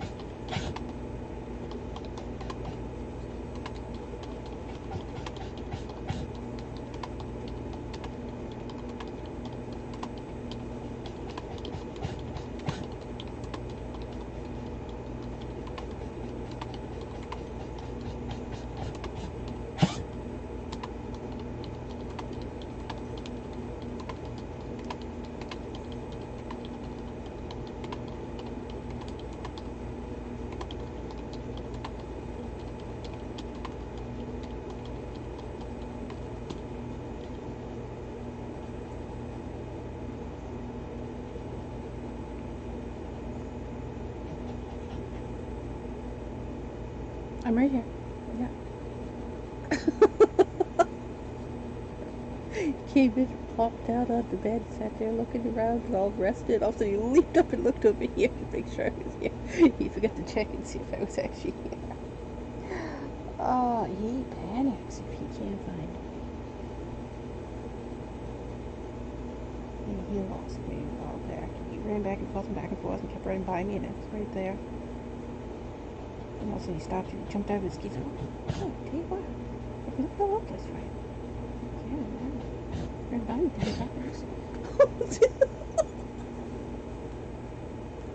seconds. He's blind, so he relies on his sense of smell to know where I am.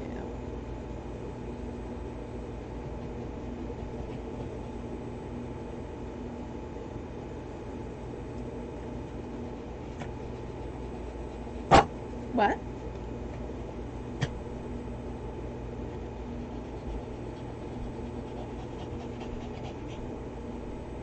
Yep, that's my foot.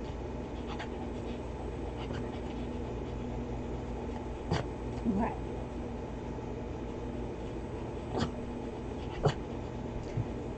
We tried going out.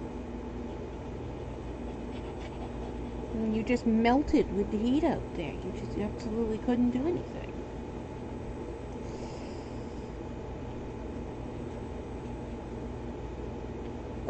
Yeah. Uh-huh. I think that's not what you want, though, right? Yeah.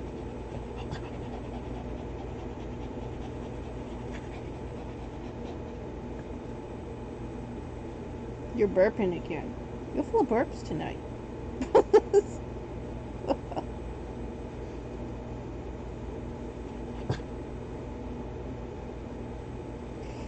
Giving him that frozen canned food cooled him off, though. He's not panting half as bad as he was so far. I will have to put some more of those in the freezer. We got another couple more days of this heat, I think. You coming up? Come on up. Come on. No, I'm not getting up. He started coming up and he thought I was getting up. He ran off. Now he's looking back. Why are you coming? I wasn't getting up.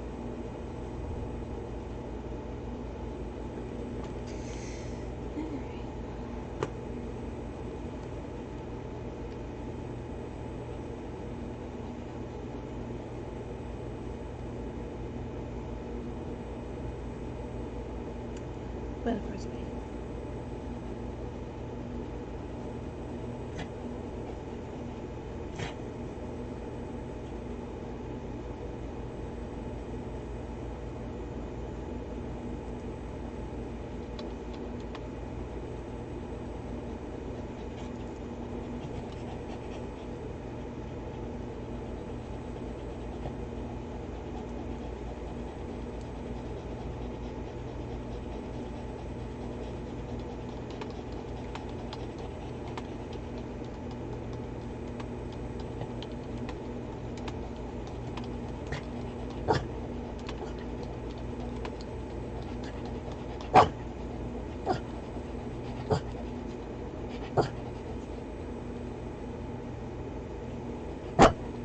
What?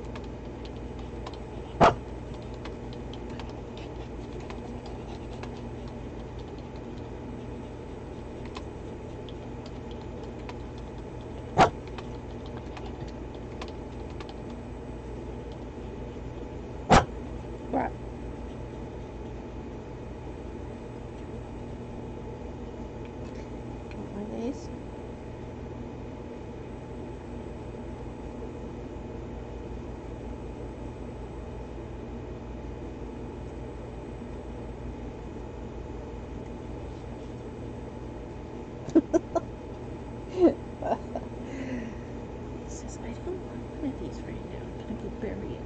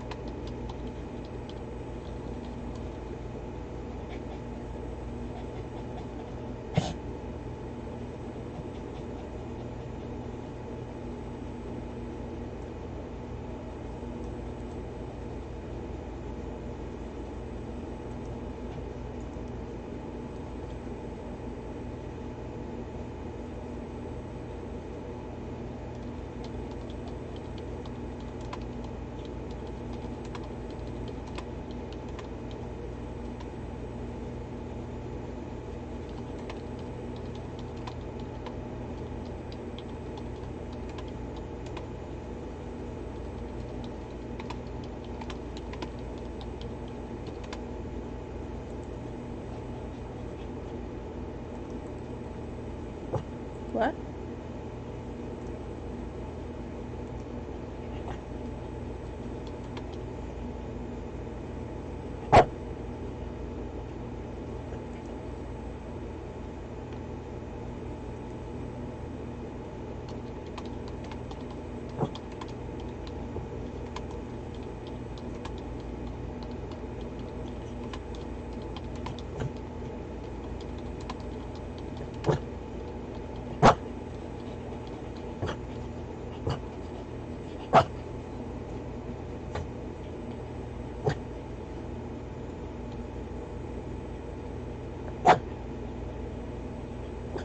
What?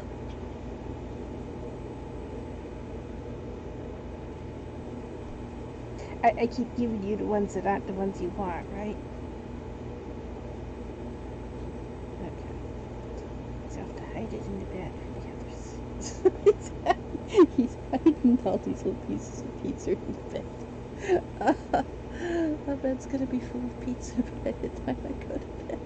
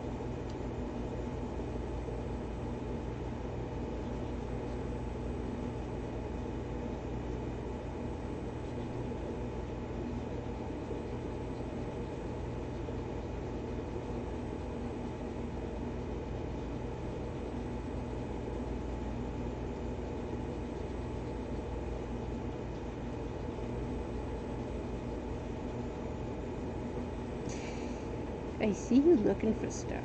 It's not over there. I moved it.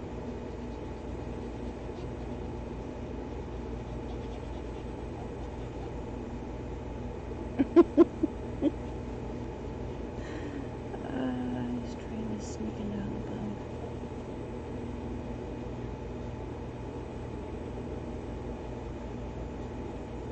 He just had one of the bambas.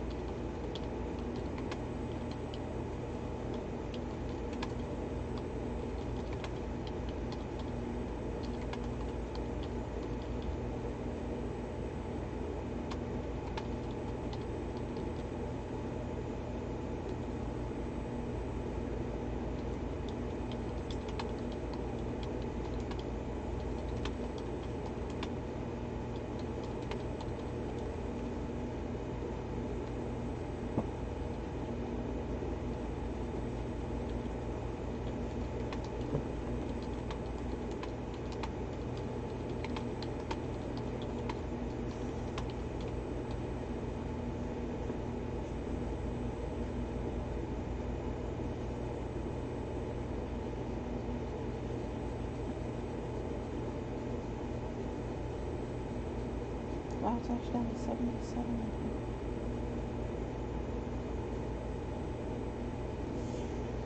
The temperature is slowly going down. Slightly.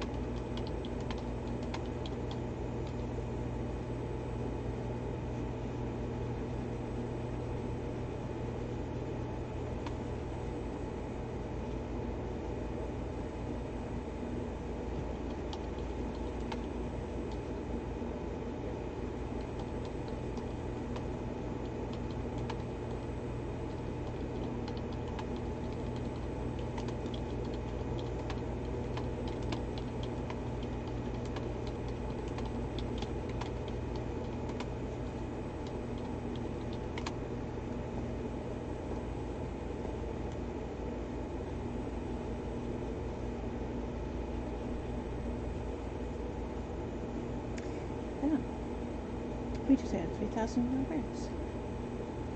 We passed on. Let's save. So we don't lose that progress.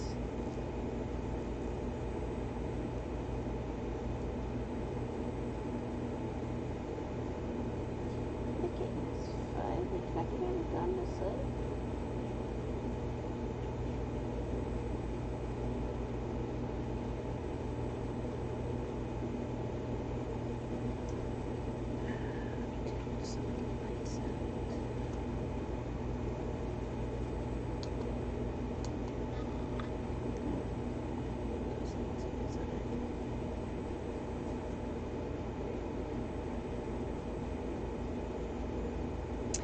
We haven't checked stream feeders in a while. We might be having blues or something like that.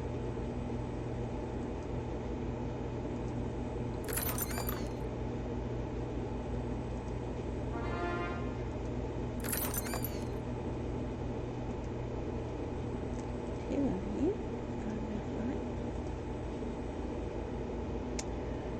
Or said I haven't logged available. Oh, and it's that one, so we need to give you a throw. Can we have any favorites? No, we do. And since there's no more things happening, that was part of why we were focused more on chests the other day, was because I knew that was expiring. And it has expired. So we're not good with the gold chests. A lot of the rare chests aren't available now.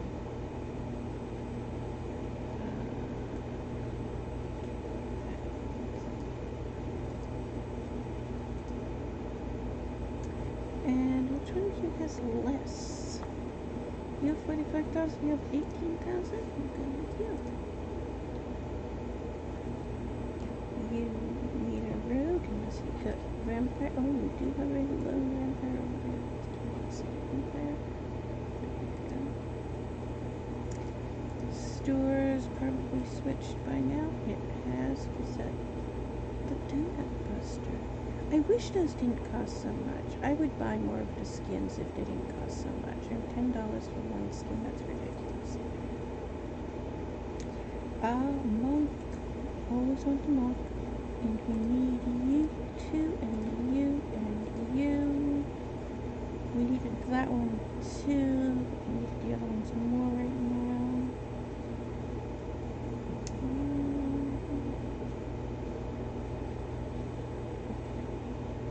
Let's see if we can get that back up to 100 and get that one.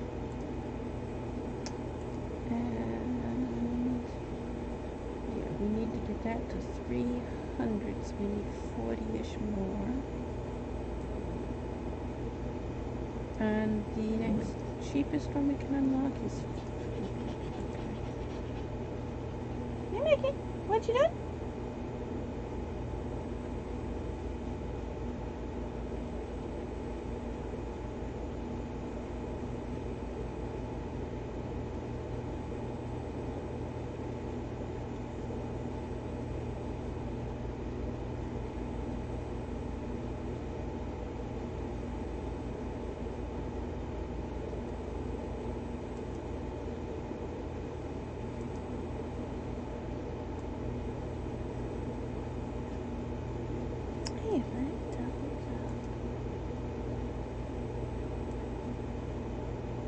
I forget that was like that.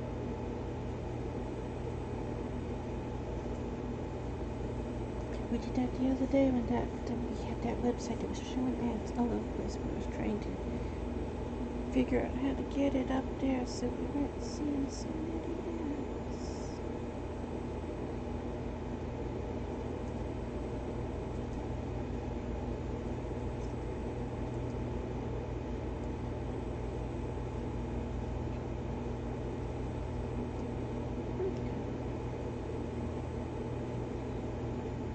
This black is easy on my eyes, but the yellow isn't as easy. I was wondering, what if we change it to something that's how?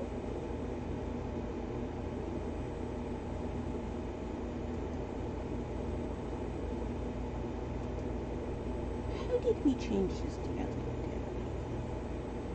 day? It was...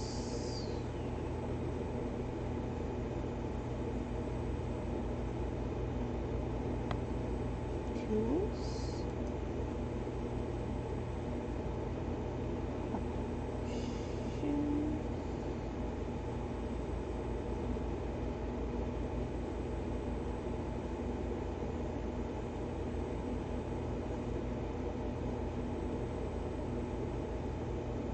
Options or customize options?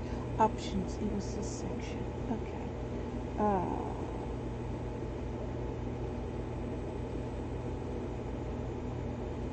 Accessibility.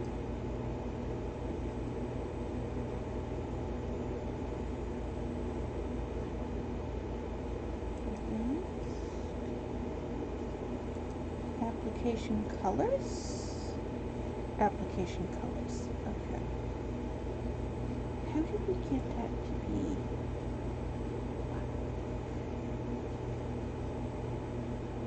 Document background.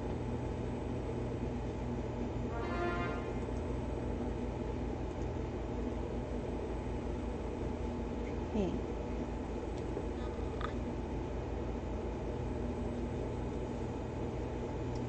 Font color.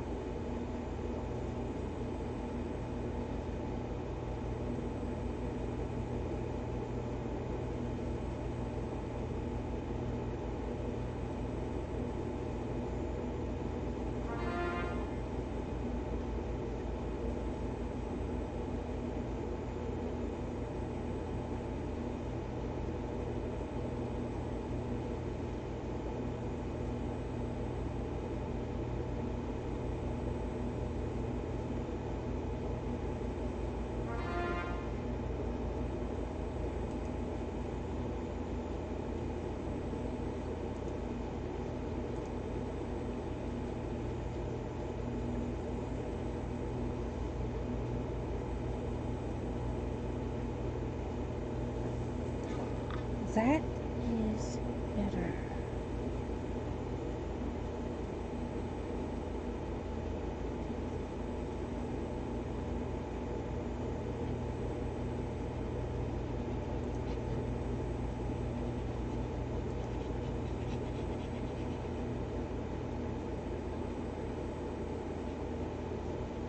Okay, let's go back. Options. Application colors, the background.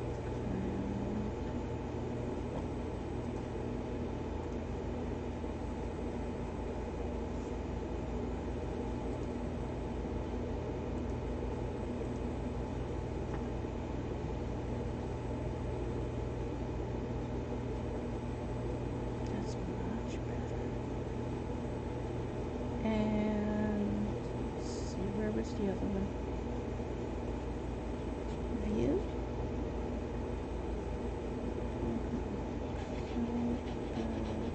Sidebar is large. It is a larger size.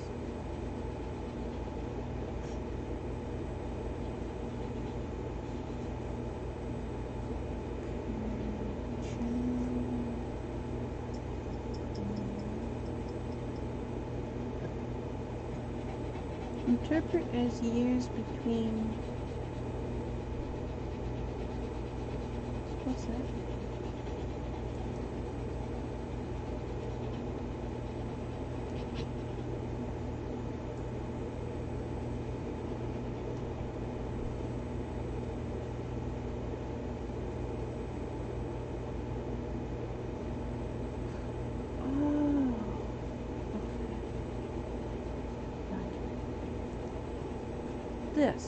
This pink.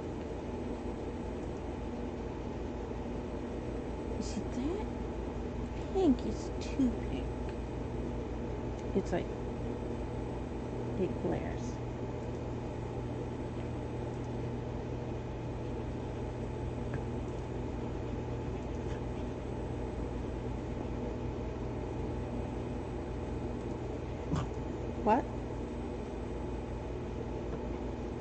you doing?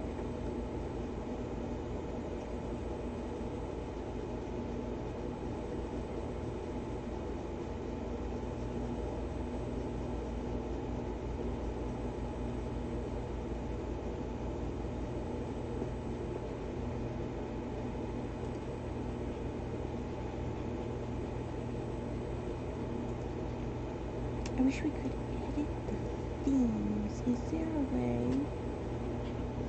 Because the green one is the best one, but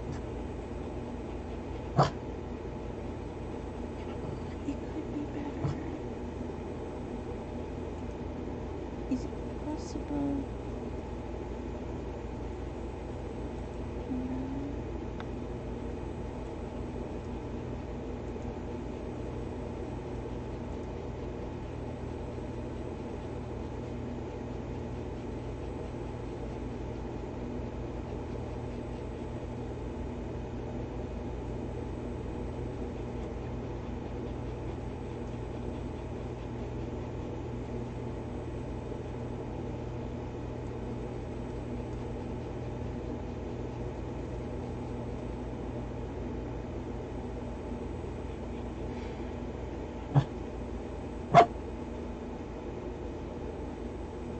What you doing?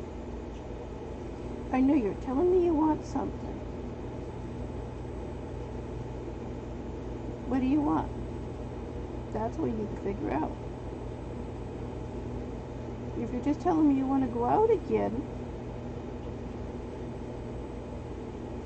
outside temperature hasn't changed, even though we've finally gotten it cooled off in here more.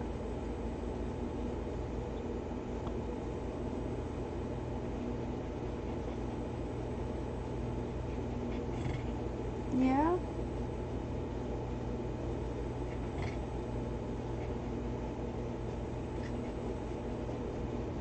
You're the most talkative dog I've ever seen.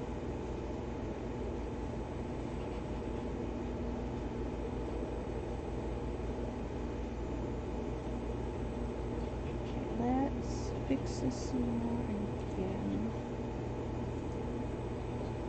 I'll try and set application colors.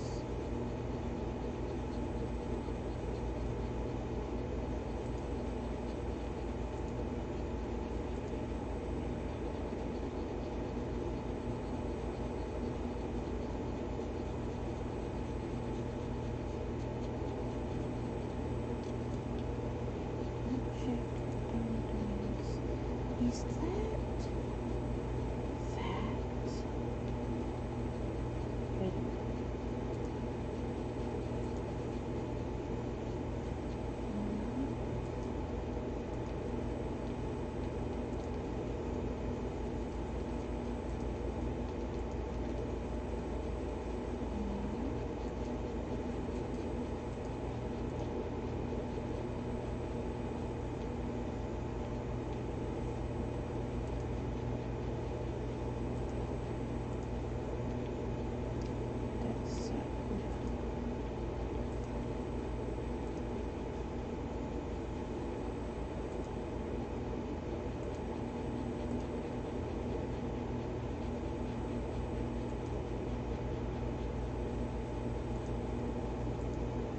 Trying to get so it doesn't glare on the screen for me as much.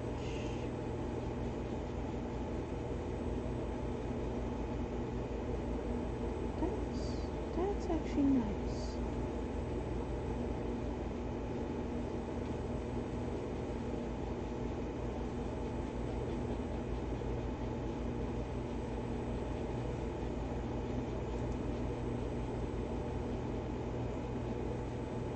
The black is good, but then the white font was glaring on my eyes, and the yellow font I was having trouble seeing, and none of the others you could really see on the black well enough. I just couldn't see them well enough to use them. Didn't we need to put down something? Templars and healers. Okay.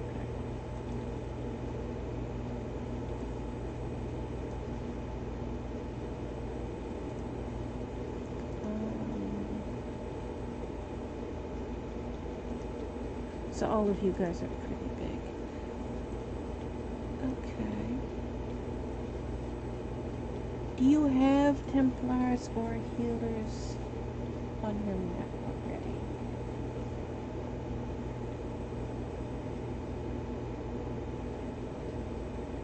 I see a couple of healers.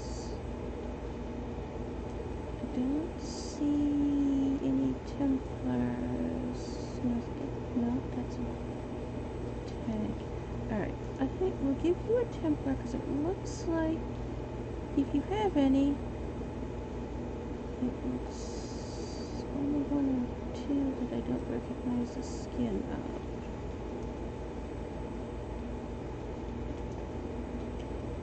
And we'll give you, no, you we need to give one of these because, there we go. Because that's a really hard boss to defeat with about one. Okay, we'll give you the healer.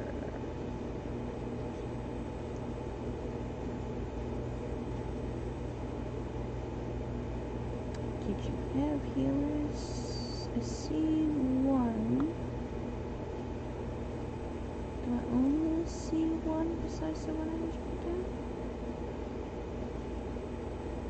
I only see one besides the one I just put down. Okay, so you needed it actually.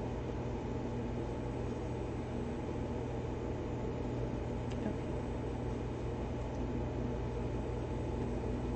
You gone to bed again?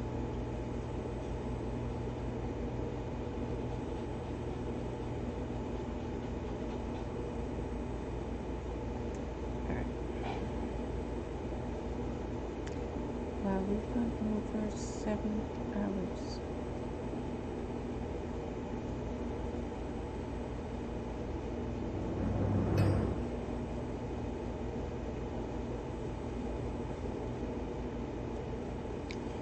So, back to this.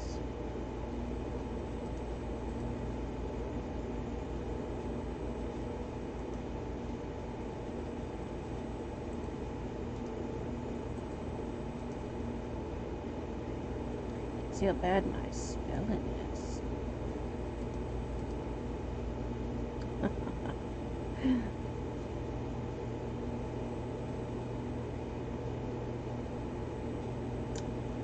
No. Quaraun says shall because I say shall. I would never say must or will. Not in these situations. Do I ever say them at all? Shall is what I say.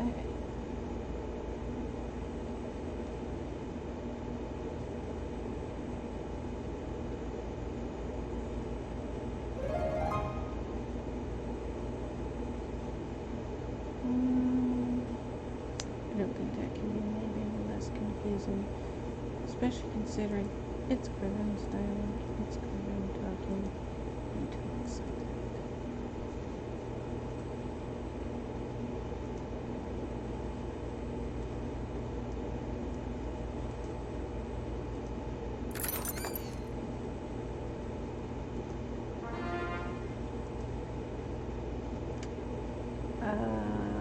You need rogues and monks for this one, right? It's rogues and monks. We got a monk of alcohol.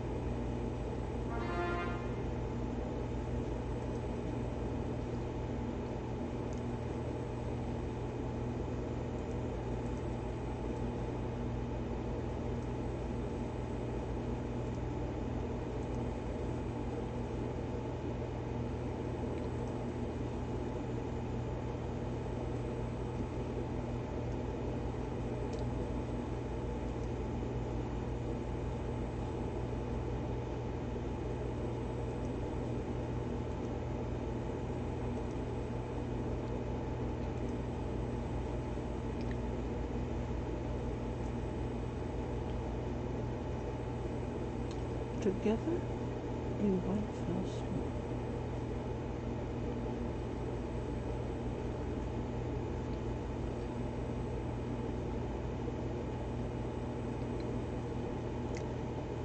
We'll be bound in one fell swoop.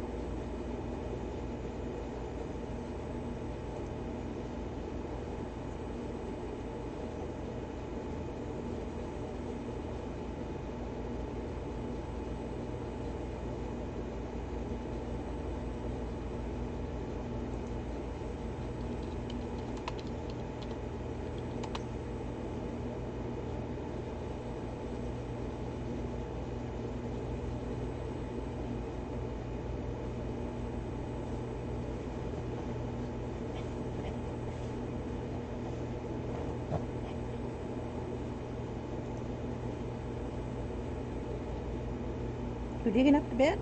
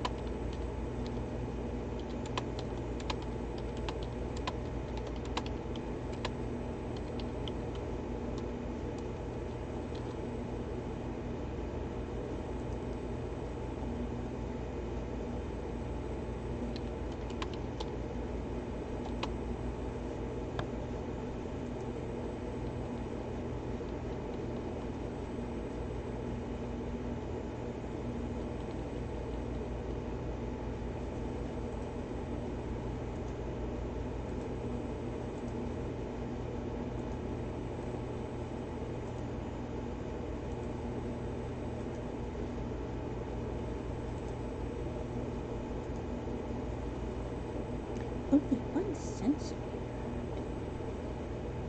Which word is it? Questions.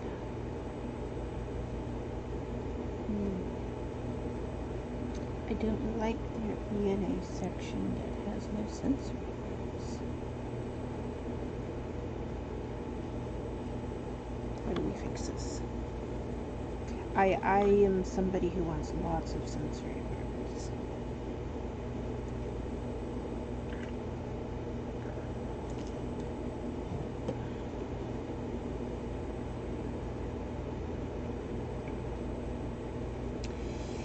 I'm also somebody who isn't going to add them if it changes stuff, but we can probably find a place to add them.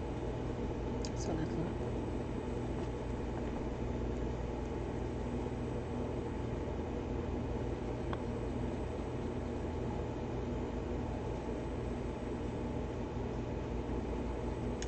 There are lists of sensory words. We have a computer.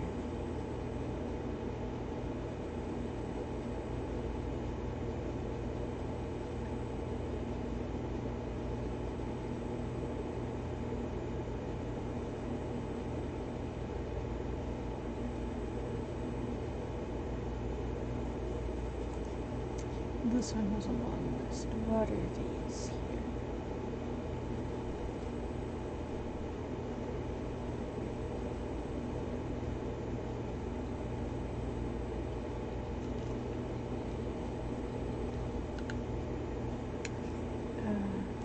Yeah.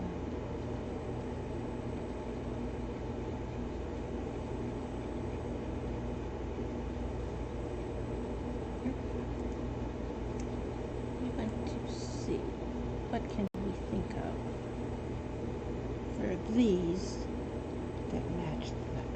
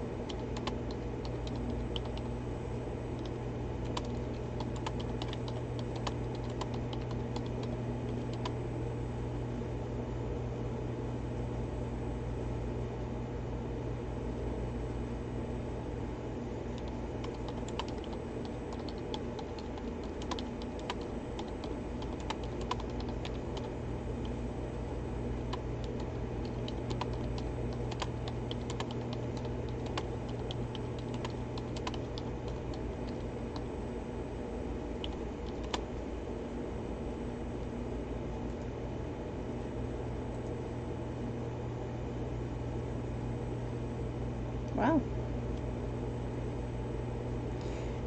We went from 1 to 5.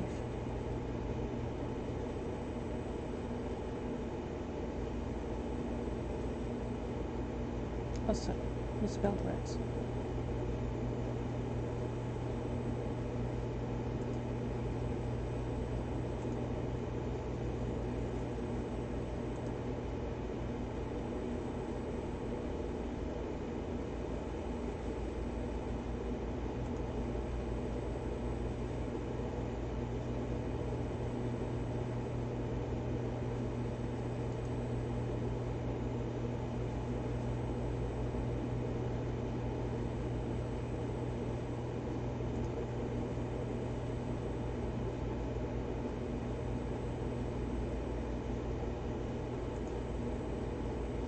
That is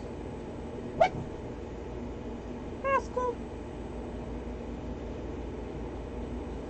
Mickey's telling on you.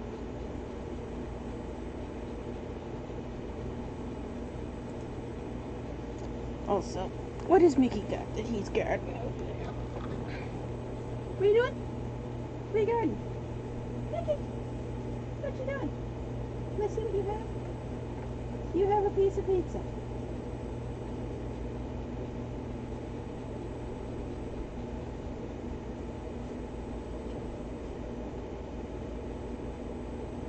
I'm about to take it away from you if you're going to be snappy about it.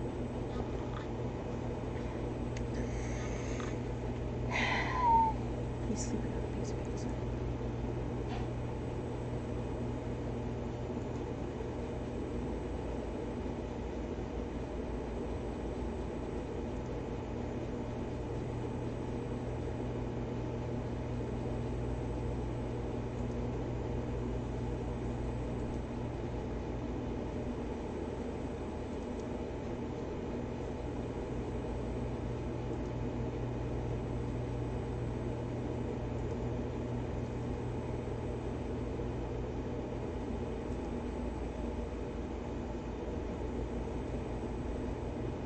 I told you to ignore those names. Doesn't remember.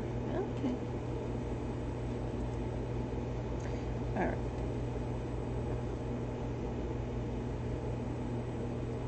So now we have 5 sensory words. 2 sight, 2 sound, 1 touch. In a base space of around 300 words. Also, things over here.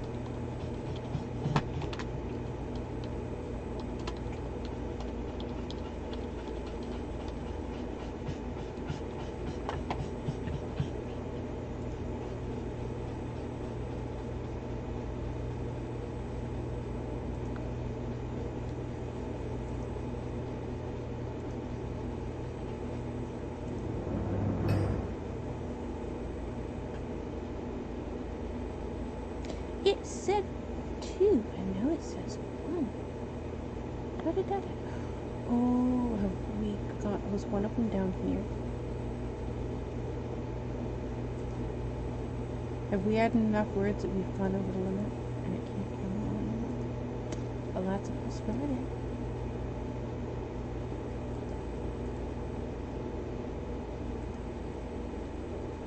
We have.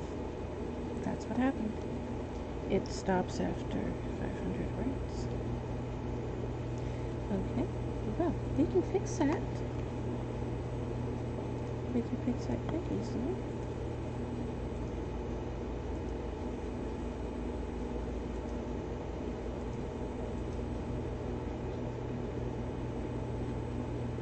So,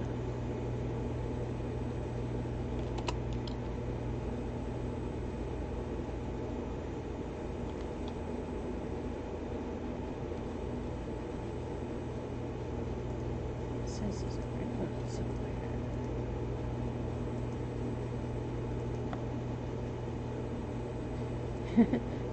Hemingway does not like shell. It's highlighting all the shells until we get rid of them. However, it doesn't like however either. I like however.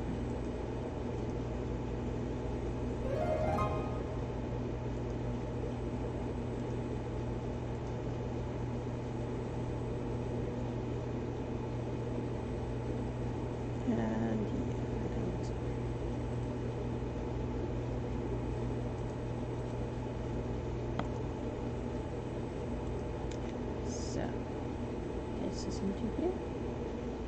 It was 402 words.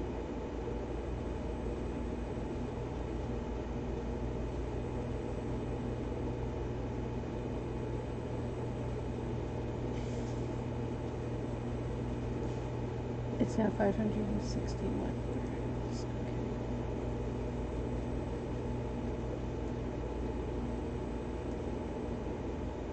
379 words.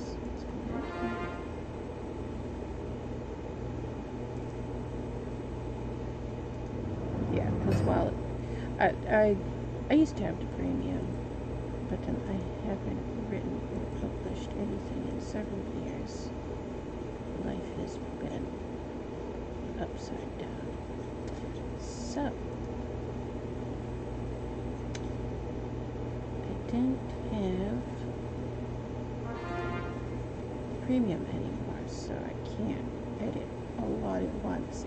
But that turns out okay. There's a lot of features this does that you can't do.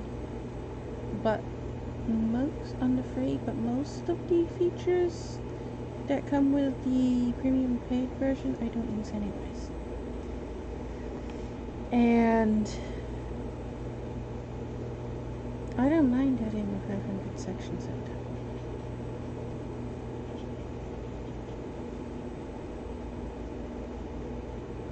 So I hear thing ready here.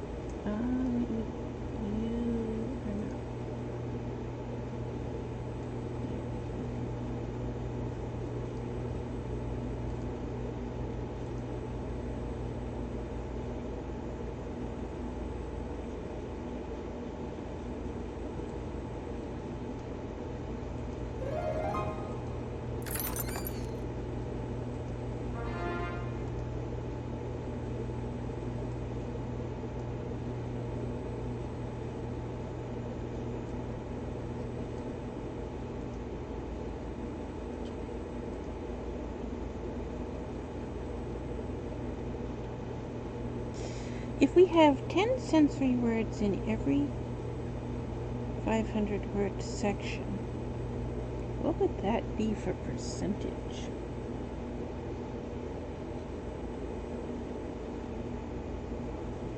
What it says, oh, the percentage is, wait, there's 4 sight words, 50% of them are sight, but it's 4 sensory words, 50% of them are sight, 25% touch. Okay. we want sight, touch, sound.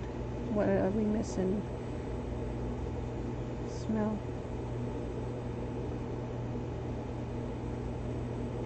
What is it? Why can't I remember? Alright, let's go back and look at these words again.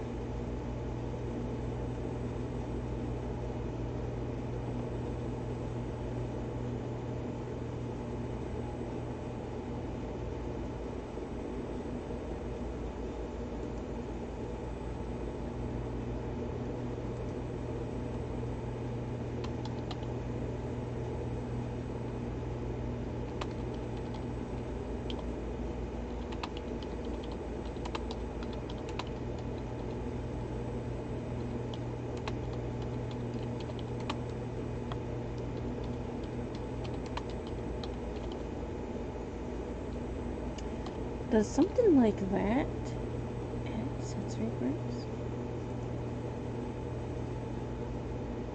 Wow, it does.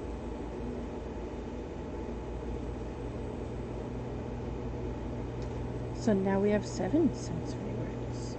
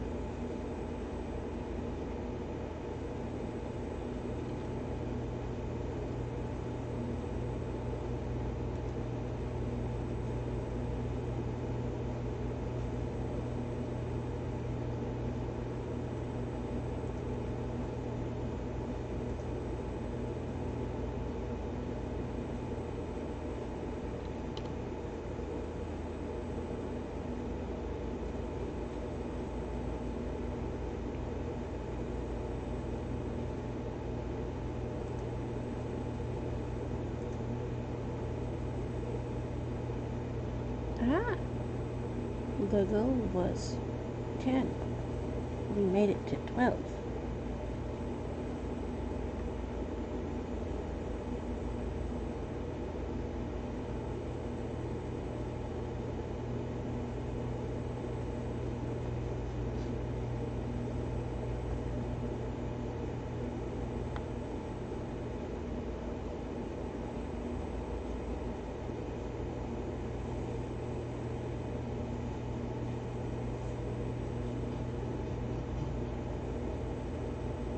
But it's all touch, sight, and sound. And I wanted the other two, and I can't remember what they were.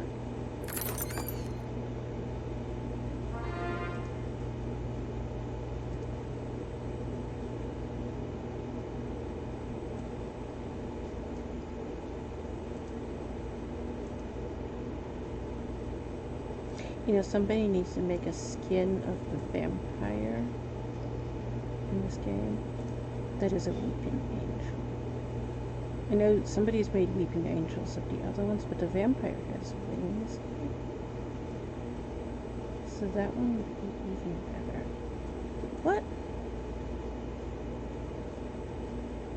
We needed to put down healers and templars. I have another healer available, so I'm going to keep it here.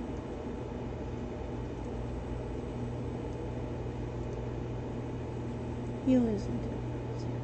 I don't think the templar will be available yet.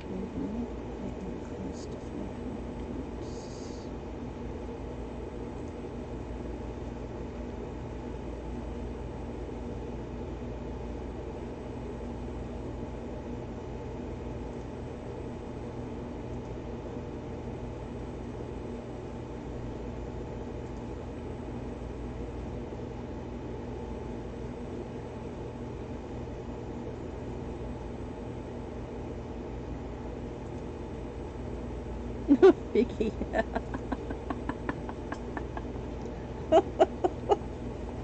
That's supposed to say foggy.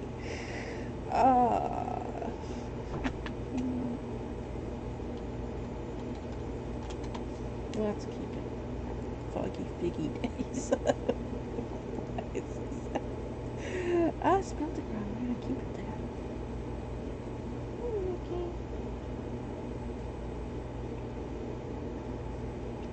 We now have 16, 18. Wow, we now have 18, but there's still those 3.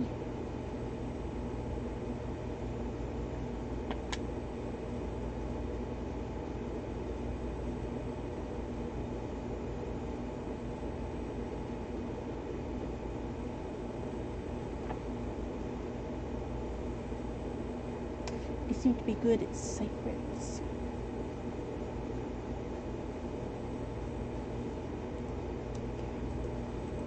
But I think we're also getting really close to 500 words. Or possibly even 300. Oh, gone over. Okay.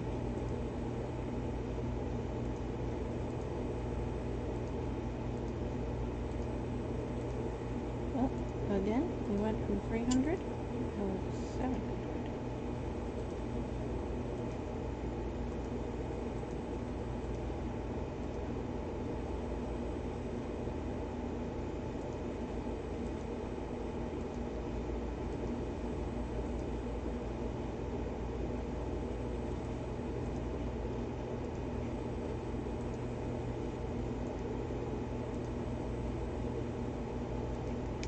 Foggy, fizzy, figgy.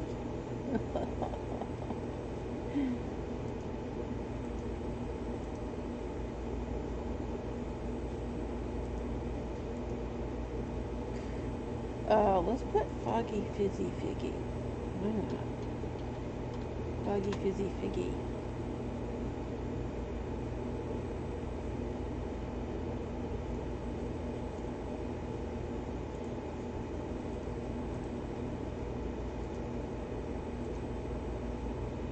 It was 379. We turned into 777.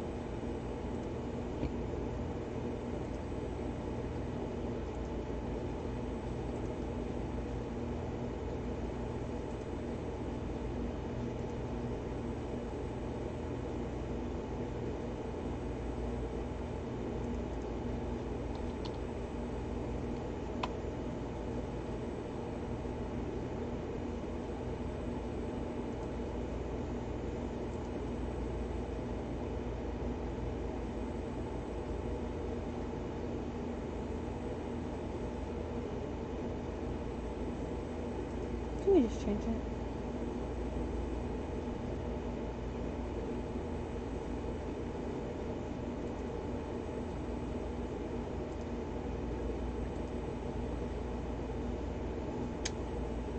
And we have 14. Mostly sight. What is it?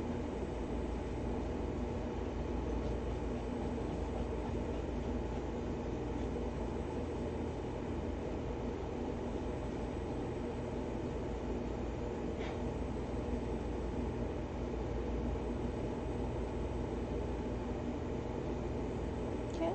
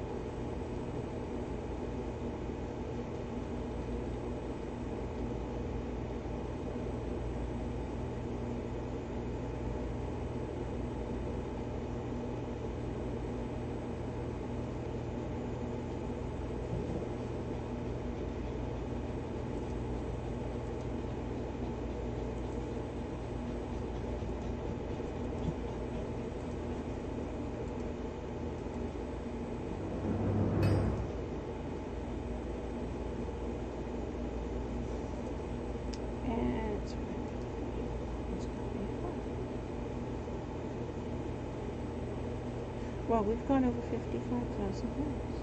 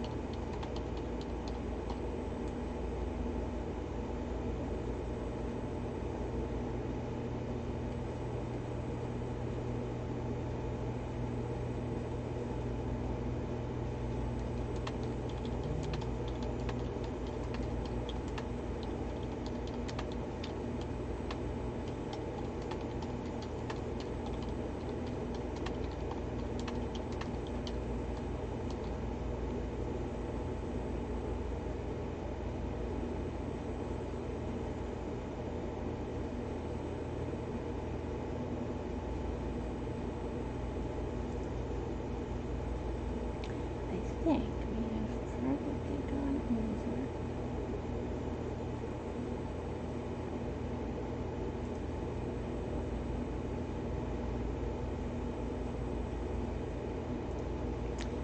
Probably have gone over the 500 word thing again.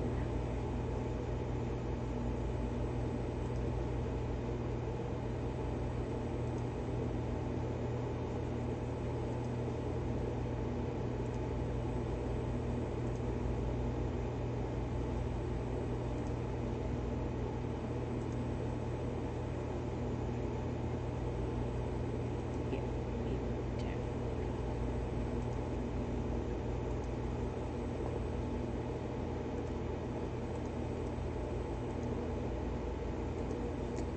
Yep, 364 to 851.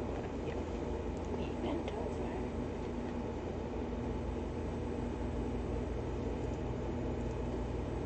Times like that when I think, I should probably get the premium version again.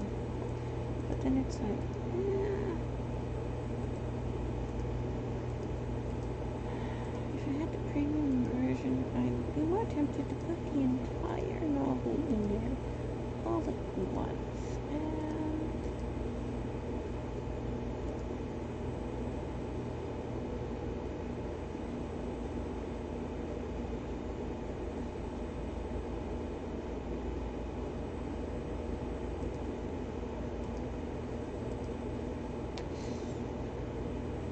it's better this way.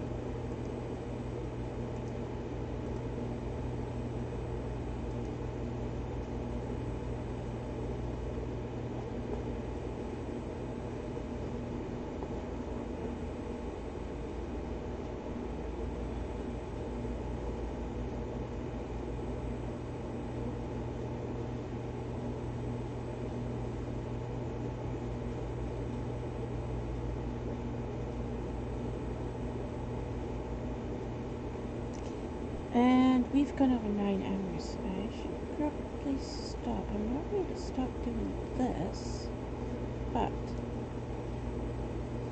I also need to get a go bathroom. So I should stop this.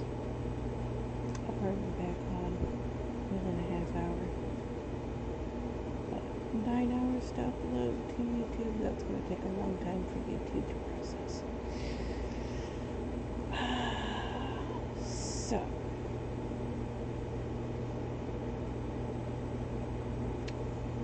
I will go to the bathroom and be back on in a little while. Probably less than an hour. Not sure.